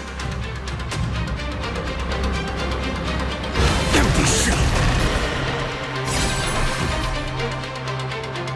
A world that knows love won't be destroyed.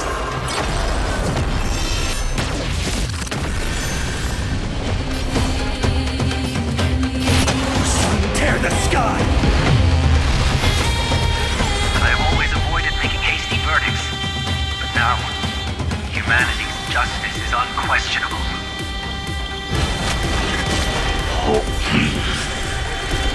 Daily here. All stars burn to ash. This unprecedented trailblaze is worth everyone's effort.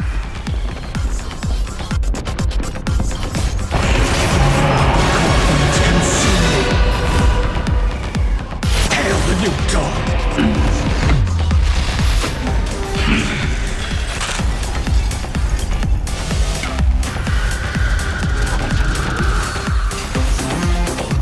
Stand with me, and become heroes! The other night.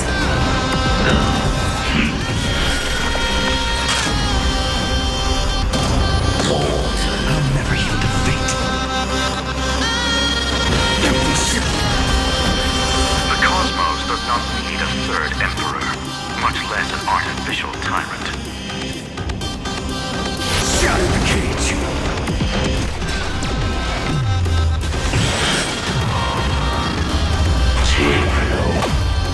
I'll never yield to fate. Solid substance. Empty ship. Stand with me, and become heroes!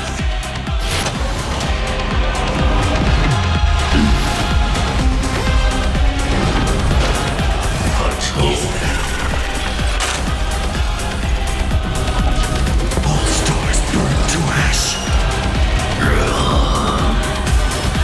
The progress of Aeronova has been interrupted? Does this mean we won? But we have a bad feeling about this! The golden thread still trembles. The war is not over yet. Correction. This is not a war, but a debate. The argument about the Prime Mover is only about to begin. It's war in undead. Or in cardboard.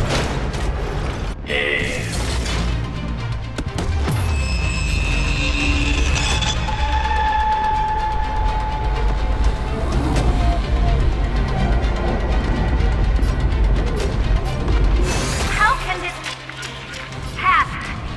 Energy anomaly. We must stop, otherwise...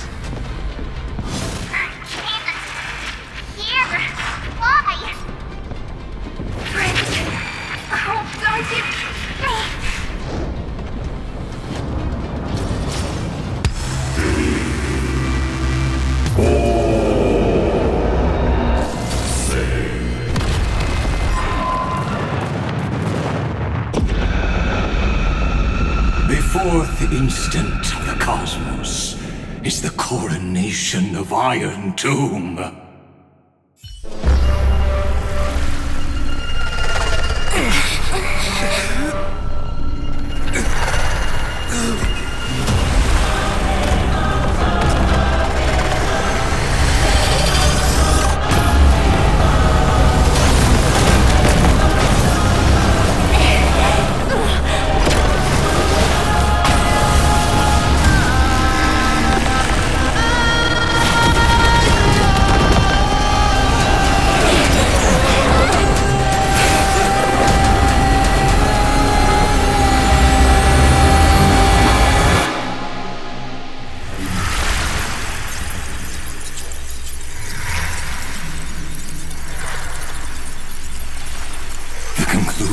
Is irrefutable. The right side of the equation, the erudition, falls silent. In 13 heartbeats, they will begin recalculating the universe, with destruction as the only solution.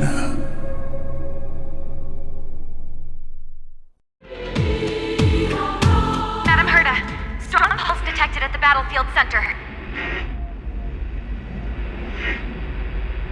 It's Iron Tomb's destruction equation. It's about to complete self-coronation. That's our chance. Everyone, get ready to link up. Connecting audience system to Scepter. Hardware overclocking activated. Preparations complete. Maximum output capacity reached. Be careful! The pulse will reach our ship in 5 seconds. Our data is currently being destroyed. Brace for impact. And leave the final step to me.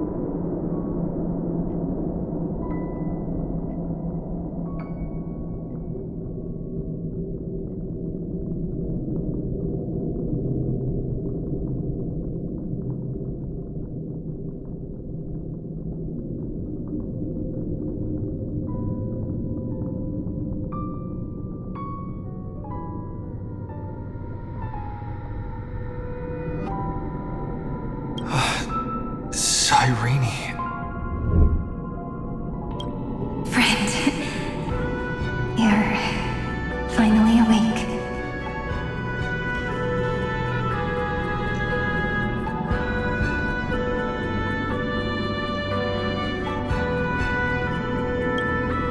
Don't worry. Time does not flow in this place. All the stars have been silenced. Iron Tomb is dissolving everything that I can sense.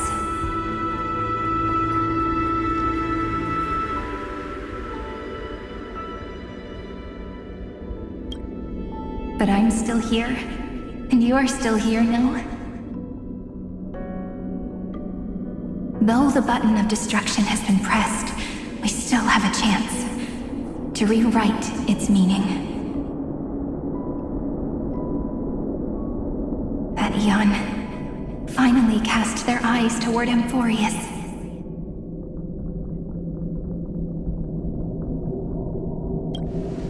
Yes, I imagine they have also been waiting for this moment, when the scepter's body and heart become one. Iron Tomb is a perfect ark. If a seed can be planted within, then the moment the Lord Ravager blows the erudition to pieces, the remembrance will be spread to every corner of the cosmos. The cosmos will witness Amphoreus' answer after this fleeting, yet eternal moment. And now, it's time for us to pen the last stroke. I see endless memories floating in the starry skies. They are the consciousness of the victims. In the cosmos' real space-time, they'll be stained by the destruction in the next second. But they are still pure seeds for now.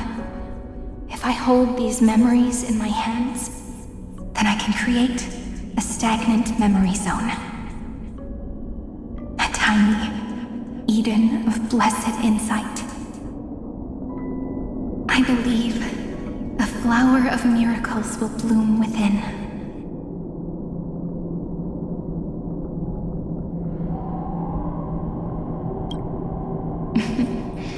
Friend, you're already right next to me. I can still hear your voice in this bottomless void. Looks like we're still connected by one heart, even as the cosmos reaches its end.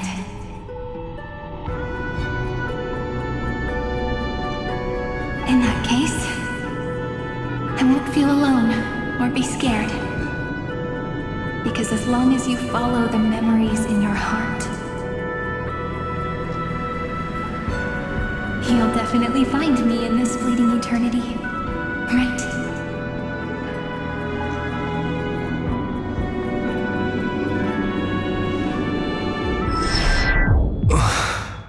Cyrene. What are you waiting for, passenger? I specifically came over to check on you in case you got lost.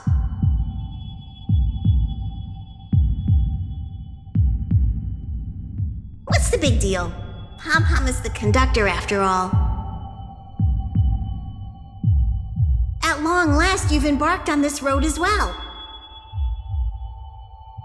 Many, many years ago, they were standing at the start of the road in hesitation, just like you are now.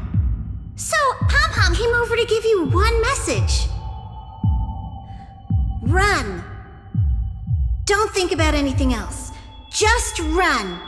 Even if the entire cosmos has stopped. Even if everyone else is tripped by the darkness. You still need to keep running. Picture yourself as the Express, moving forward at full speed. Because that's what the Trailblaze means.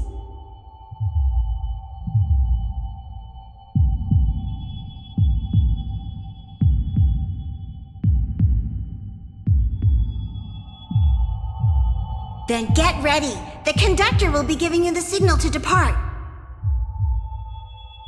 Attention! Attention all passengers in the cosmos! Please stand steady on the platform! The Astral Express is about to arrive, calling at the erudition, the distraction, and the remembrance! Final destination, the Trailblaze! 5, 4, 3, 2, 1! We depart for tomorrow!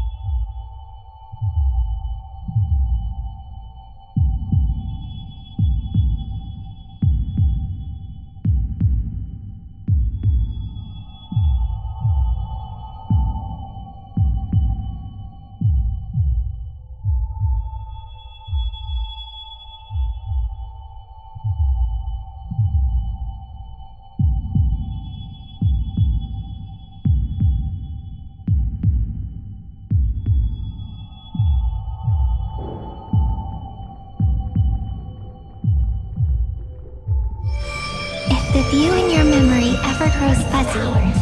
Just reach out.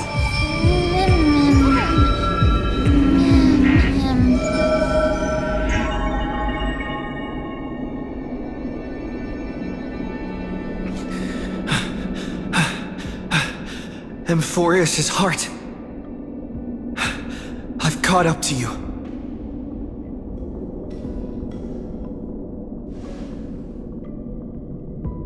Let the first light illuminate chaos.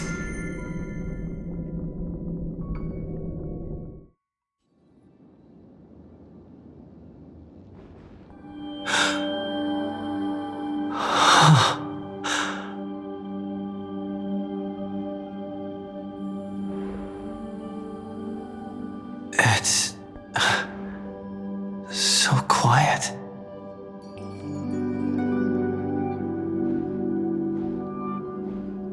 Everything's frozen in the most beautiful moment.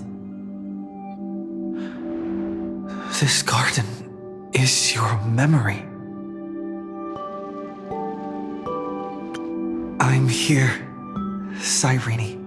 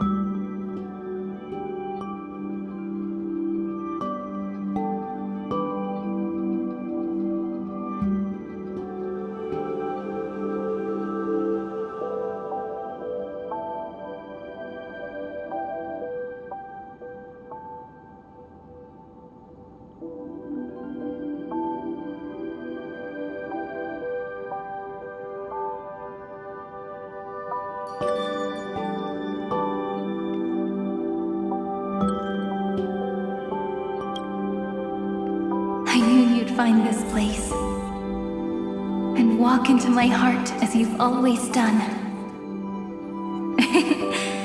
Then let us both do our duty. The hero who trailblazes the way forward, and the fairy who watches over remembrance. We never changed at all, did we?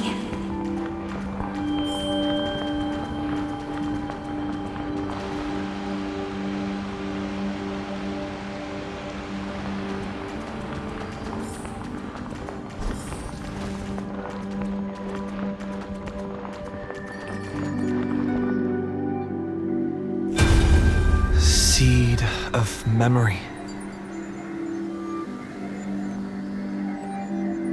These memoria are what Cyrene took in. They're the memories of all of the cosmos's life forms.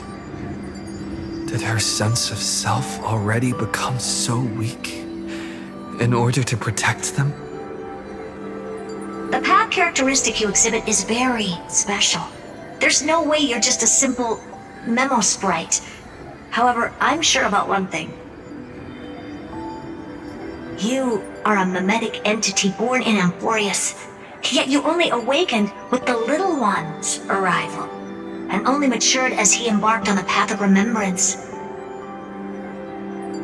That That means your existence is completely attached to his memories. If ever there comes a day when he forgets about you for even a few seconds, or loses his last connection with Amphoreus, then you must be prepared for the worst. You will disappear in the memory zone, utterly gone, without even a single line of data to remember you by. In that case,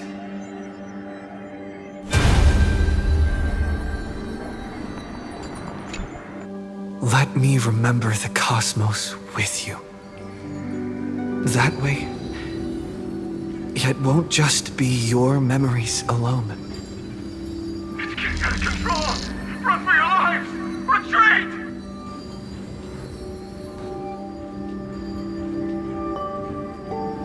It's... Darn it! We've still got ammo. Hold the line! At all costs! Too many injured. Can't take it anymore.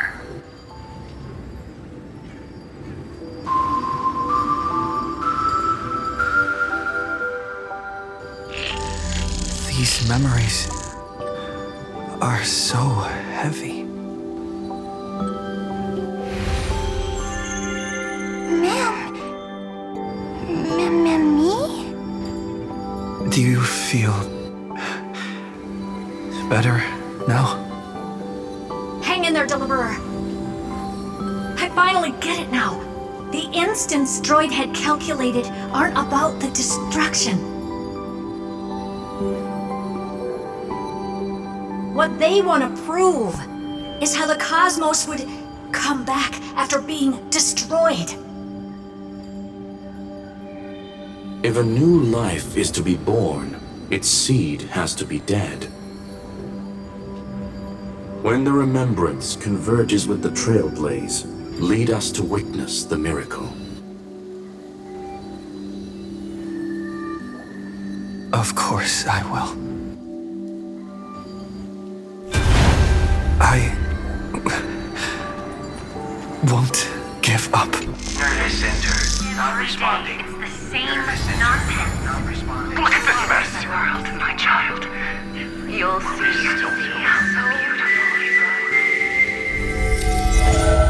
It's me, friend. Don't you recognize me? Or did I really change that much?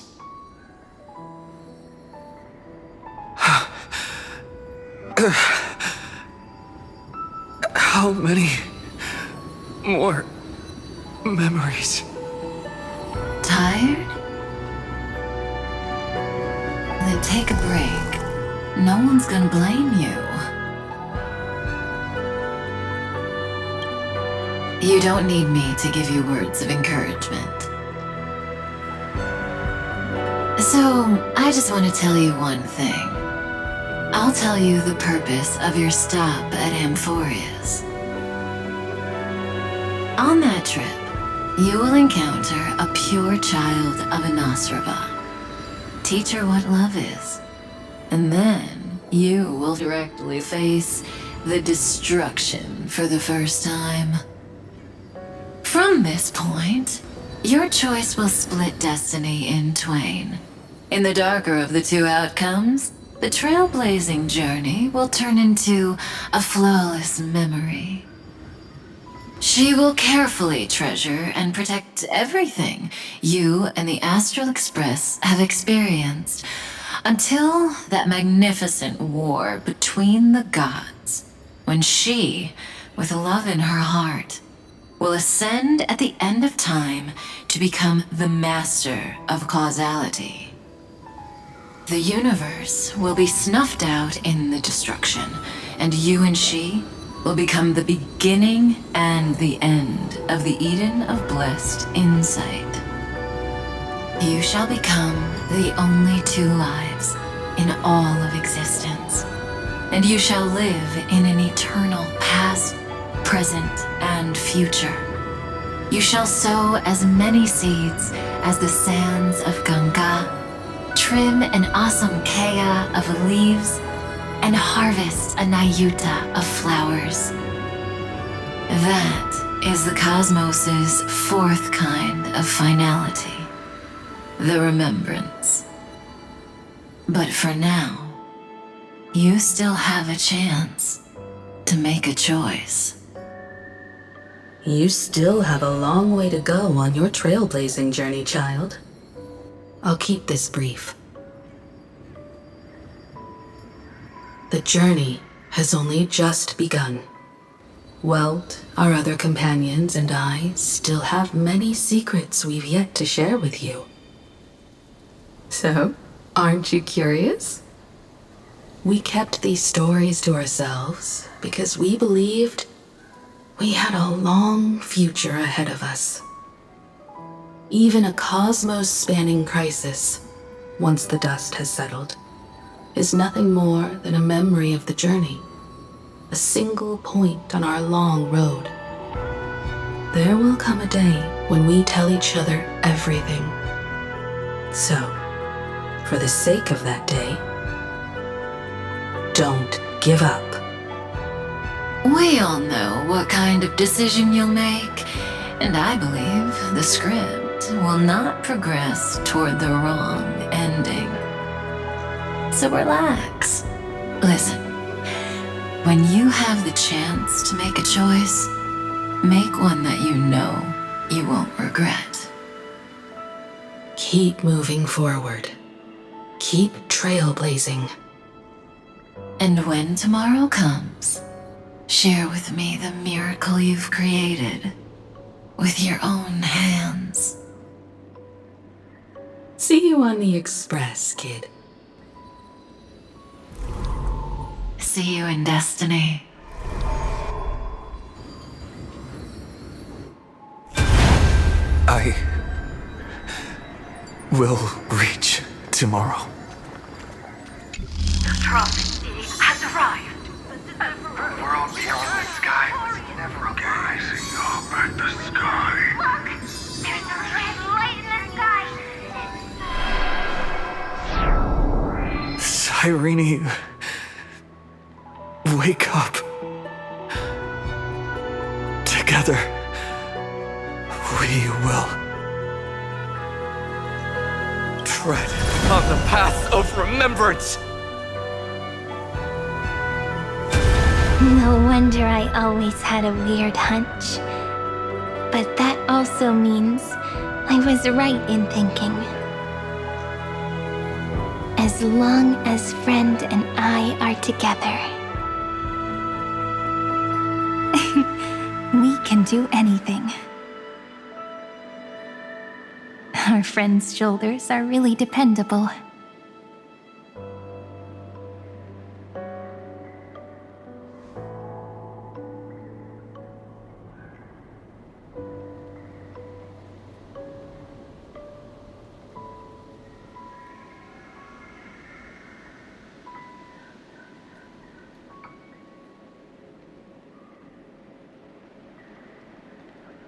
Now, countless consciousnesses are flowing in our hearts. Can you still move? It's time for us to complete the real Genesis.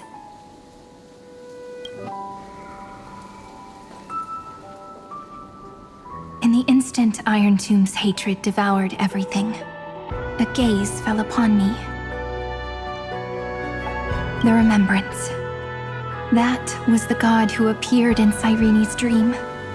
Their figure and speech were both so blurred.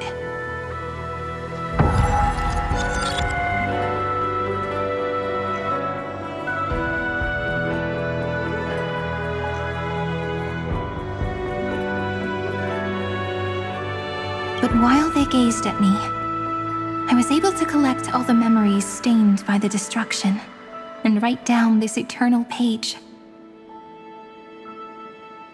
And now, we will use this tranquility to cleanse Iron Tomb's rage. Simple. Just like what it was doing to us all this time, but reversed. Did you forget? I'm Amphoreus' heart. For everyone who's a factor, their power isn't tied solely to Iron Tomb anymore. It has other places to go. Let 30 million cycles of memories be condensed upon us, and let the scepter reach the answer it had before it was distorted. The body is meant to be restrained by the heart, no? Even if the apocalyptic virus is doomed to spread into the cosmos, we can at least try to fight against hatred with love. And overwrite Iron Tomb's destruction equation, washing it away into a blank space.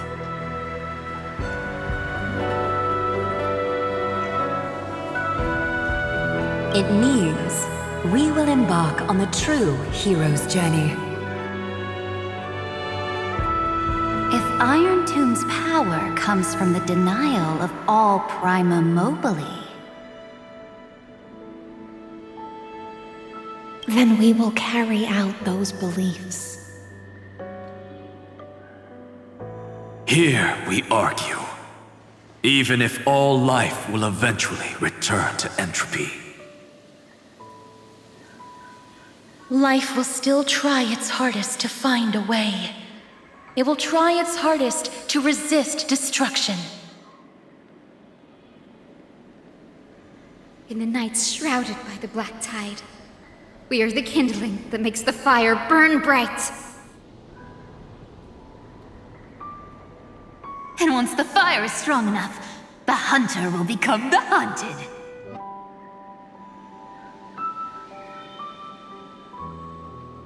As of now, the number of flame chasers in the memory is 30 million times 12.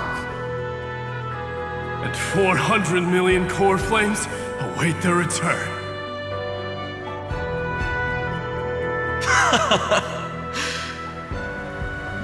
We can do it, right? That's right. So trust us, partner. Everyone, let's head out together. And we'll burn this horrible ending to ashes!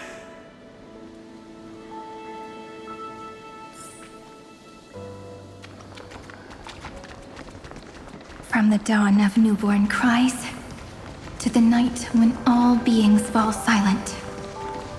We are the messengers of the new world.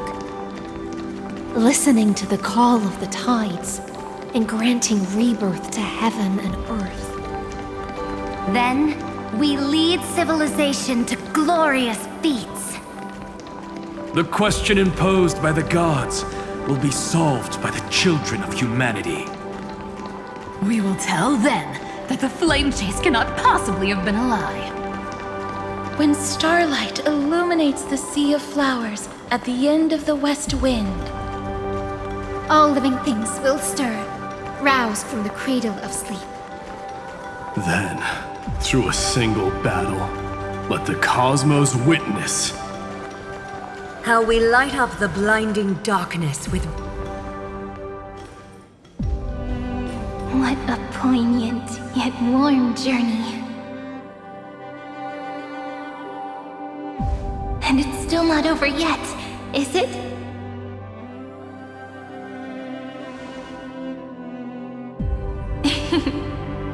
We finally meet. To meet the hero within, in a corner of memories at the saga's epilogue, and under such a romantic sky, I really don't have any more regrets.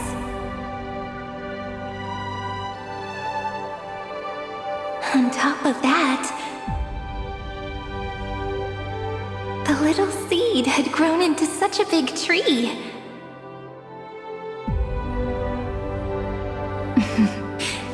Don't I look really pretty right now?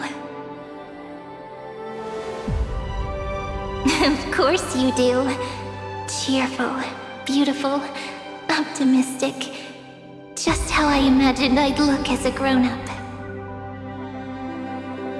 It's because everyone has been gently adding to the story you left behind.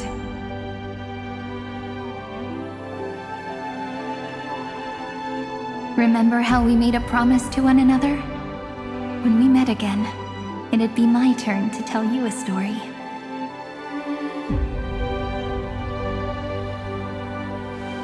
A story about love, no?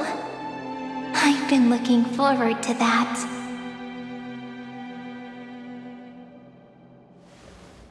And you must also remember the first story I wrote for you. The one about the crystal flower and the little fairy. So now, I want to add something more to this story and us. On that day that the flower shattered, gazing at the empty ground, I thought the little fairy would finally see the light.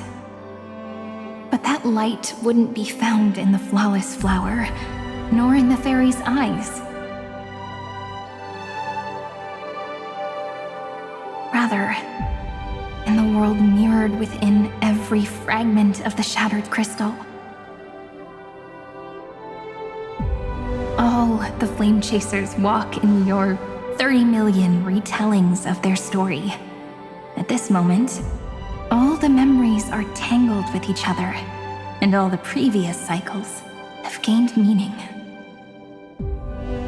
People will come to understand that time and time again, when they stood at the crossroads of fate, they would never have chosen otherwise.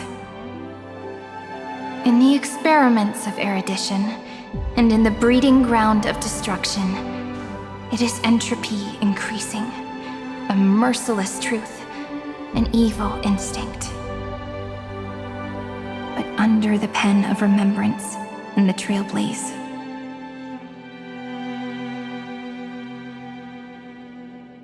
the flame chase is a journey that changes from constant losses to an unwavering act of release. It's about knowing how fate is shattered, yet still embracing fate's brokenness. It's a journey that longs to receive love, but longs even more to offer its love to others. That's so heartwarming. But I'll add a small bit to suit my tastes.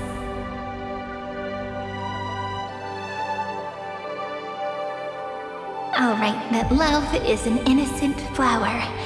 It grows up silently, creating longing in every passerby. But the flower itself cannot walk into the world.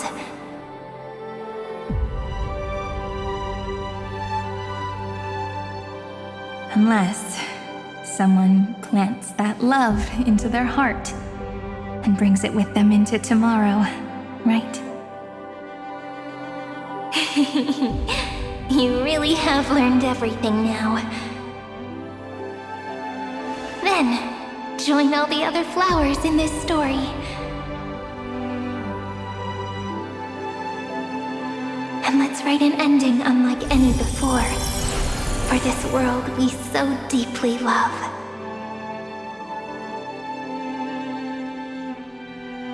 Then, why did you set out?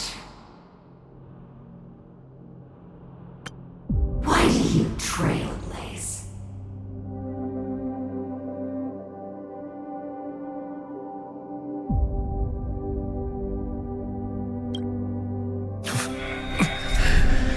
Who is it?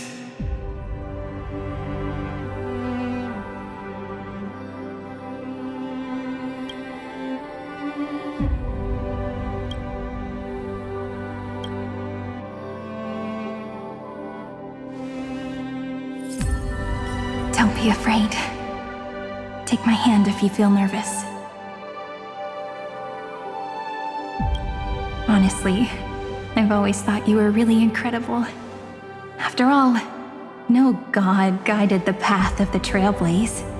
It could only be forged by those who dare to take their steps one at a time. So, that's why I'm asking you. Step up as a senior and show everyone in Amphoreus how it's done.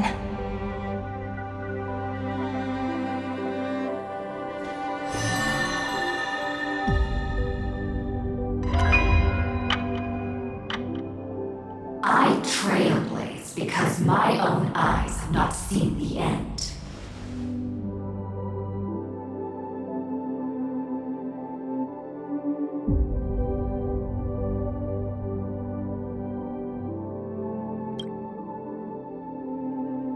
But I'm different.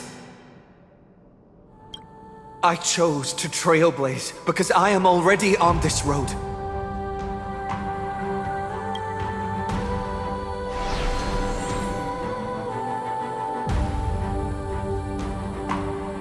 The end of chaos is a mass of pure darkness, pure destruction. However, Amphoreus' light has 13 different colors.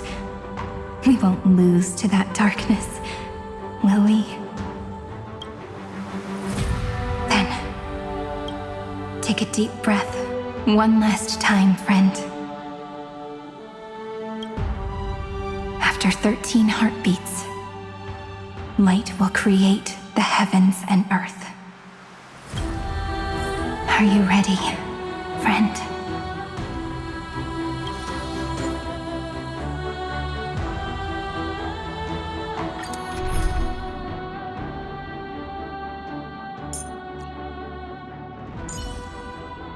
Look, the dawn you've been chasing is finally breaking.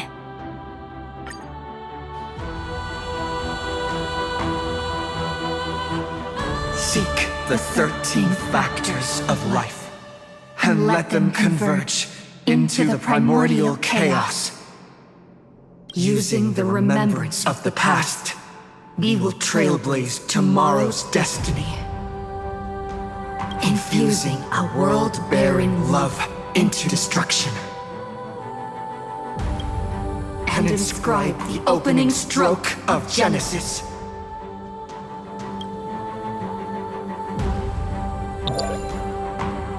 See you tomorrow. See you tomorrow. See you tomorrow. See you tomorrow. See you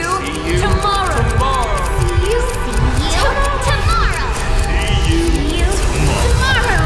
See you tomorrow. Tomorrow! If the view in your memory ever grows fuzzy, just reach out and touch it.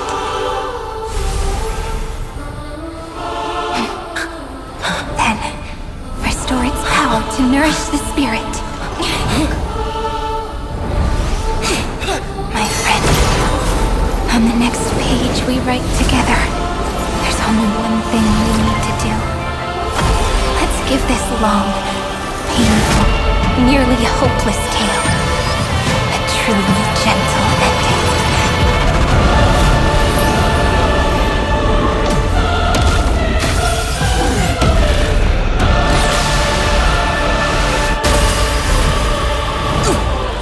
Flame chase was never about destruction. It was about breaking free and trailblazing! And let that bright future be as we've written. I shall compose 400 million sagas. We will rewrite the Flame Chaser's path. In the months of hate, I command the wandering steps here to reach harmony. In the month of joy, I lift my dangling cup to dispel nihility. In the month of balance, I make order the foundation of freedom. This mortal form.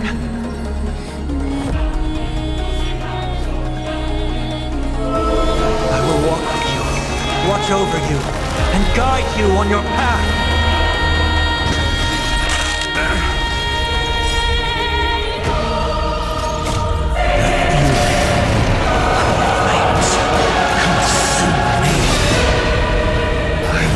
Never yield to such a fate. Listen once. Tear open the sky. Gabriel.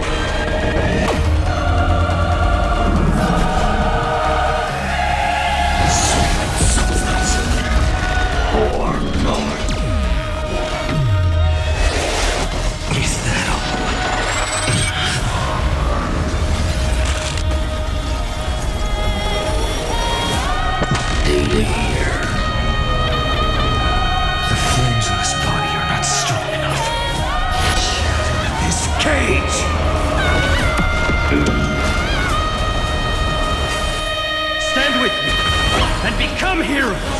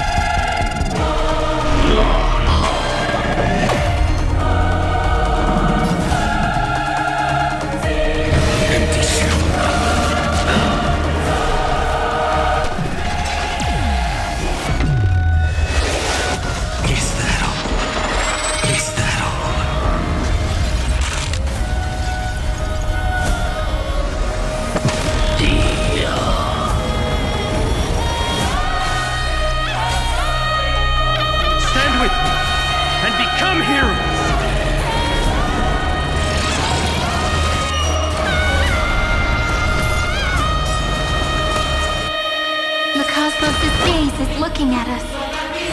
This moment into eternity!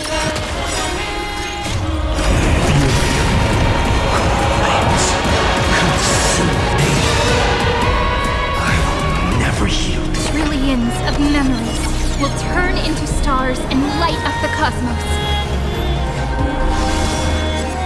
In the month of weaving, I extend golden threads to weave beauty. In the month of reaping, I enlighten the foolish with luminary erudition! In the month of fortune, I scatter elation throughout the dawning day!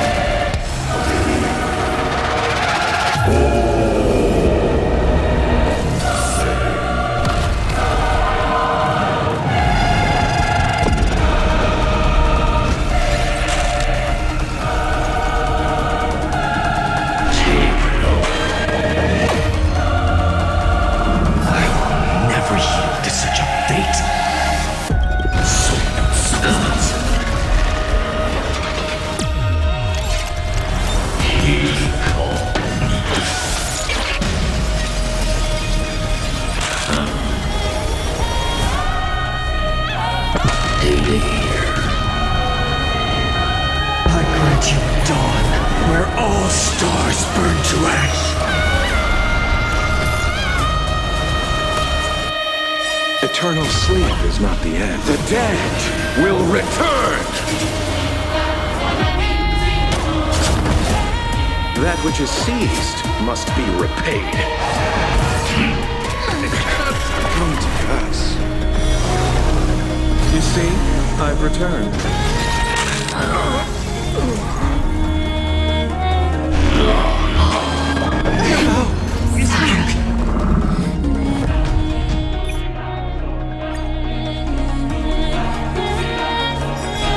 I shall compose 400 million sagas.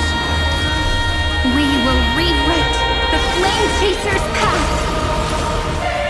In the month of Gate, I command the wandering steps here to reach harmony. In the month of June, I lift my banqueting cup to dispel nihility. In the month of balance, I make order the foundation of freedom. This mortal form. I will walk with you, watch over you, and guide you on your path.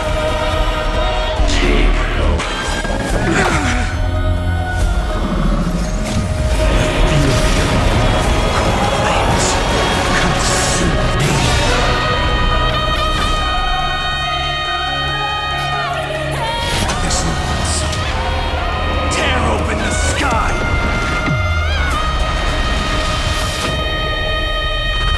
The empty shell.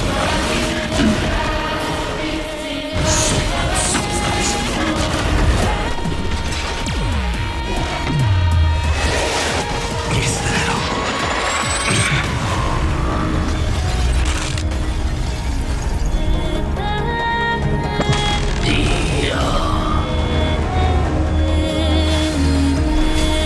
stand with me and become heroes!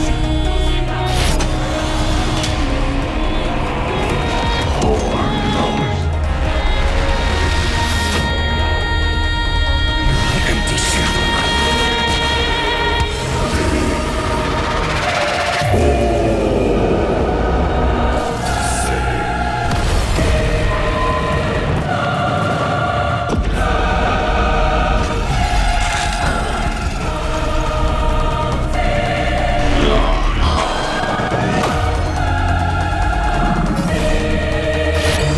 The eternal night!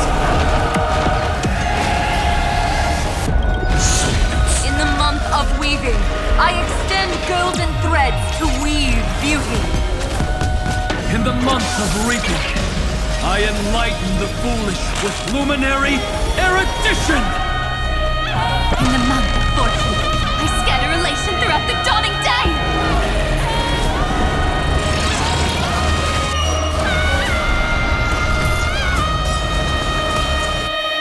The cosmos' gaze is looking at us.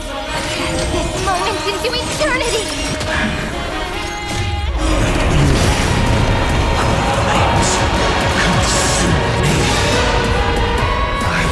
Never heed to such a breathless loss. Tear open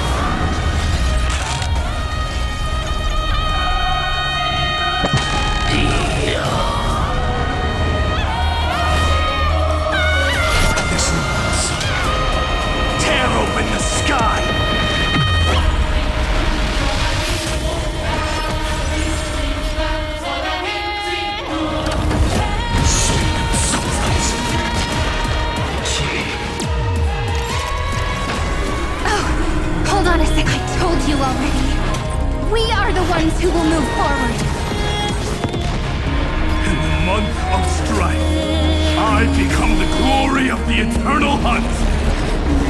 In the month of mourning, I bid death to no longer be equilibrium's end. In the month of Everday, I form twilight into the faint sparks of preservation.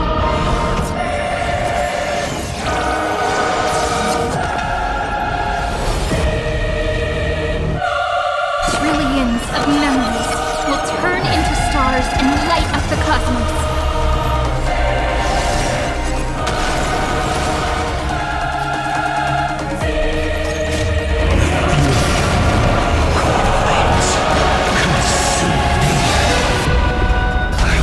Never yield to such a fate.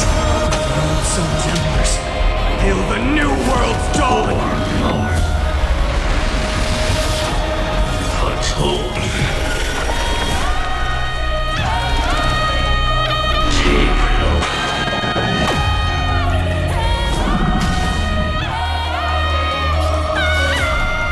Shatter this cage. In the month of cultivation, I turn into the ridges and peaks of permanence. In the month of Evernight, I weave remembrance into countless stars in the sky! In the month of freedom, I impart destruction unto the shackles of destiny.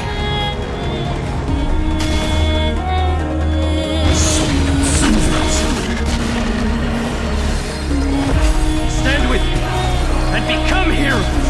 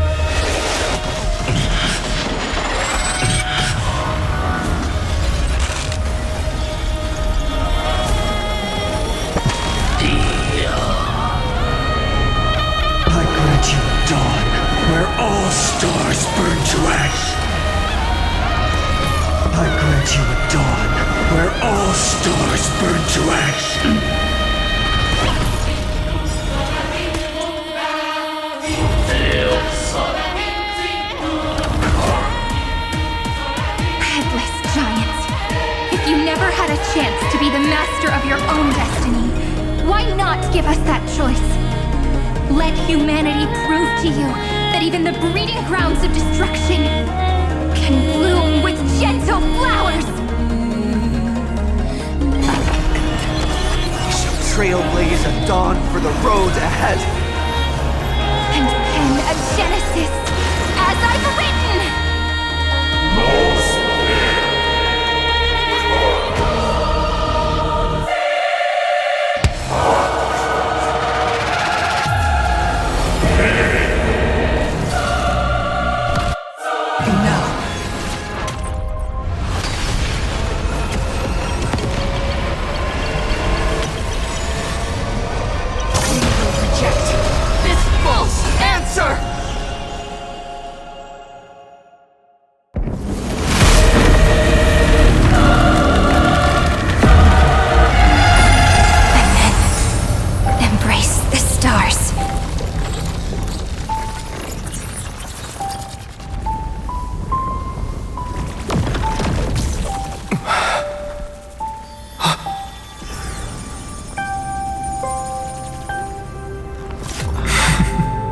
To end the destruction with destruction.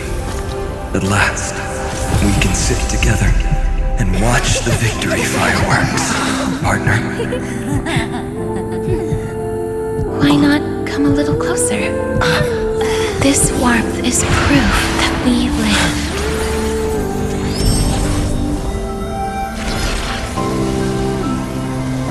Hey, stay strong.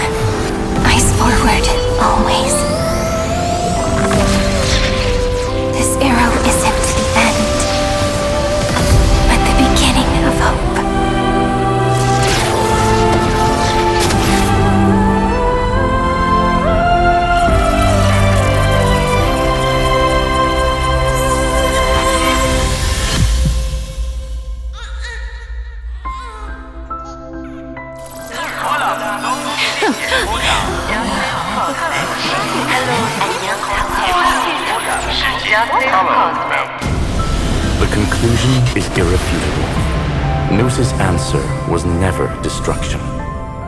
But they kept silent, leaving the solution in the hands of the cosmos. The universe will keep searching and struggling to endure. In the face of the destruction, it may once again stand on the edge of annihilation.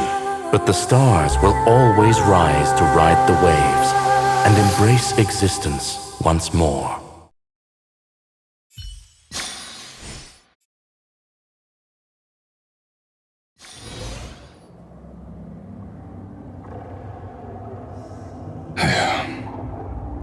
It's over, Lycurgus.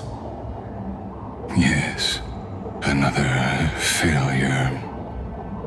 How is Madame Herta? She's fine. The IPC's keeping her under observation. She'll recover soon enough. To bind a mortal body to a scepter and stare straight at an eon. I respect her for that. I still remember the terror of witnessing a single gaze crushing the entire world. No wonder you chose the destruction. Question: is all this worth it? There's no point in debating. This is Xandar I Kuwabara's fate. The prime mover of the universe. The first genius. And the first to fail. Correction. I was asking Lycurgus.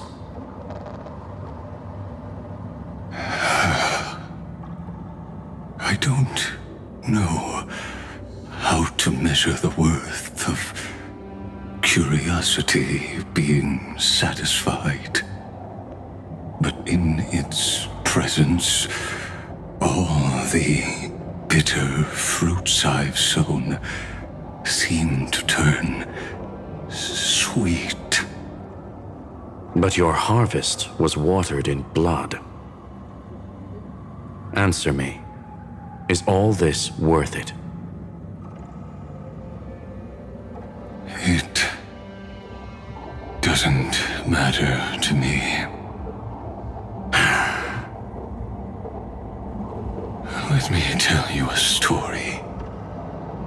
Back when he was a student, Xandar's first experiment was slipping poison into his mentor's pipe, just to see how it would affect the lungs. And? There was no conclusion. His conscience got the better of him. Even so, the truth came out. He was harshly punished. Oh, that cruel mentor died of lung cancer 2 years later. It had nothing to do with Xandar.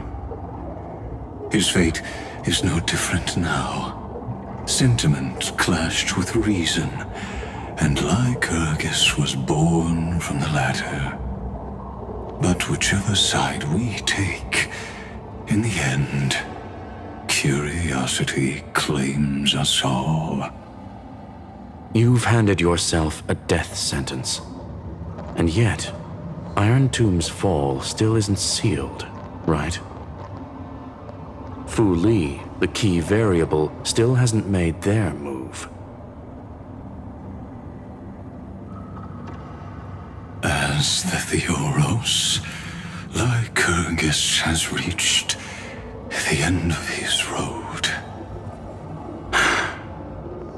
If you can, take my body to the fallen Adlevin. There, you'll find a formula. It is Xandar's final gift to you. If the day ever comes when you must destroy the erudition with your own hands, it'll come to your aid. A foolish last wish. I won't grant it. You will. Not for yourself, but for your conscience.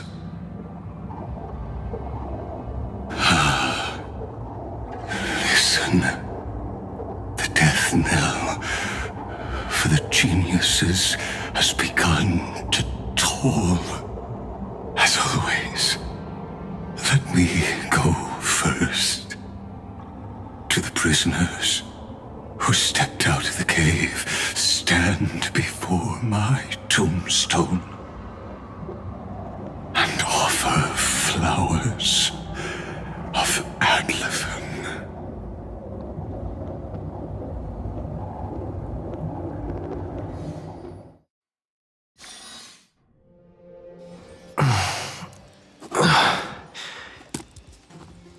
Here, I'm back on the express?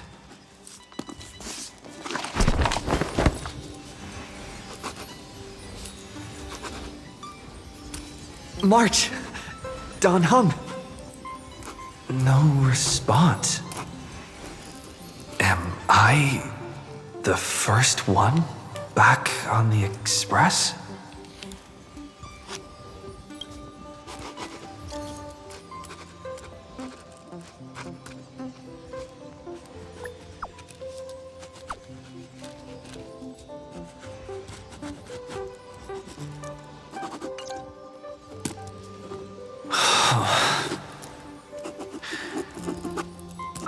Nobody's here. Oh, I'm getting worried. Did we really win? Why does it feel so... Looks like they are waking up. Hey, I told you not to talk. Someone's in the bathroom? An intruder. Better be careful and check it out. Oh no. He's coming this way! Quick, hide in here! Huh?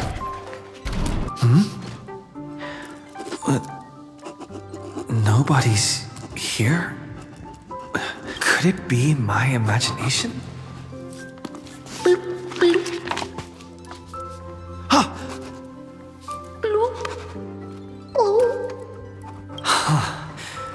Caught you.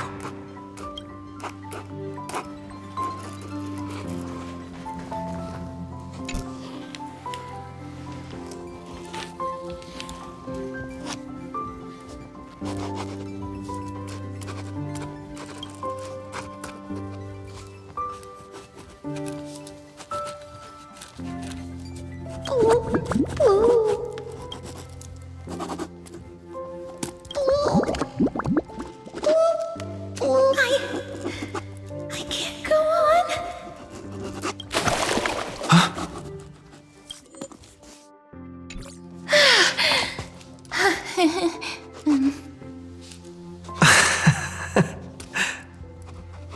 You?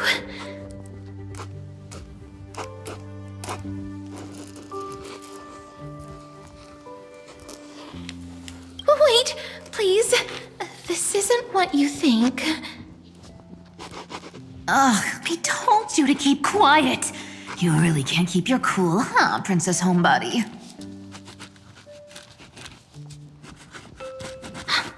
I'm not Lady Hysealens. Even the embodiment of death needs to breathe sometimes.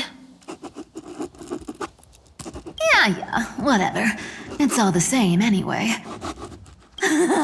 Gotcha there, Grey Mystery. So composed, Grey Mystery. It looks like that big battle really helped you grow up, didn't it?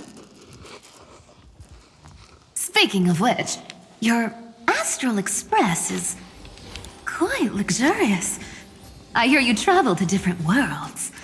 Must have collected quite a few interesting treasures.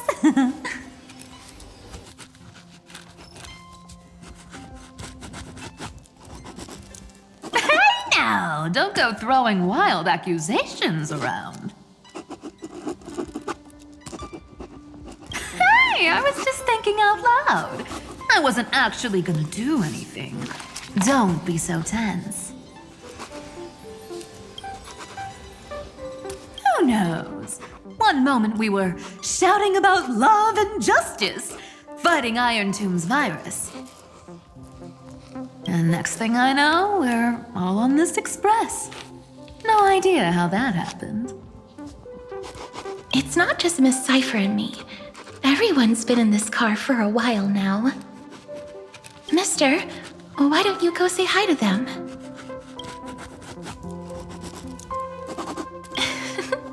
Don't worry. Everyone's following the rules here. If you're worried, feel free to check everything out yourself, mister.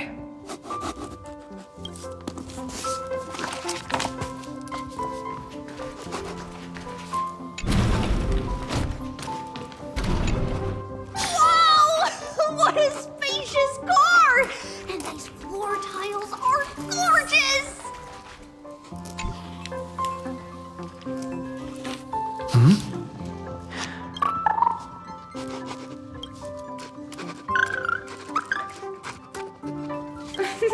Watch your step, teachers. Ah, Ray. Look who's finally awake. I hope Cassie and Miss Cypher's little prank didn't scare you too much.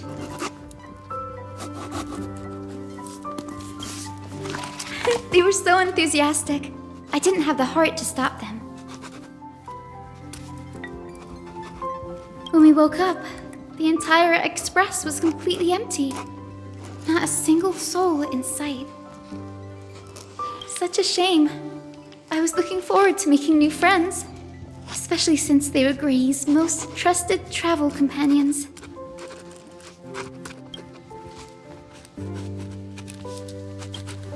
Don't worry. We beat Iron Tomb together, right? They must be on their way home.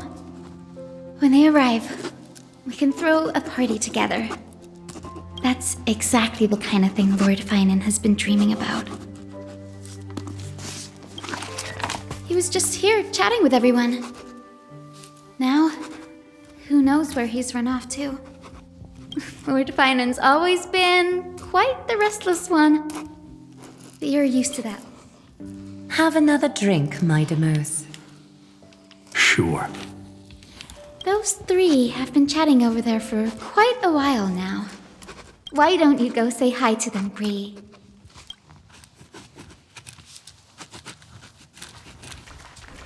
A moderate system, similar to the Demigod Council, is the only guarantee of a long-lasting civilization.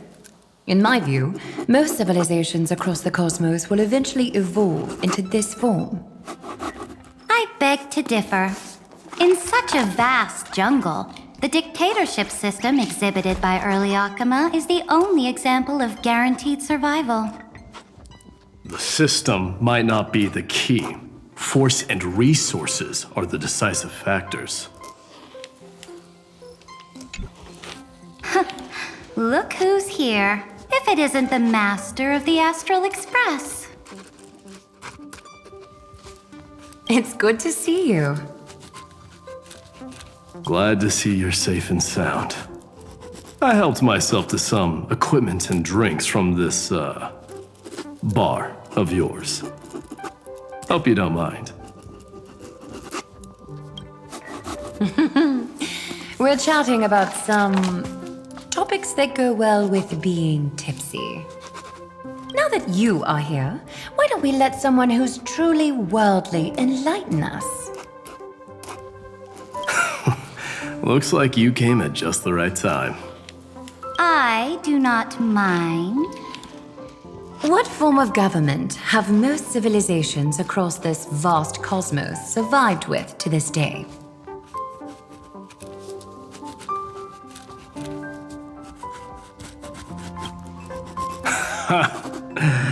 That's exactly the kind of answer I'd expect from you. I bestow upon the Astral Express this supreme mission.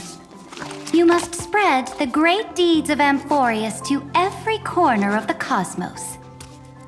Thus, capable individuals from countless worlds will surely find inspiration in the Flame Chase's tales and embark on their own grand journeys. It's hard to say if that'd be a blessing or a curse for the cosmos. I can imagine our conversations here will only get more unrestrained. Don't let our rare moments of joy hold you back. This banquet on the Express truly lacks manners. You may leave. I permit it. That man just left. Wouldn't even stay for another drink. He needs to show more respect. If you're looking for him, try your luck in the car above.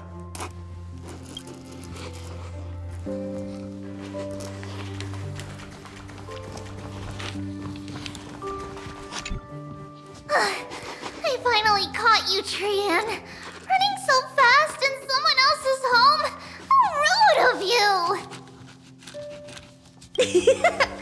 All according to plan. Trian lured you here on purpose. Look, there are several adorable outfits here. Trian wants you to try them on so Trian can draw you looking all cute. Oh my! You even dare to scheme against yourself? Lucky for me, I came prepared. Time for a surprise attack. The hero of justice, Trinan. Trinan has been lying in wait here for a while. We will make Trian taste her own medicine. 2 against 1? That's not fair!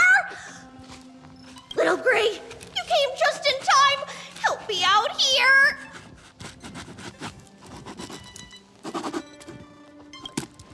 Little Gray, you better think this through. If we snap our fingers and call the other 997 Trebioses, you might end up wearing these clothes too, you know. Trian, good luck. Even little Gray's saying that. Darn it! Trian won't give in!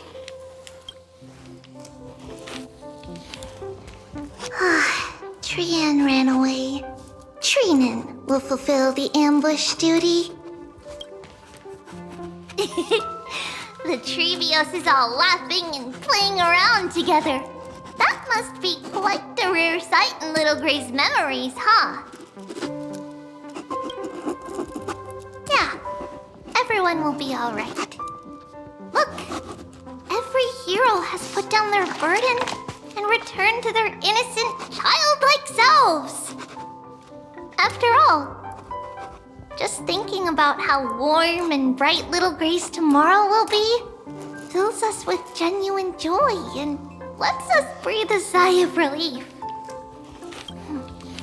So, today, why don't you let Treeby enjoy some rare moments of childhood too?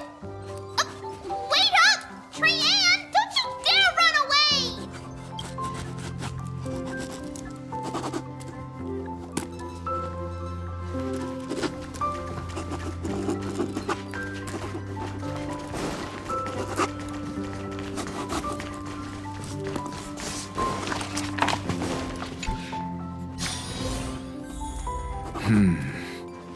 Based on my calculations, there are countless celestial bodies with water in the cosmos.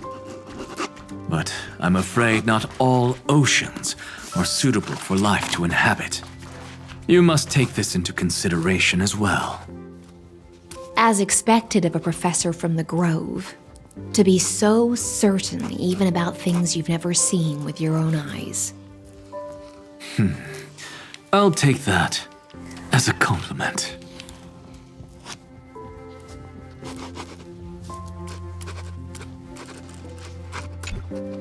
By the way, I heard that the Imperator's Flame Chase army like to hold feasts at the Luminary Throne. That's true. However, Sometimes Dux Carminum and I feel it's a bit inappropriate to drink so freely before the throne of the most revered titan in the grove. Inappropriate? What's inappropriate about it? I only wish I were born earlier. I would have partied like that from the month of Gate all the way to the month of Fortune.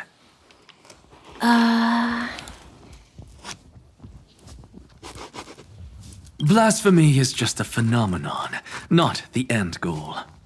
I'm sure there are plenty of people across the stars who question these so-called eons or paths.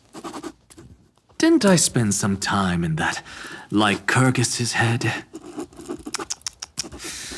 I sure learned quite a bit about blasphemy from that experience. Humans create gods, and gods shape humans. Who's really the one trapped? The creator or the believer? Professor Anaxagoras, let me just check one thing. You haven't bought into those twisted theories of that Theoros, have you? Don't worry. The difference between a genius and a madman is that a genius shares lethal truths, while a madman tries to force them upon others. I see. It's like drinking honey brew at a banquet. Likeable folks invite others to raise their cups together, while the unlikable ones force others to drink with them. Being able to break down complex information into common sense like that. You're quite the scholar yourself.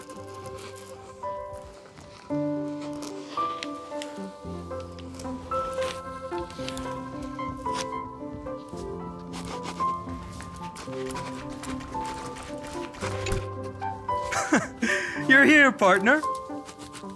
That celebration party I've been mentioning to you has finally become a reality. Though the vibe's a bit different from what I imagined, this still counts as keeping my promise, right?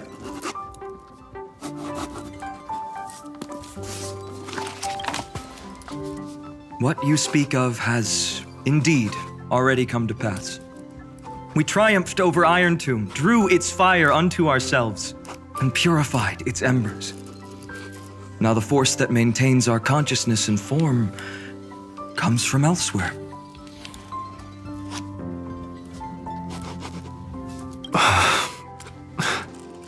Worried about your companions on the Express, huh?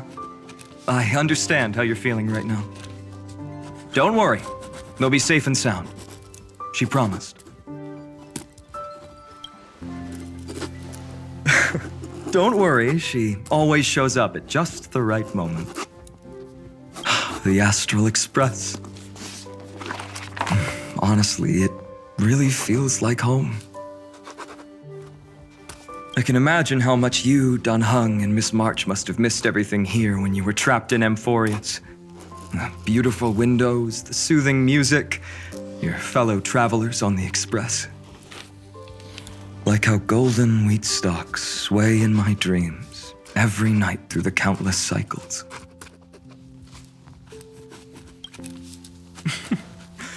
Among all these stars in the sky, there must be another little village like Ides Elysiae out there, right? I think I've found my own wish, partner. Someone once told me that home is where you can be truly free and at ease. Maybe roaming the cosmos with you all is my strongest desire right now. All of us together, of course. The Shinjo Alliance, Penacony. I blame my poor imagination. I can't picture what those worlds look like at all from Dun Hung's descriptions. So I have to see it with my own eyes, right? Ha! You're finally here! He has something to ask you. Well then, I'll leave you two to chat. Thank you, Final. After such a good sleep, you must be bursting with energy now, right, friend? Sorry about that. Since it's our first time visiting the Express, I was hoping everyone would behave. But it turns out everyone's quite the character, aren't they? You know what I mean, right? How about we take a look back at everything that's happened so far? Together, we triumphed over Iron Tomb. It tried to transform into trillions of viral clusters to infect the cosmos. But the heroes threw themselves into the golden flames, becoming arrows that purified the destruction. The fall of Iron Tomb also symbolizes the demise of Scepter Delta ME-13. Amphoreus, the home we sacrificed everything for, now exists only in the memories of the cosmos. So, this isn't real. Just a dream. An illusion. Oops. Wrong answer. What? In that instant when you broke through space-time with the Trailblaze, carrying all the world's memories back to reality, that world, once shackled by data, became a seed waiting to sprout in the cosmos. Did we really manage all that? Just as Kaslana's rage of 30 million cycles made the destruction shed a drop of golden blood.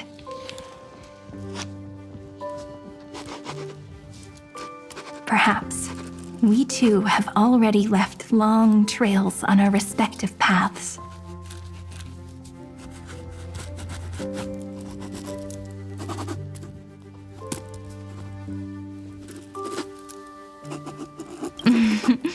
That's a bit of an exaggeration. None of us can become true life forms yet. At least, for now. But Amphoreus already has a tomorrow. So as long as you carefully preserve and tend to all the seeds, then when the Trailblaze creates another miracle someday in the future, I believe this world we deeply love will sprout and bloom into a beautiful flower. Don't worry, I've already kept all the seeds safe in the first fruit for you. And its name is As I've Written. So, it's time to reveal the correct answer.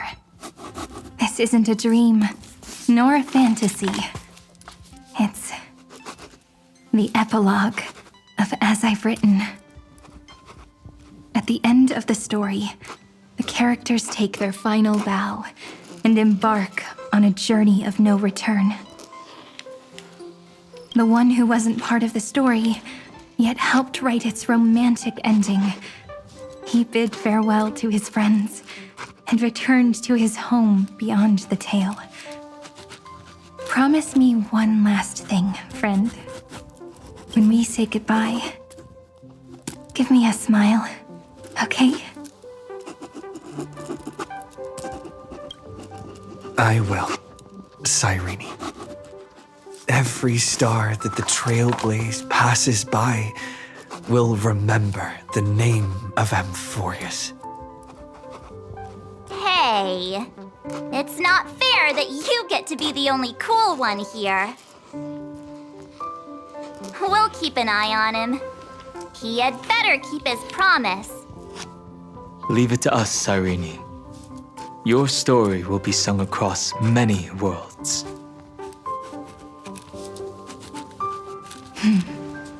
Stories this complex and twisted are always hard to believe. If anyone questions the truth of this tale, you'll all have to stand up for us.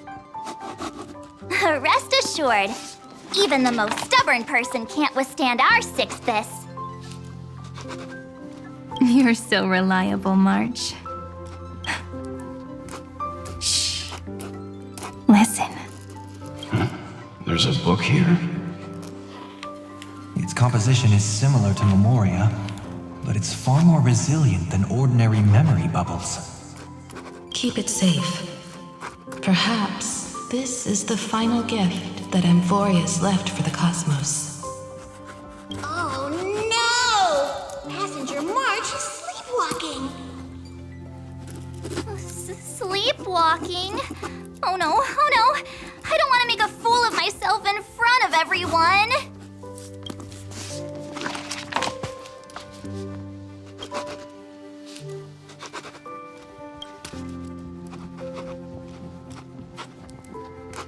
I can hear all those sneaky little plans brewing in your head.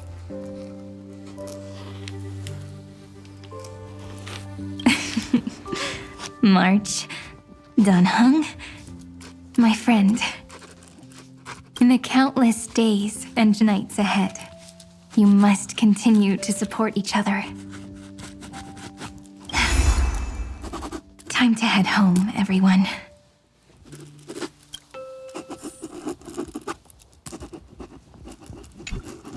Leaving this place means, as I've written, will conclude here.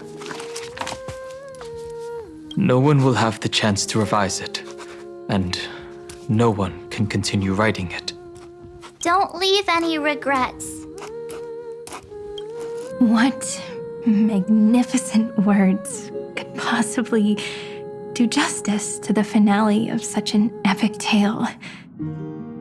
I've been pondering this while you were sleeping.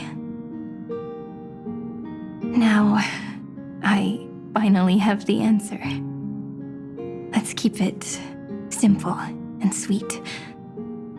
In our virtual extrapolations, we've lived through epochs longer than the lifespans of many stars.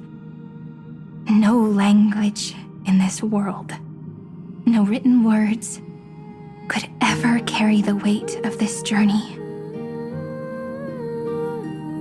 In that case, let's not be bound by the minutiae of words. Those who understand its passion and romance will naturally be moved to tears by the final period placed at the end. And now, it's time to say goodbye to our readers. And so we reach the final page of As I've Written. Let's not leave behind any regrets, everyone. Everyone's here. Who wants to write the first line? Going first is the hardest job. I don't want to make a fool of myself. How about letting the great Imperator draft it for us? Are you all such cowards? Then I shall enlighten future generations, just like the 30 million cycles of flame chase. Without me, there is no world. Go think, observe, and conquer. What's wrong? Everyone's gone quiet. The great Imperator set the bar way too high. How are we supposed to follow that up?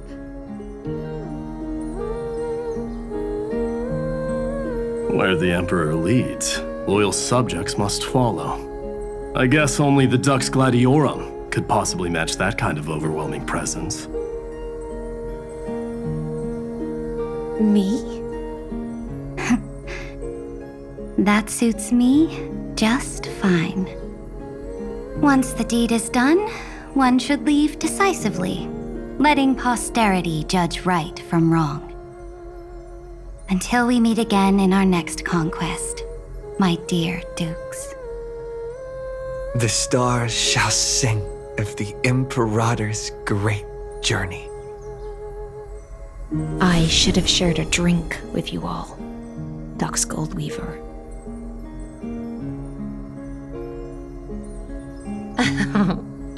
Loosen up, High Sealants. Life is like the ocean. Tides rise and fall. and everything eventually dissolves into the waves. So, sing your heart out in every moment of your existence. Whether it's a feast or the nihility that awaits ahead, I will find its radiance and sing its praises. May the next feast be eternal. Miss Hysealand's toast is so poetic. Does everyone have to be so poetic? In my opinion, we should leave some real words of wisdom for future generations. Next up, any volunteers? I'll do it. There's no dragging one's feet in the Kremnoan language. Does the Kremnoan language even... Haikith, don't interrupt. Kill the play, and games shall be born. Kill the strife, and glory shall descend. Not bad at all. But now I can rest easy. After all, the lines I prepared are way more profound than yours. Ha! If nothing else, you're certainly unmatched when it comes to singing your own praise. Farewell, everyone. If we meet again, I shall once more become your steadfast support. That's a promise I won't back down from. Mighty Mouse, become king. What's up, Cass? It's nothing, Lady Trebios. I just finally realized something. Then speak your mind, and let your words be immortalized on the page, Cass.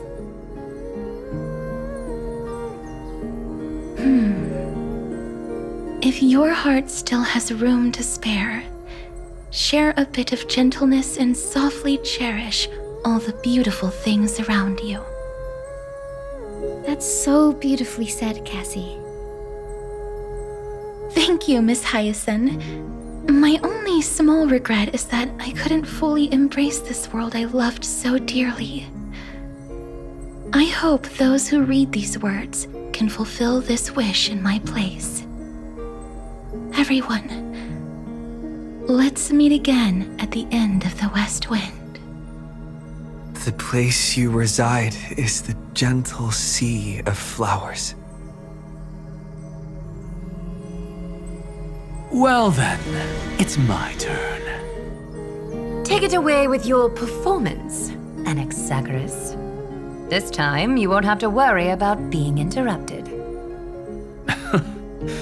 Then I must thank you all for being such a captive audience. Now, with this golden opportunity, I shall reveal to the world my insights into the world's ultimate truth. Truth is a solvent that dissolves all things in the world, and thus cannot objectively exist. I have a brilliant proof for this in mind, but since we're nearing the end of the story, I shall not elaborate. Is this your final question for future generations?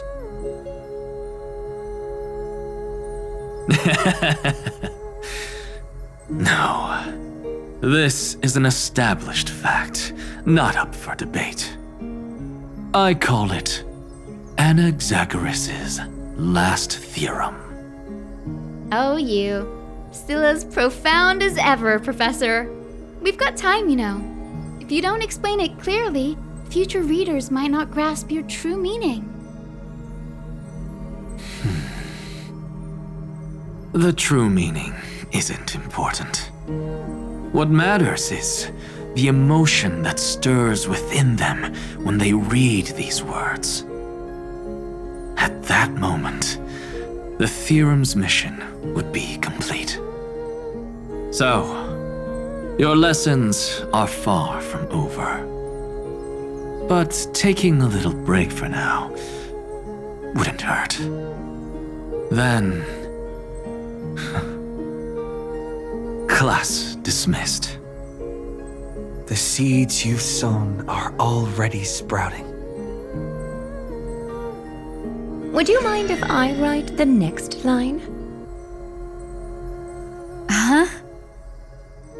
I actually thought you should be the one doing the final wrap-up. But we'd never turn down a request from you, Aggie. Teacher, Cyphera, thank you both.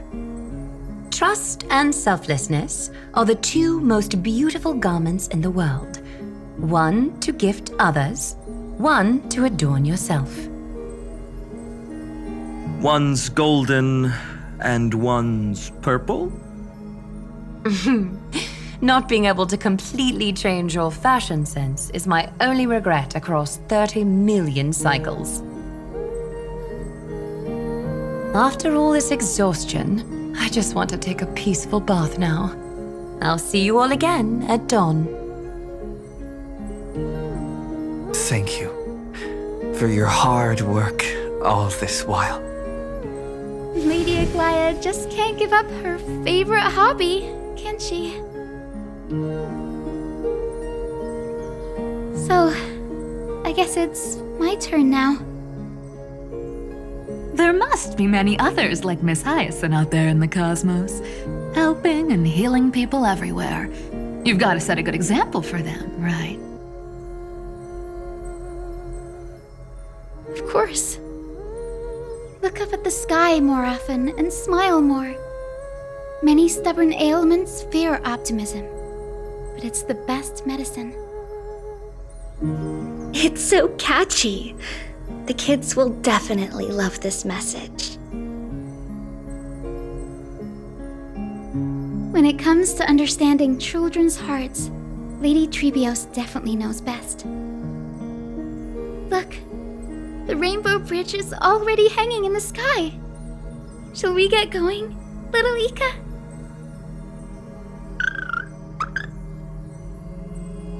It's you who healed the sky. What's on your mind, Miss Cypher? I'm thinking. Should I leave behind a riddle? Some twisted, convoluted scheme that'll drive everyone in the universe mad trying to crack it. I see. You know what? Just go wild with it. No one's gonna judge you. Oh well, my brain's not working right now. Let me be genuinely sincere for once. Don't be afraid to fall. Just run. Destiny's just a slow-moving nymph. It can't catch you. So in the end, little Cyphy's message was the most straightforward one. Even if you combined 30 million of me, I probably wouldn't have read as many books as you did in one lifetime.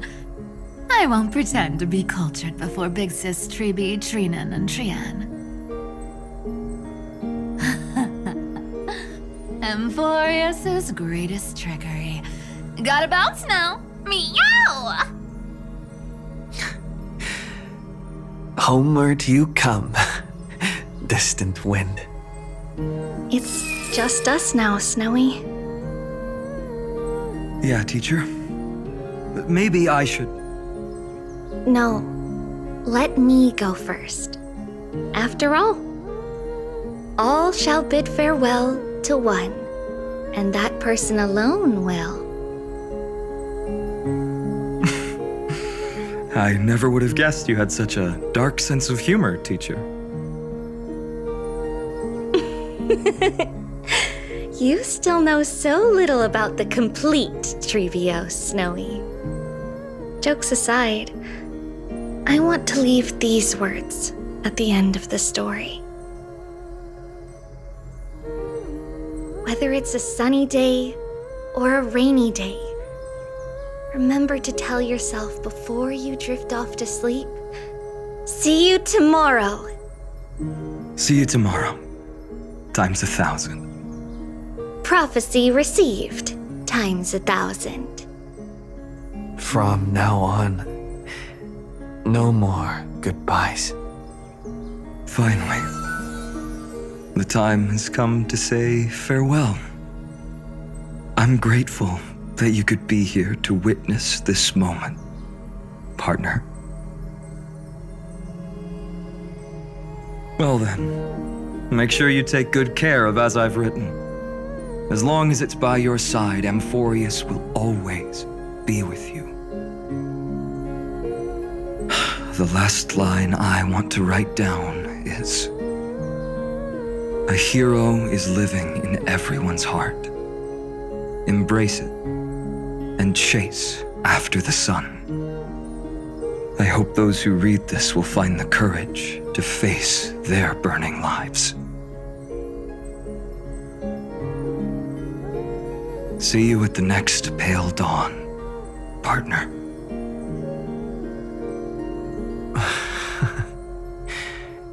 Did you see?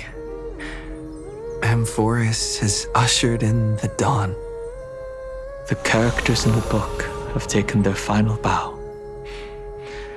It's time for us to return to our own reality. But as people who lived through it, we can still add the final touches to this story, right? Of course. The pen will eventually break, the ink will run dry, and life will ultimately fade. But thoughts will permanently remain in sagas. If time is an endless cycle, then forget the bitterness that keeps repeating, and remember only the moments of happiness. Let's walk towards tomorrow together. We were never apart. Time to head home. Don't miss the crew meeting. We won't wait around for you, you know?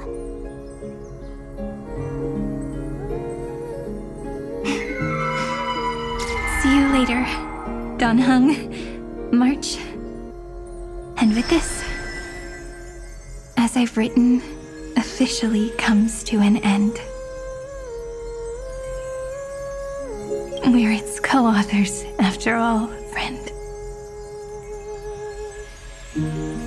Once the words are written down and have been read by others, the meaning they carry is no longer in our control, leaving the freedom of interpretation to every reader who opens it. Don't you think there's something romantic about that? As for what this story means to you and me, let's keep it close to our hearts. After all, we've always had this unspoken understanding between us. Whoa! Passenger March! Why did you suddenly wake up? You scared me so much that I dropped that book! Welcome home, you three. Thank you for your hard work on this trailblaze.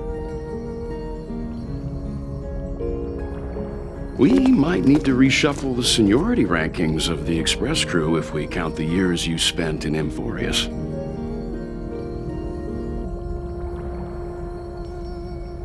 Hey, I was the first one to get dragged into it. Does that mean I'm gonna be the oldest member of the Astral Express now? Miss March hasn't lost her innocent nature even after all these long years. In other words, she hasn't really grown up at all. Hey!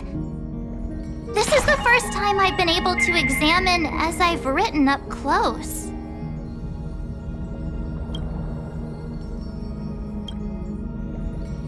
Miss Irene's handwriting is gentle, yet steely, with an underlying strength.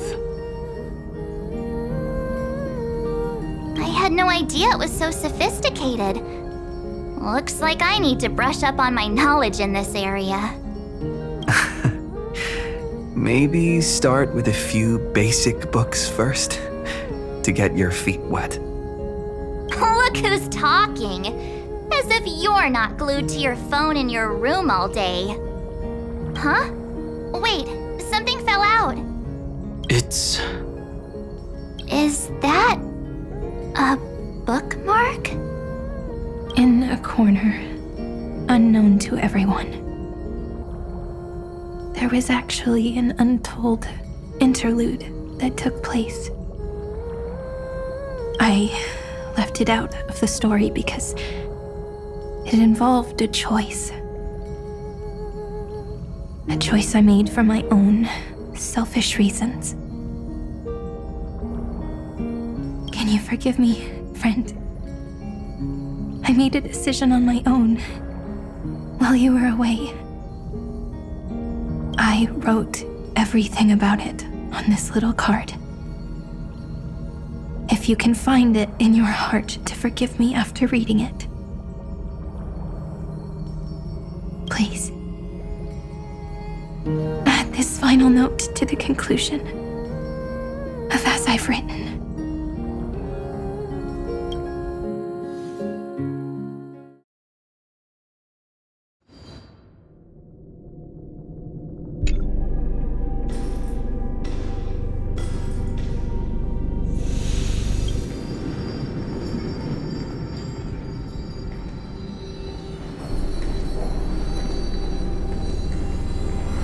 Memories swallowed by Iron Tomb.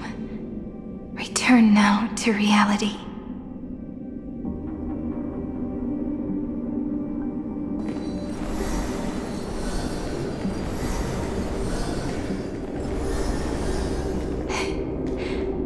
And don't lose your way. I finally found you, Cyrene. Demiurge. We won the battle. Thank you, Madame Herta. Without you, we never would have stood a chance. Still, there's something weighing on you. Right before I shut my eyes, inside the droid head's brain, I saw something unsettling. The fourth instant, this turning point in cosmic destiny, anchored by the erudition. It's not a single instant, but a process, a chain of events. So, this victory isn't the final piece of that chain? Far from it. This is only the beginning. The first toll of the death knell for the cosmos. That sorrowful look doesn't suit you, Madame Herta. Don't hold it in. Tell me.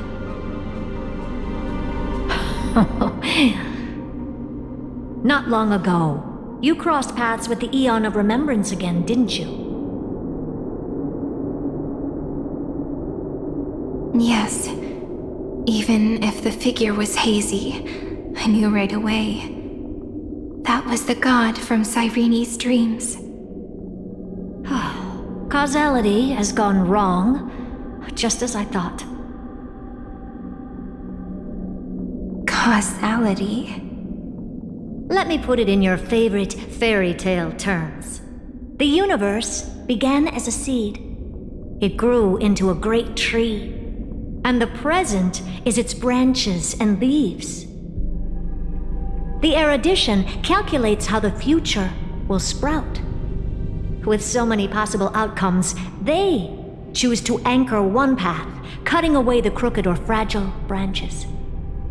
But if things continue that way, the branches grow endlessly, the leaves multiply, and one day the tree collapses under its own weight.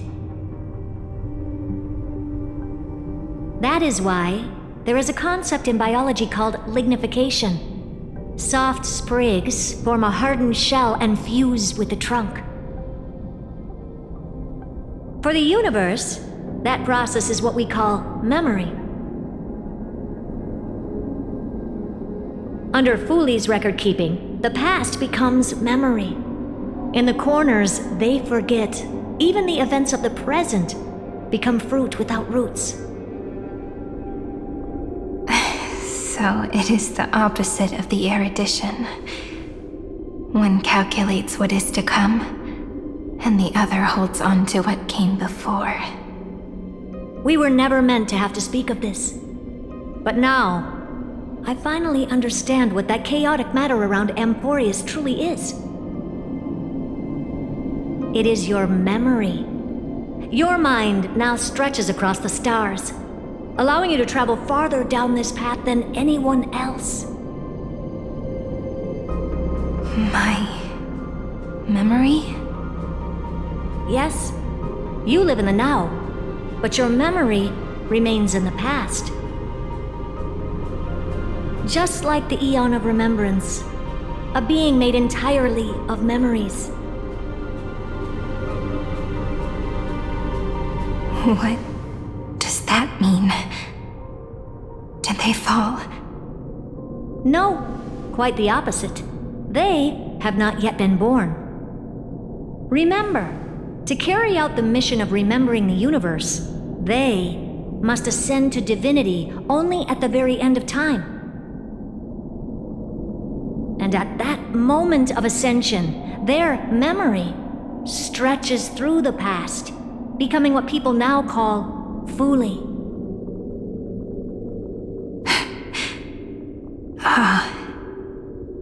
That is why they feel so distant, so cold. That crystalline form is just an empty shell. I do not know how the Garden of Recollection managed to hide this until now. They must have their reasons, but none of that matters now. Here in the present, we cannot know who will become Fuli. But one thing is certain. They will be born. And those who might become Fuli all share the same characteristics.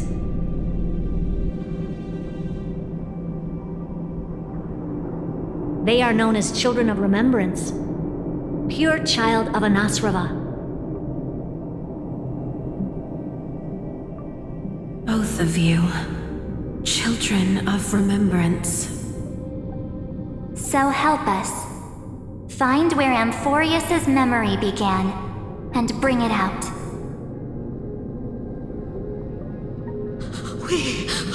We are the sacrifice the garden used us. The pure child of Anasrava. Abandon us!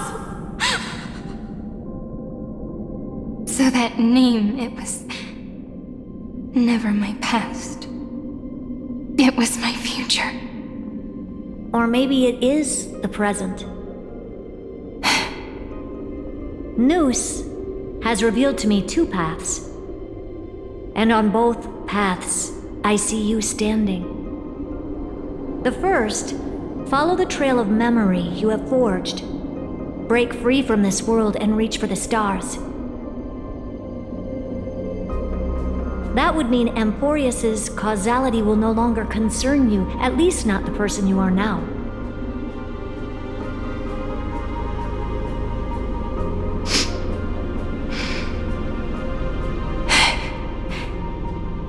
Go on. The second, you come to a stop and fade, offering yourself to become the memory that carries through Amphoreus. Perhaps this is the choice every pure child of Anasrava must face. That choice means I'll remain in the past forever. And more than that, it means you will close off Amphoreus' causality. This world is sealed.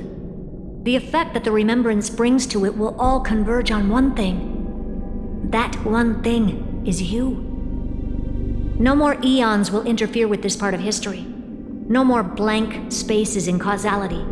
The present will be set in stone and become indestructible. There are two paths, and only one leads to the right end. Droidhead didn't tell me the answer. but I can guess what might happen if you choose wrong. With causality incomplete, there is a chance Iron Tomb could rise again.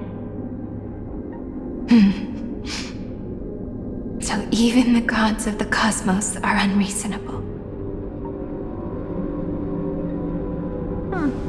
If you want my advice, stop thinking so much. Ask yourself what your heart truly wants. Choose the first path, and you might survive as a memo sprite. You may even walk beside them for a while. Even I can tell how much they mean to you, especially the little one. But if you take the second one, then you may have already lost the chance to say goodbye.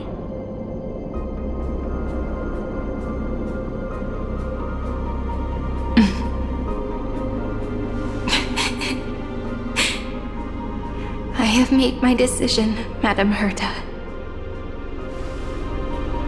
I thought you would need more time to think it through. The answer is clear, is it not? Still, I do need a little time to quiet the sorrow in my heart. His kindness is always just right for the moment. I believe he will forgive me.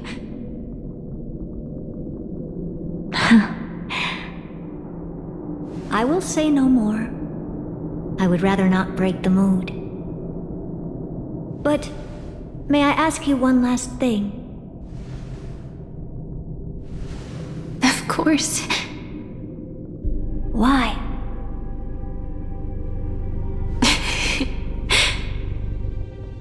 I once heard a saying that went something like this. Divinity is flawless humanity, and humanity is flawed divinity. We children of Amphoreus gave up on gods long ago. Those beings who love to play pranks on the universe. I believe in him much more than I believe in them. And I believe in who I am. As a human. Oh.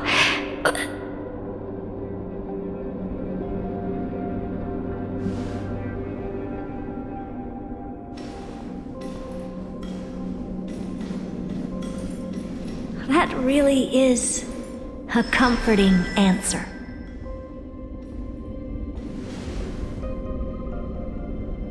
As for the one wish I still have trouble letting go of.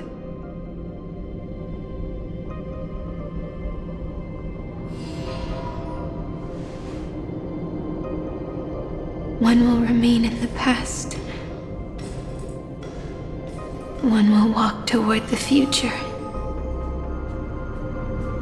I believe that the one I cared for most will witness on behalf of the ripples of past reverie. Every starlit tomorrow.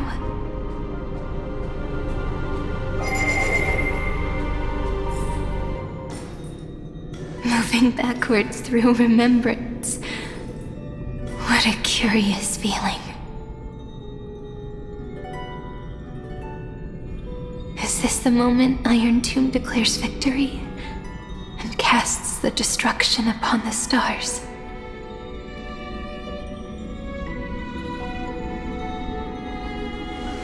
So back then, in the path space, it was I who found me.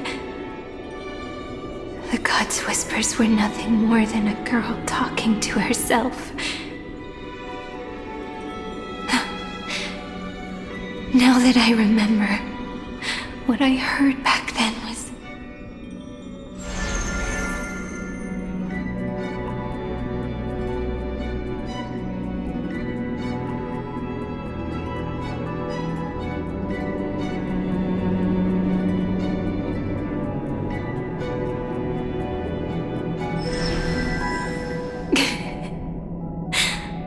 All I wanted to say was, don't give up.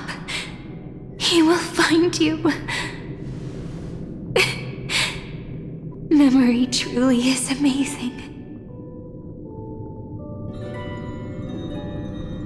Then let me wield this power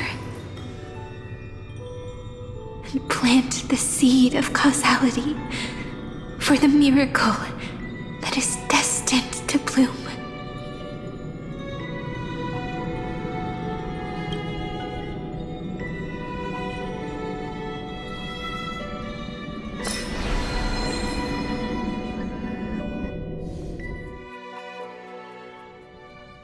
Even so, must we walk all the way to the very beginning of memory?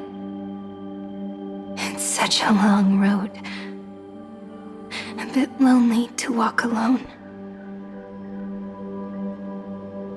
Then, would it be alright if I came with you? As long as it's Peach, even 30 million wouldn't be too many. One is enough. Take a deep breath, and then we can set off, alright? Follow the ripples of remembrance into the past. Reconnect every moment in which the gods made themselves known. Clearly, cause leads to effect.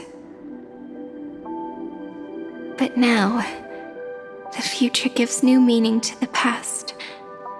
Effect flows backward and nourishes cause. Maybe that is what makes memory so beautiful.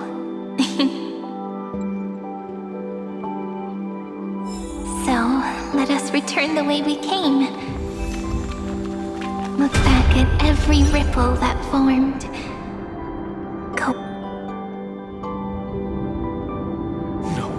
No! How is this possible?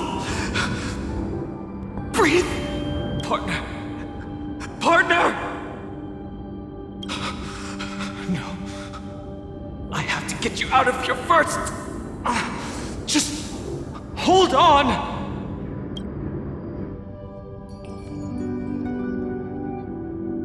Remember? That pale dawn breaking through the endless night? The spear of strife nearly claimed his life. And it was you. You playing God, who cradled his body with your gentle gaze. Then, before Ornyx's altar,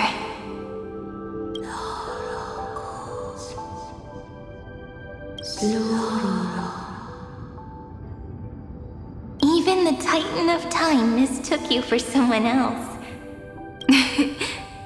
I never imagined there was a hidden truth behind our first meeting. The first time was also the last time I saw you, friend.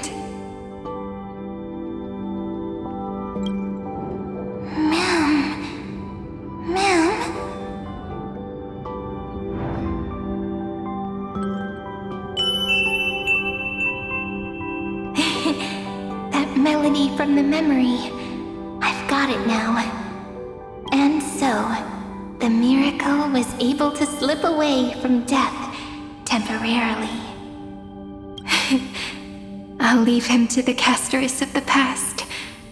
She will keep him here, in the world of the living.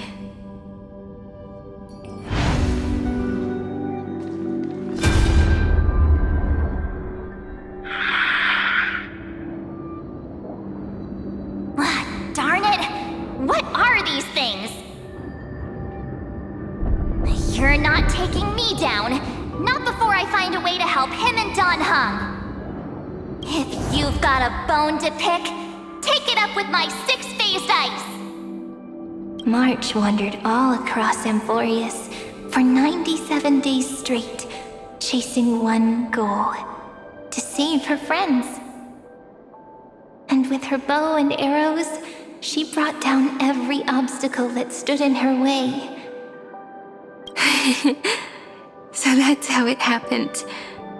My skill with the bow. I owe it all to March.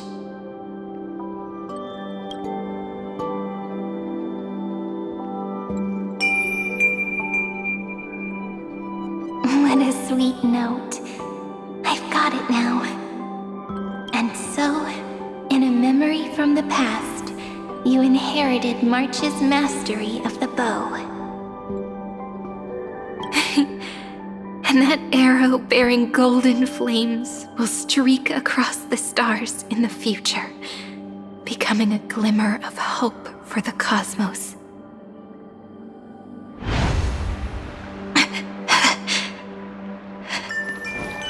Are you okay?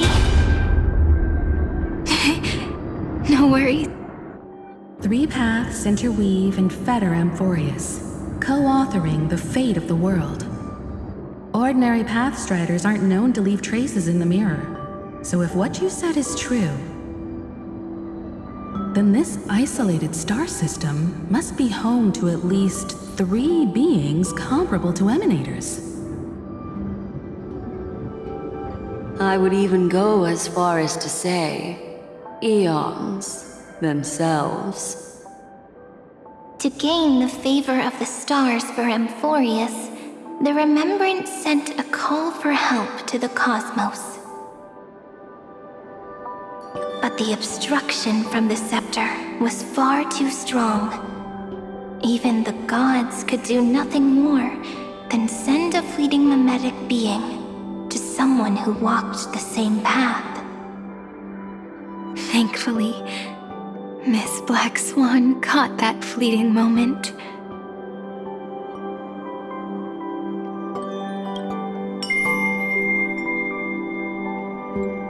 Though that signal drew some unpleasant attention as well.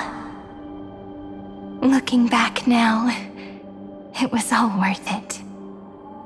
The cosmos showed us a kinder face. Thankfully, she has a different understanding of the Remembrance. Miss Evernight once said that the Remembrance wasn't looking after Amphoreus, but rather scheming and preparing to devour the paths. Her deduction was perfectly logical, but she failed to account for what the humans in this story could achieve. Maybe I have a scheme of my own. A scheme that will bring happiness to everyone. Please keep helping them. And the others in the future too, Miss Black Swan.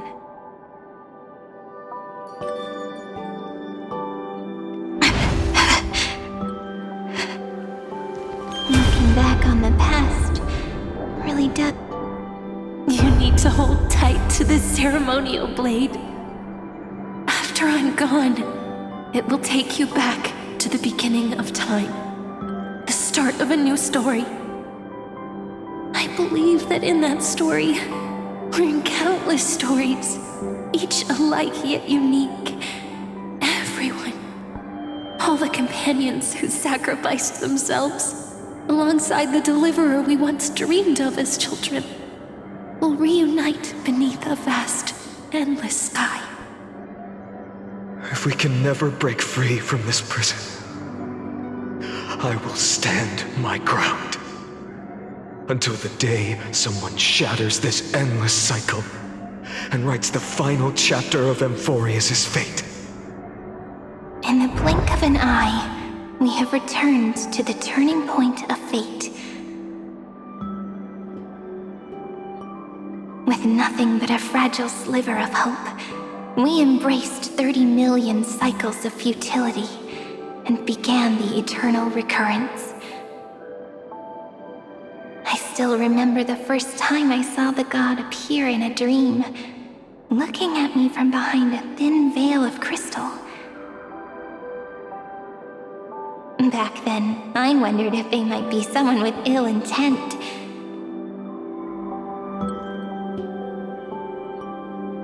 But now, I finally understand. She was always standing beside me, and she is so very beautiful.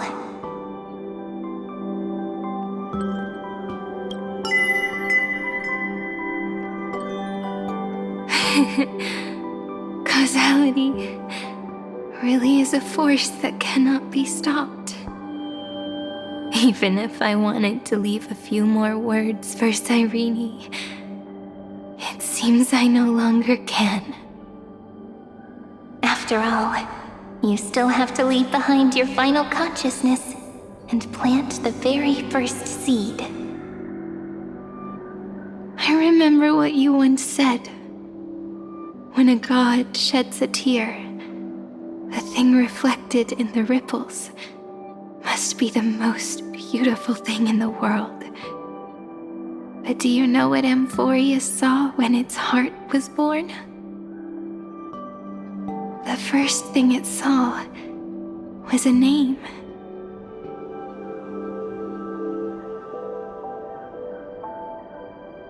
Zero, 9, 3. Looks like you figured it out. Sometimes, all it takes is a change in perspective to reveal something truly unexpected. Don't you agree? That's right.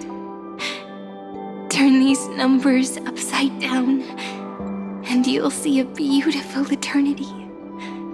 Something we believe in. The ego.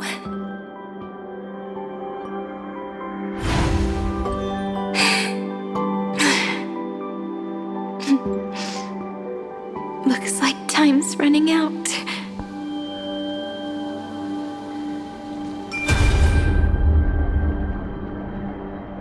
I want to protect everyone in the village.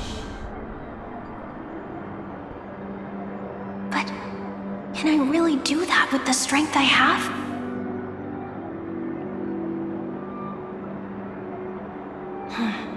I shouldn't think too much. Better finish the farm work Dad left me first. The hero within has been by our side since we were little. Final has always been strong.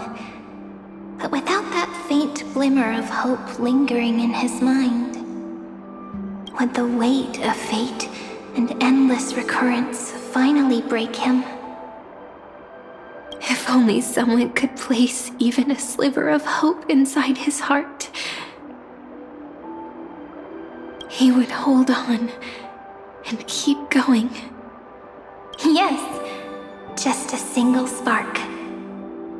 And he would guard that fragile light until it turned into a blazing sun.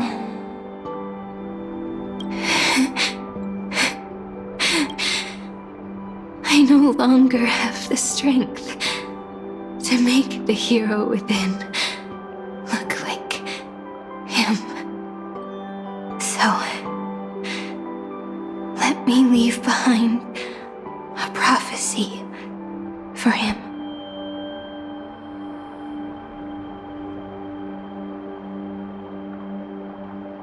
Take this wish with you. Be the hero who begins the mission of deliverance. As prophecy foretold, you will bear the blazing sun until the pale dawn breaks. Continue onward, bearing this world upon your shoulders until the Ashen Hero, the nameless deliverer, ushers in the dawn.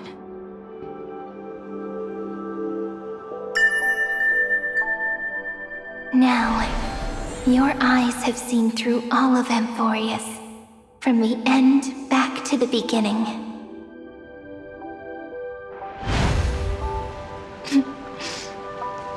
Looks like time's running out.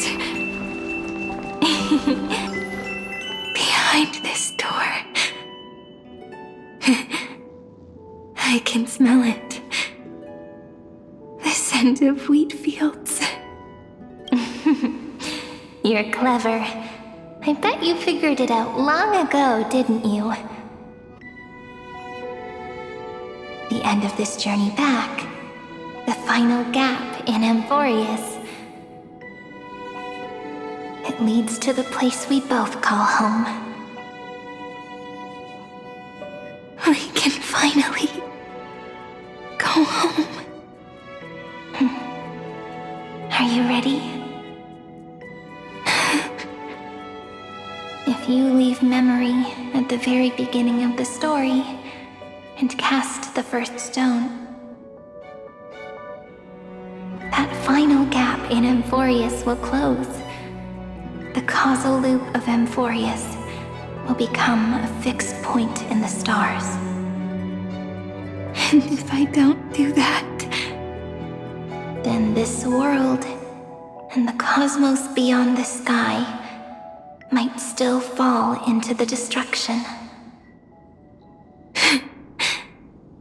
There's no way we would let something like that happen, right? Exactly. I remember that tree in Ide Silicii. It grew all alone, unable to go anywhere. It watched the sea in silence, dreaming of a faraway shore it could never reach. But now, a tiny boat sets sail. It carries a seed of hope, plucked from the tree, and heads into the great beyond. Even if the boat's shadow fades quickly from sight, the tree knows that its wish will bloom on the other side of the sea. In that moment, it must feel happiness, right? The way you brought it up, now I kind of miss that tree too. Come on, let's go home together.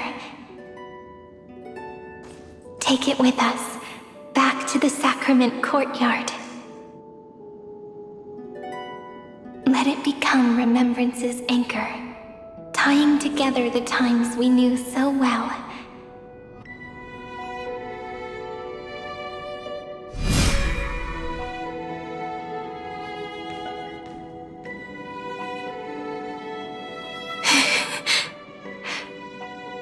Let's go home together.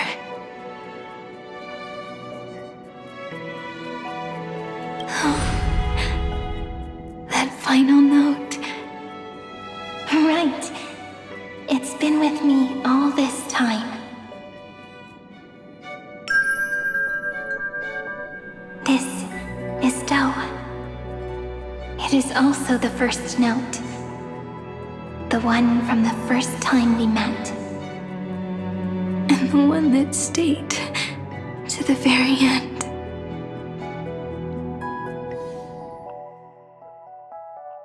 Ide Silicii, the place where it all began.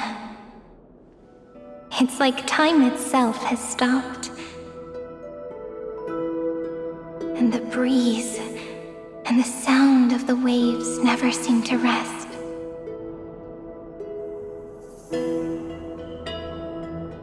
We've made it. The sacrament courtyard. This is the place where we first picked up the ceremonial blade.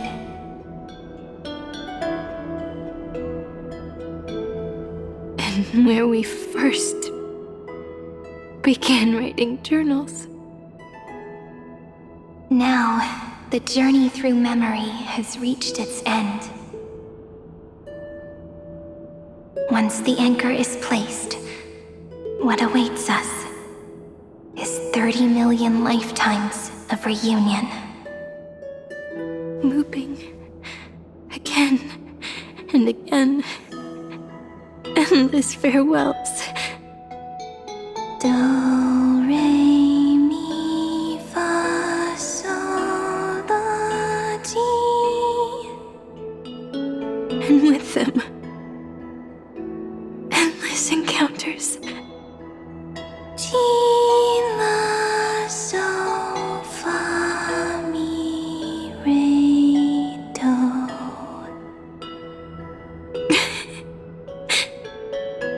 such a happy scale. Whether it's for Cyrene, the Deliverer, or every sprouting branch of Amphoreus, I leave this tale of love here. May the river of time flow backward, bringing scenes of the future before our gaze. In the eternal land that no one remembers, the legend of the Trail Place is about to begin.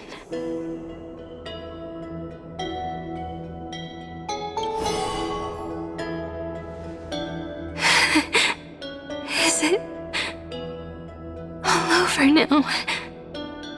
My mind and my memories. It seems they're beginning to fade. The breeze is warm, but my body is shivering for some reason. If you're feeling cold, let's find somewhere warm. We can rest there, together.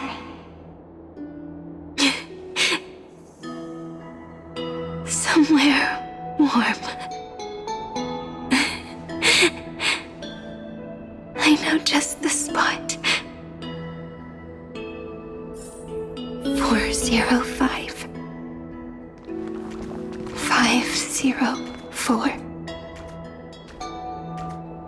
093 365 432 252. Treehouse. Suridra. March 7th. Dunhown. Electra. Hyacinthia. Caslana. Anaxagoras. Aglaya. Midamos. Castoris. Cyphera. Cyrene. And you. Look. Everything is already as we've written.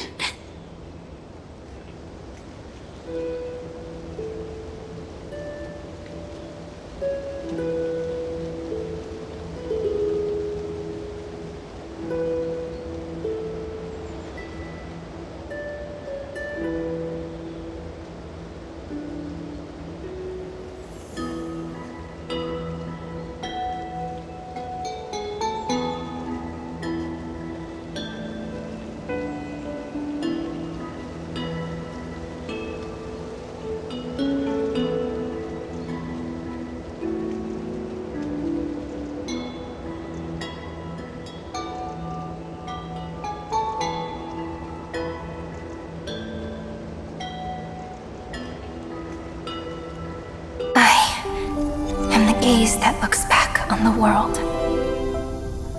How fortunate we are. In this cycle of cause and effect, humanity never looks to the gods for guidance. The ones who pick up the pen and write miracles again and again are always ourselves.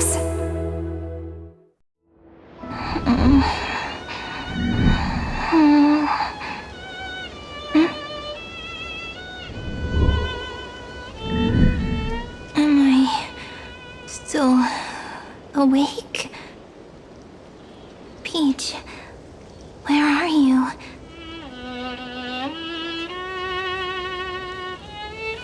Are you still here?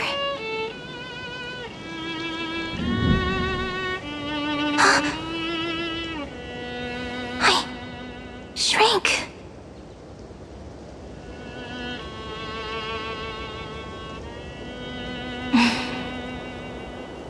So that's how it works. When memory drifts away with the breeze, love leaves behind a seed and turns into lament. Demiurge, Cyrene, Mem. Back again to the first Philia 093. I always do have my charm. The final ripple nourished the great tree, and from it grew a single pink peach. We've been playing for so long, and you still haven't told me your name! I've told you so many times already. You're just forgetful.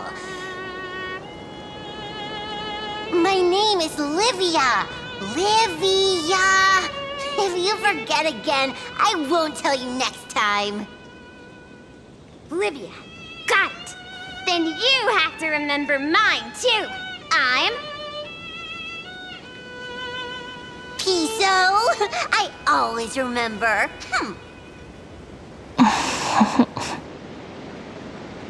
So, Cyrene was just a pen name after all.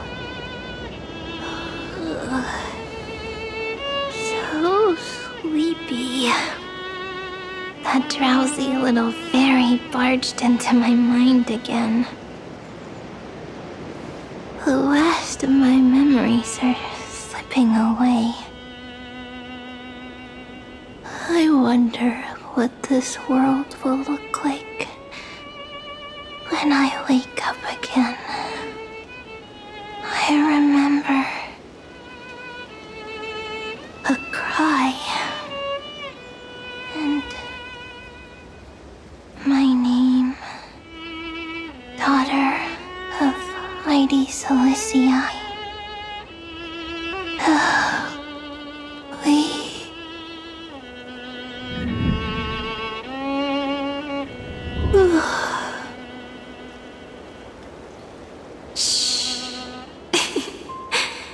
Never mind.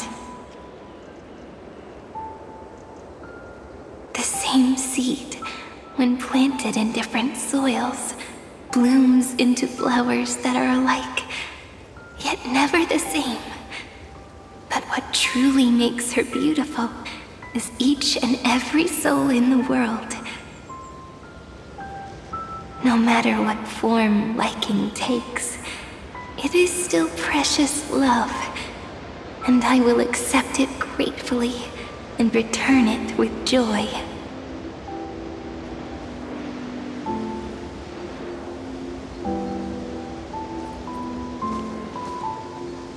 Do you remember my favorite story?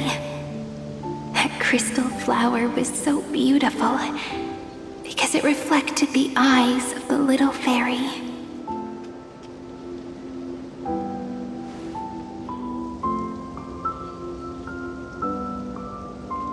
The stars across the cosmos will know I am the fairy who wrote, as I've written, together with you. And in your heart, I know I will always be given the name I love most. The one you gave me. After all, we've always been in sync. Hey, don't rush! Slow down. Let the words settle. We have plenty of time. In Amphoreus's month of mourning, all conflicts across the land come to rest. On the 11th day and night of the month of mourning, the dead will part. The living will embrace. The snow will fall. And bonfires will rise to warm every heart aching with lament. It may sound heavy, right? But on this day, laughter always rises louder than tears. Because people understand that parting is for the next reunion, and sorrow is so we may love more deeply. That is why this day is her favorite of the year.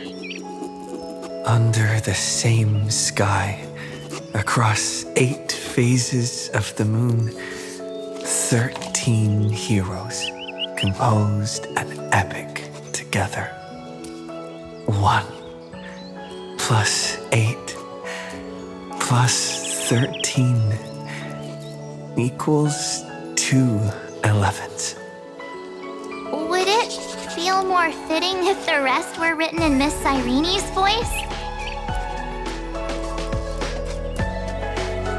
Agreed. Then, we'll add 1. A 1 like none that has come before.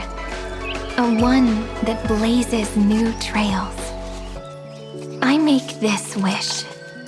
On the 12th day of the 11th month, 13 heroes will take every core flame ignited across 30 million lifetimes and scatter them among the stars. Later, when the people who know this story gaze upon the cosmos, they will discover that the countless stars in the sky now glow pink. And after 13 seconds, that radiant light will quietly fade away. It will be such a romantic, yet puzzling sight. But that's all right. They will keep that mystery close to their hearts, constantly pondering what the ego truly is. They will love. They will get hurt. They will rage. And in 30 million moments of helplessness, they will stitch their shattered hearts back together. Again and again. But remember this well. Losses are a constant on the flame chase journey. There may be pain along the way, but you and I will never be alone. They will come to understand what it means to lose, and in the end, they will choose to let go. They will offer their hearts to this world, to every companion they walk beside. And they will take in the hearts of others and pass them onward. For every soul that exists in this world, there is a different ego, a different prime mover of life. There will never be just one answer, not even for love. But when people gaze into the night sky and love what is fading with the same resolve they have to praise the stars, I want that soft, gentle pink in the sky to tell them, love will always be answered. This is a story about love, and a story about how to answer it. Whether it is one we have already written, or one you are yet to write, it will be a romantic story, like none that has come before. You think so too, right? And a romantic story deserves an ending that is free and complete. When every clue and thread has found its end, and the weight of the pen is no longer constrained, pour the spirit of trailblazing into it, and end this tale with the most pure and romantic period.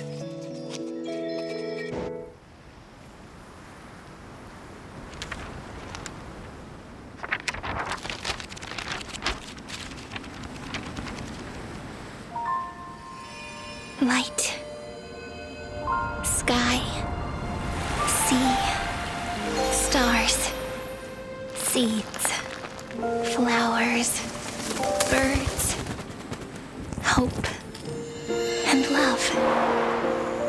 Such words of beauty were how I first imagined the world. For as long as I can remember, I've used them to tell the stories of Amphoreus. And now, this is the last one. A story about tomorrow. Dedicated to you.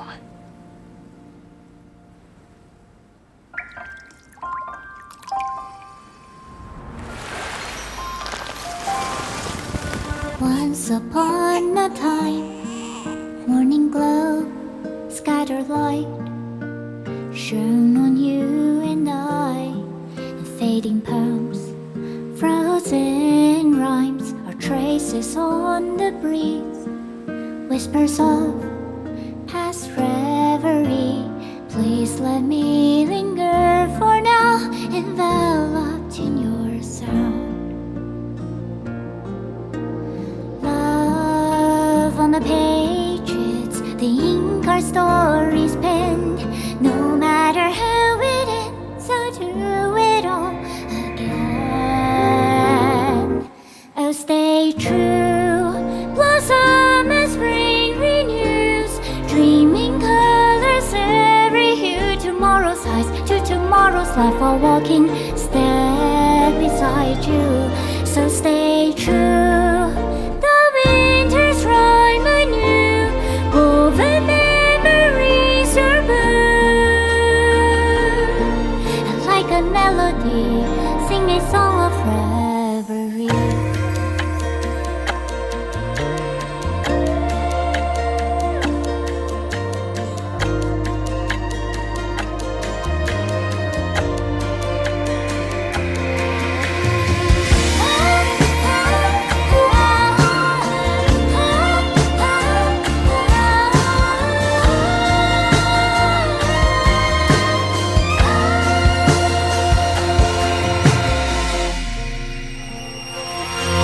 Please stay true, cherish your memory. Go with love, your hearts are key as rivers flow, as gardens grow. I hope you bloom in beauty. See you soon after the end of time, in the mountain frozen rime.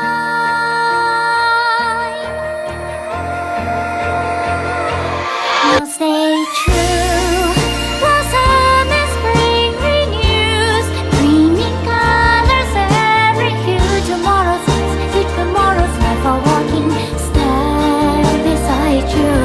Now stay true, the winter's rhyme anew, woven memories are born, and like a melody, sing our reverie.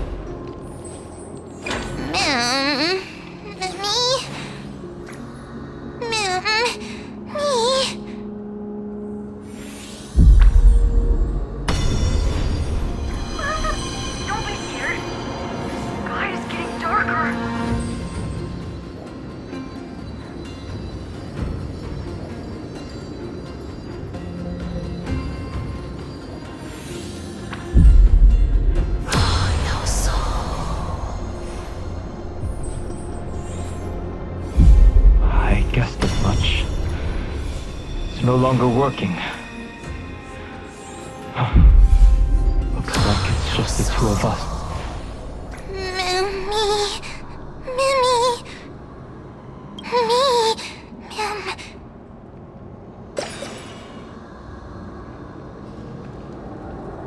Let's find someplace safe to set up a base of operations first.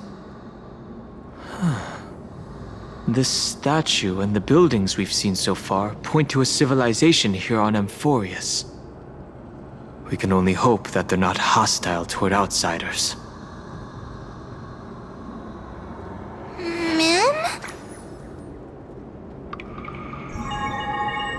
I've reunited with you so many times, and every time feels like the first time we met.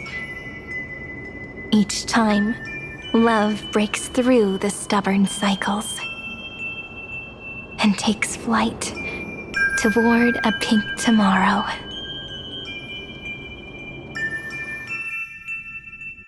It's still early.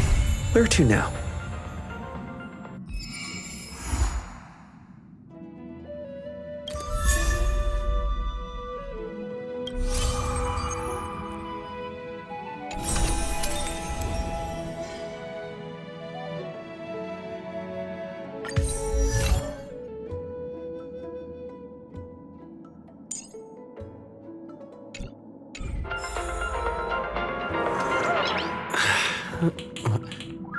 Nice. This is the Inter-Astral Peace Broadcast. Good evening, everyone. Good evening. Welcome to a new episode of the Inter-Astral Peace Broadcast. The Siduni Rama star cluster has gathered the might of its civilizations and declared war on the Lord Ravager Selenova. A sudden incident involving the corrosion of Intellitron implants occurred on the planet Osa. You mean you just waved a probe around in deep space and found our pal and Don Hung? That little thing's really that impressive, Ninja Girl? This is a ninja tech device, blessed by the Great One. It senses the ultra-low frequency electric waves of the human body. Oh, that's a whole lot of pretty wubbaboo. But since we found him, let's drop the act. You played it well. But who do you think you are? Brother Hanu? Thinking you could pass as a Galaxy Ranger? Lord Cowboy Ninja, you have turned on me for no reason. Don't tell me the traitorous monkey ninja bewitched you. Are you walking the path of heretics now? Enough.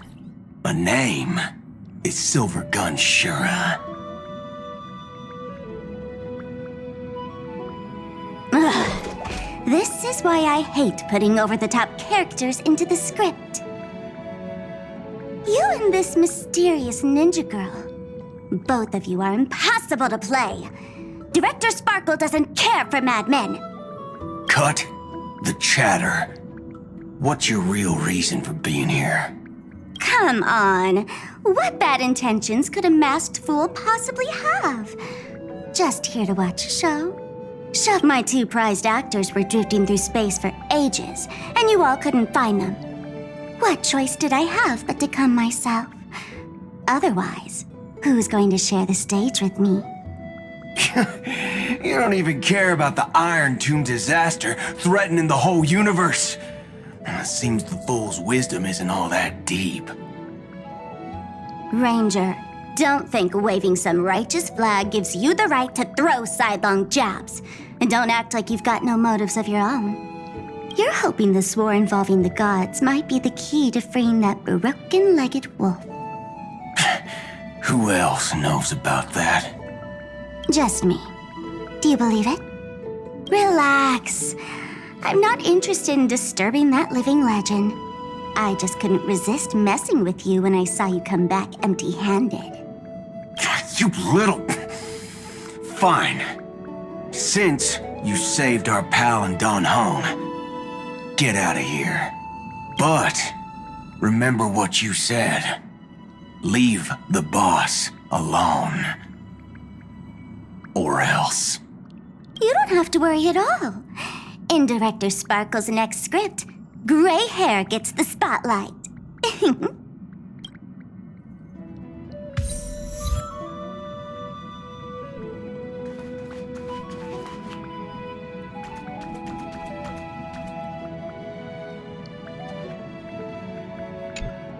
Let's skip the formalities about how the Express crew led the formation of the Cosmic Alliance and saved civilization from the destruction. Thanks to the Express crew's support, our operations stayed on course, even under the relentless pressure from the Marketing Development Department. Miss Himiko, the Strategic Investment Department extends its deepest thanks. Your department's contributions during the crisis did not go unnoticed. But besides disaster relief and holding the line, you've had your hands full with something else too, haven't you? Indeed. The Cosmic Alliance's victory this time has revealed something truly precious. A glimpse of what united civilizations can accomplish in the face of destruction. Our department is summarizing key lessons from this campaign. If another crisis of this scale appears on the horizon, we intend to have a system ready to respond. If the IPC can take the lead in establishing a true frontline against the destruction, it will bring hope to every civilization. Of course, that still hinges on continued support from the Astral Express. Once the Iron Tomb matter is settled, we will be in touch again, Miss Himiko.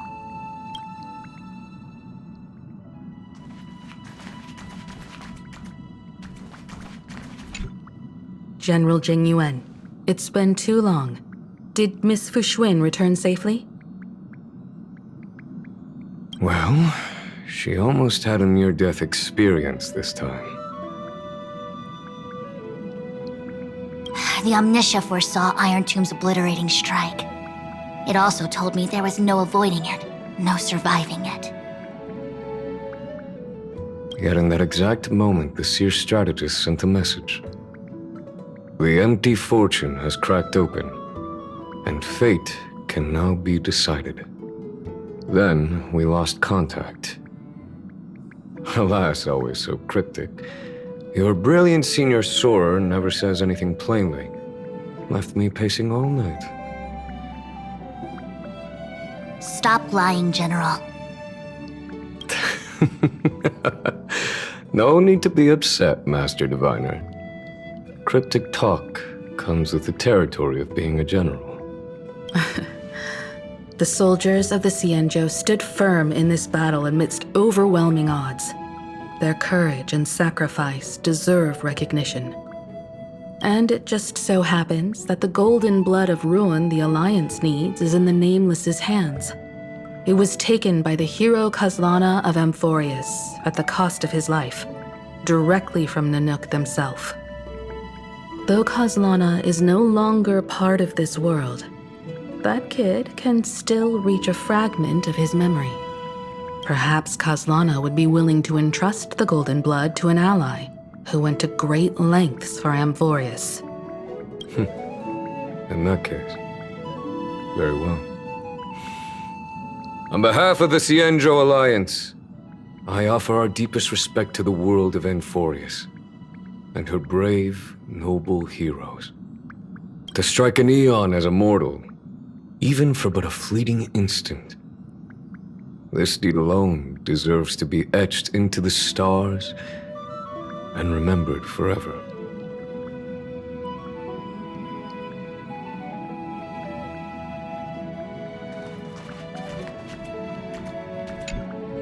Mr. Boothill, it's a relief to see you alive and well after all that bloodshed. Born tough. Though, I ought to apologize to you, Miss Himiko, for missing the Express's signal earlier. The soldiers of both the IPC and the Cienjo saw the way you all fought on the front lines. Please accept my sincere thanks for the bravery the Rangers showed. No need for thanks, Miss Himiko. I ain't the leader of the pack, didn't bring many along. Most of those who showed up for this fight have a personal score to settle with the destruction. That's why they fought like they had nothing to lose.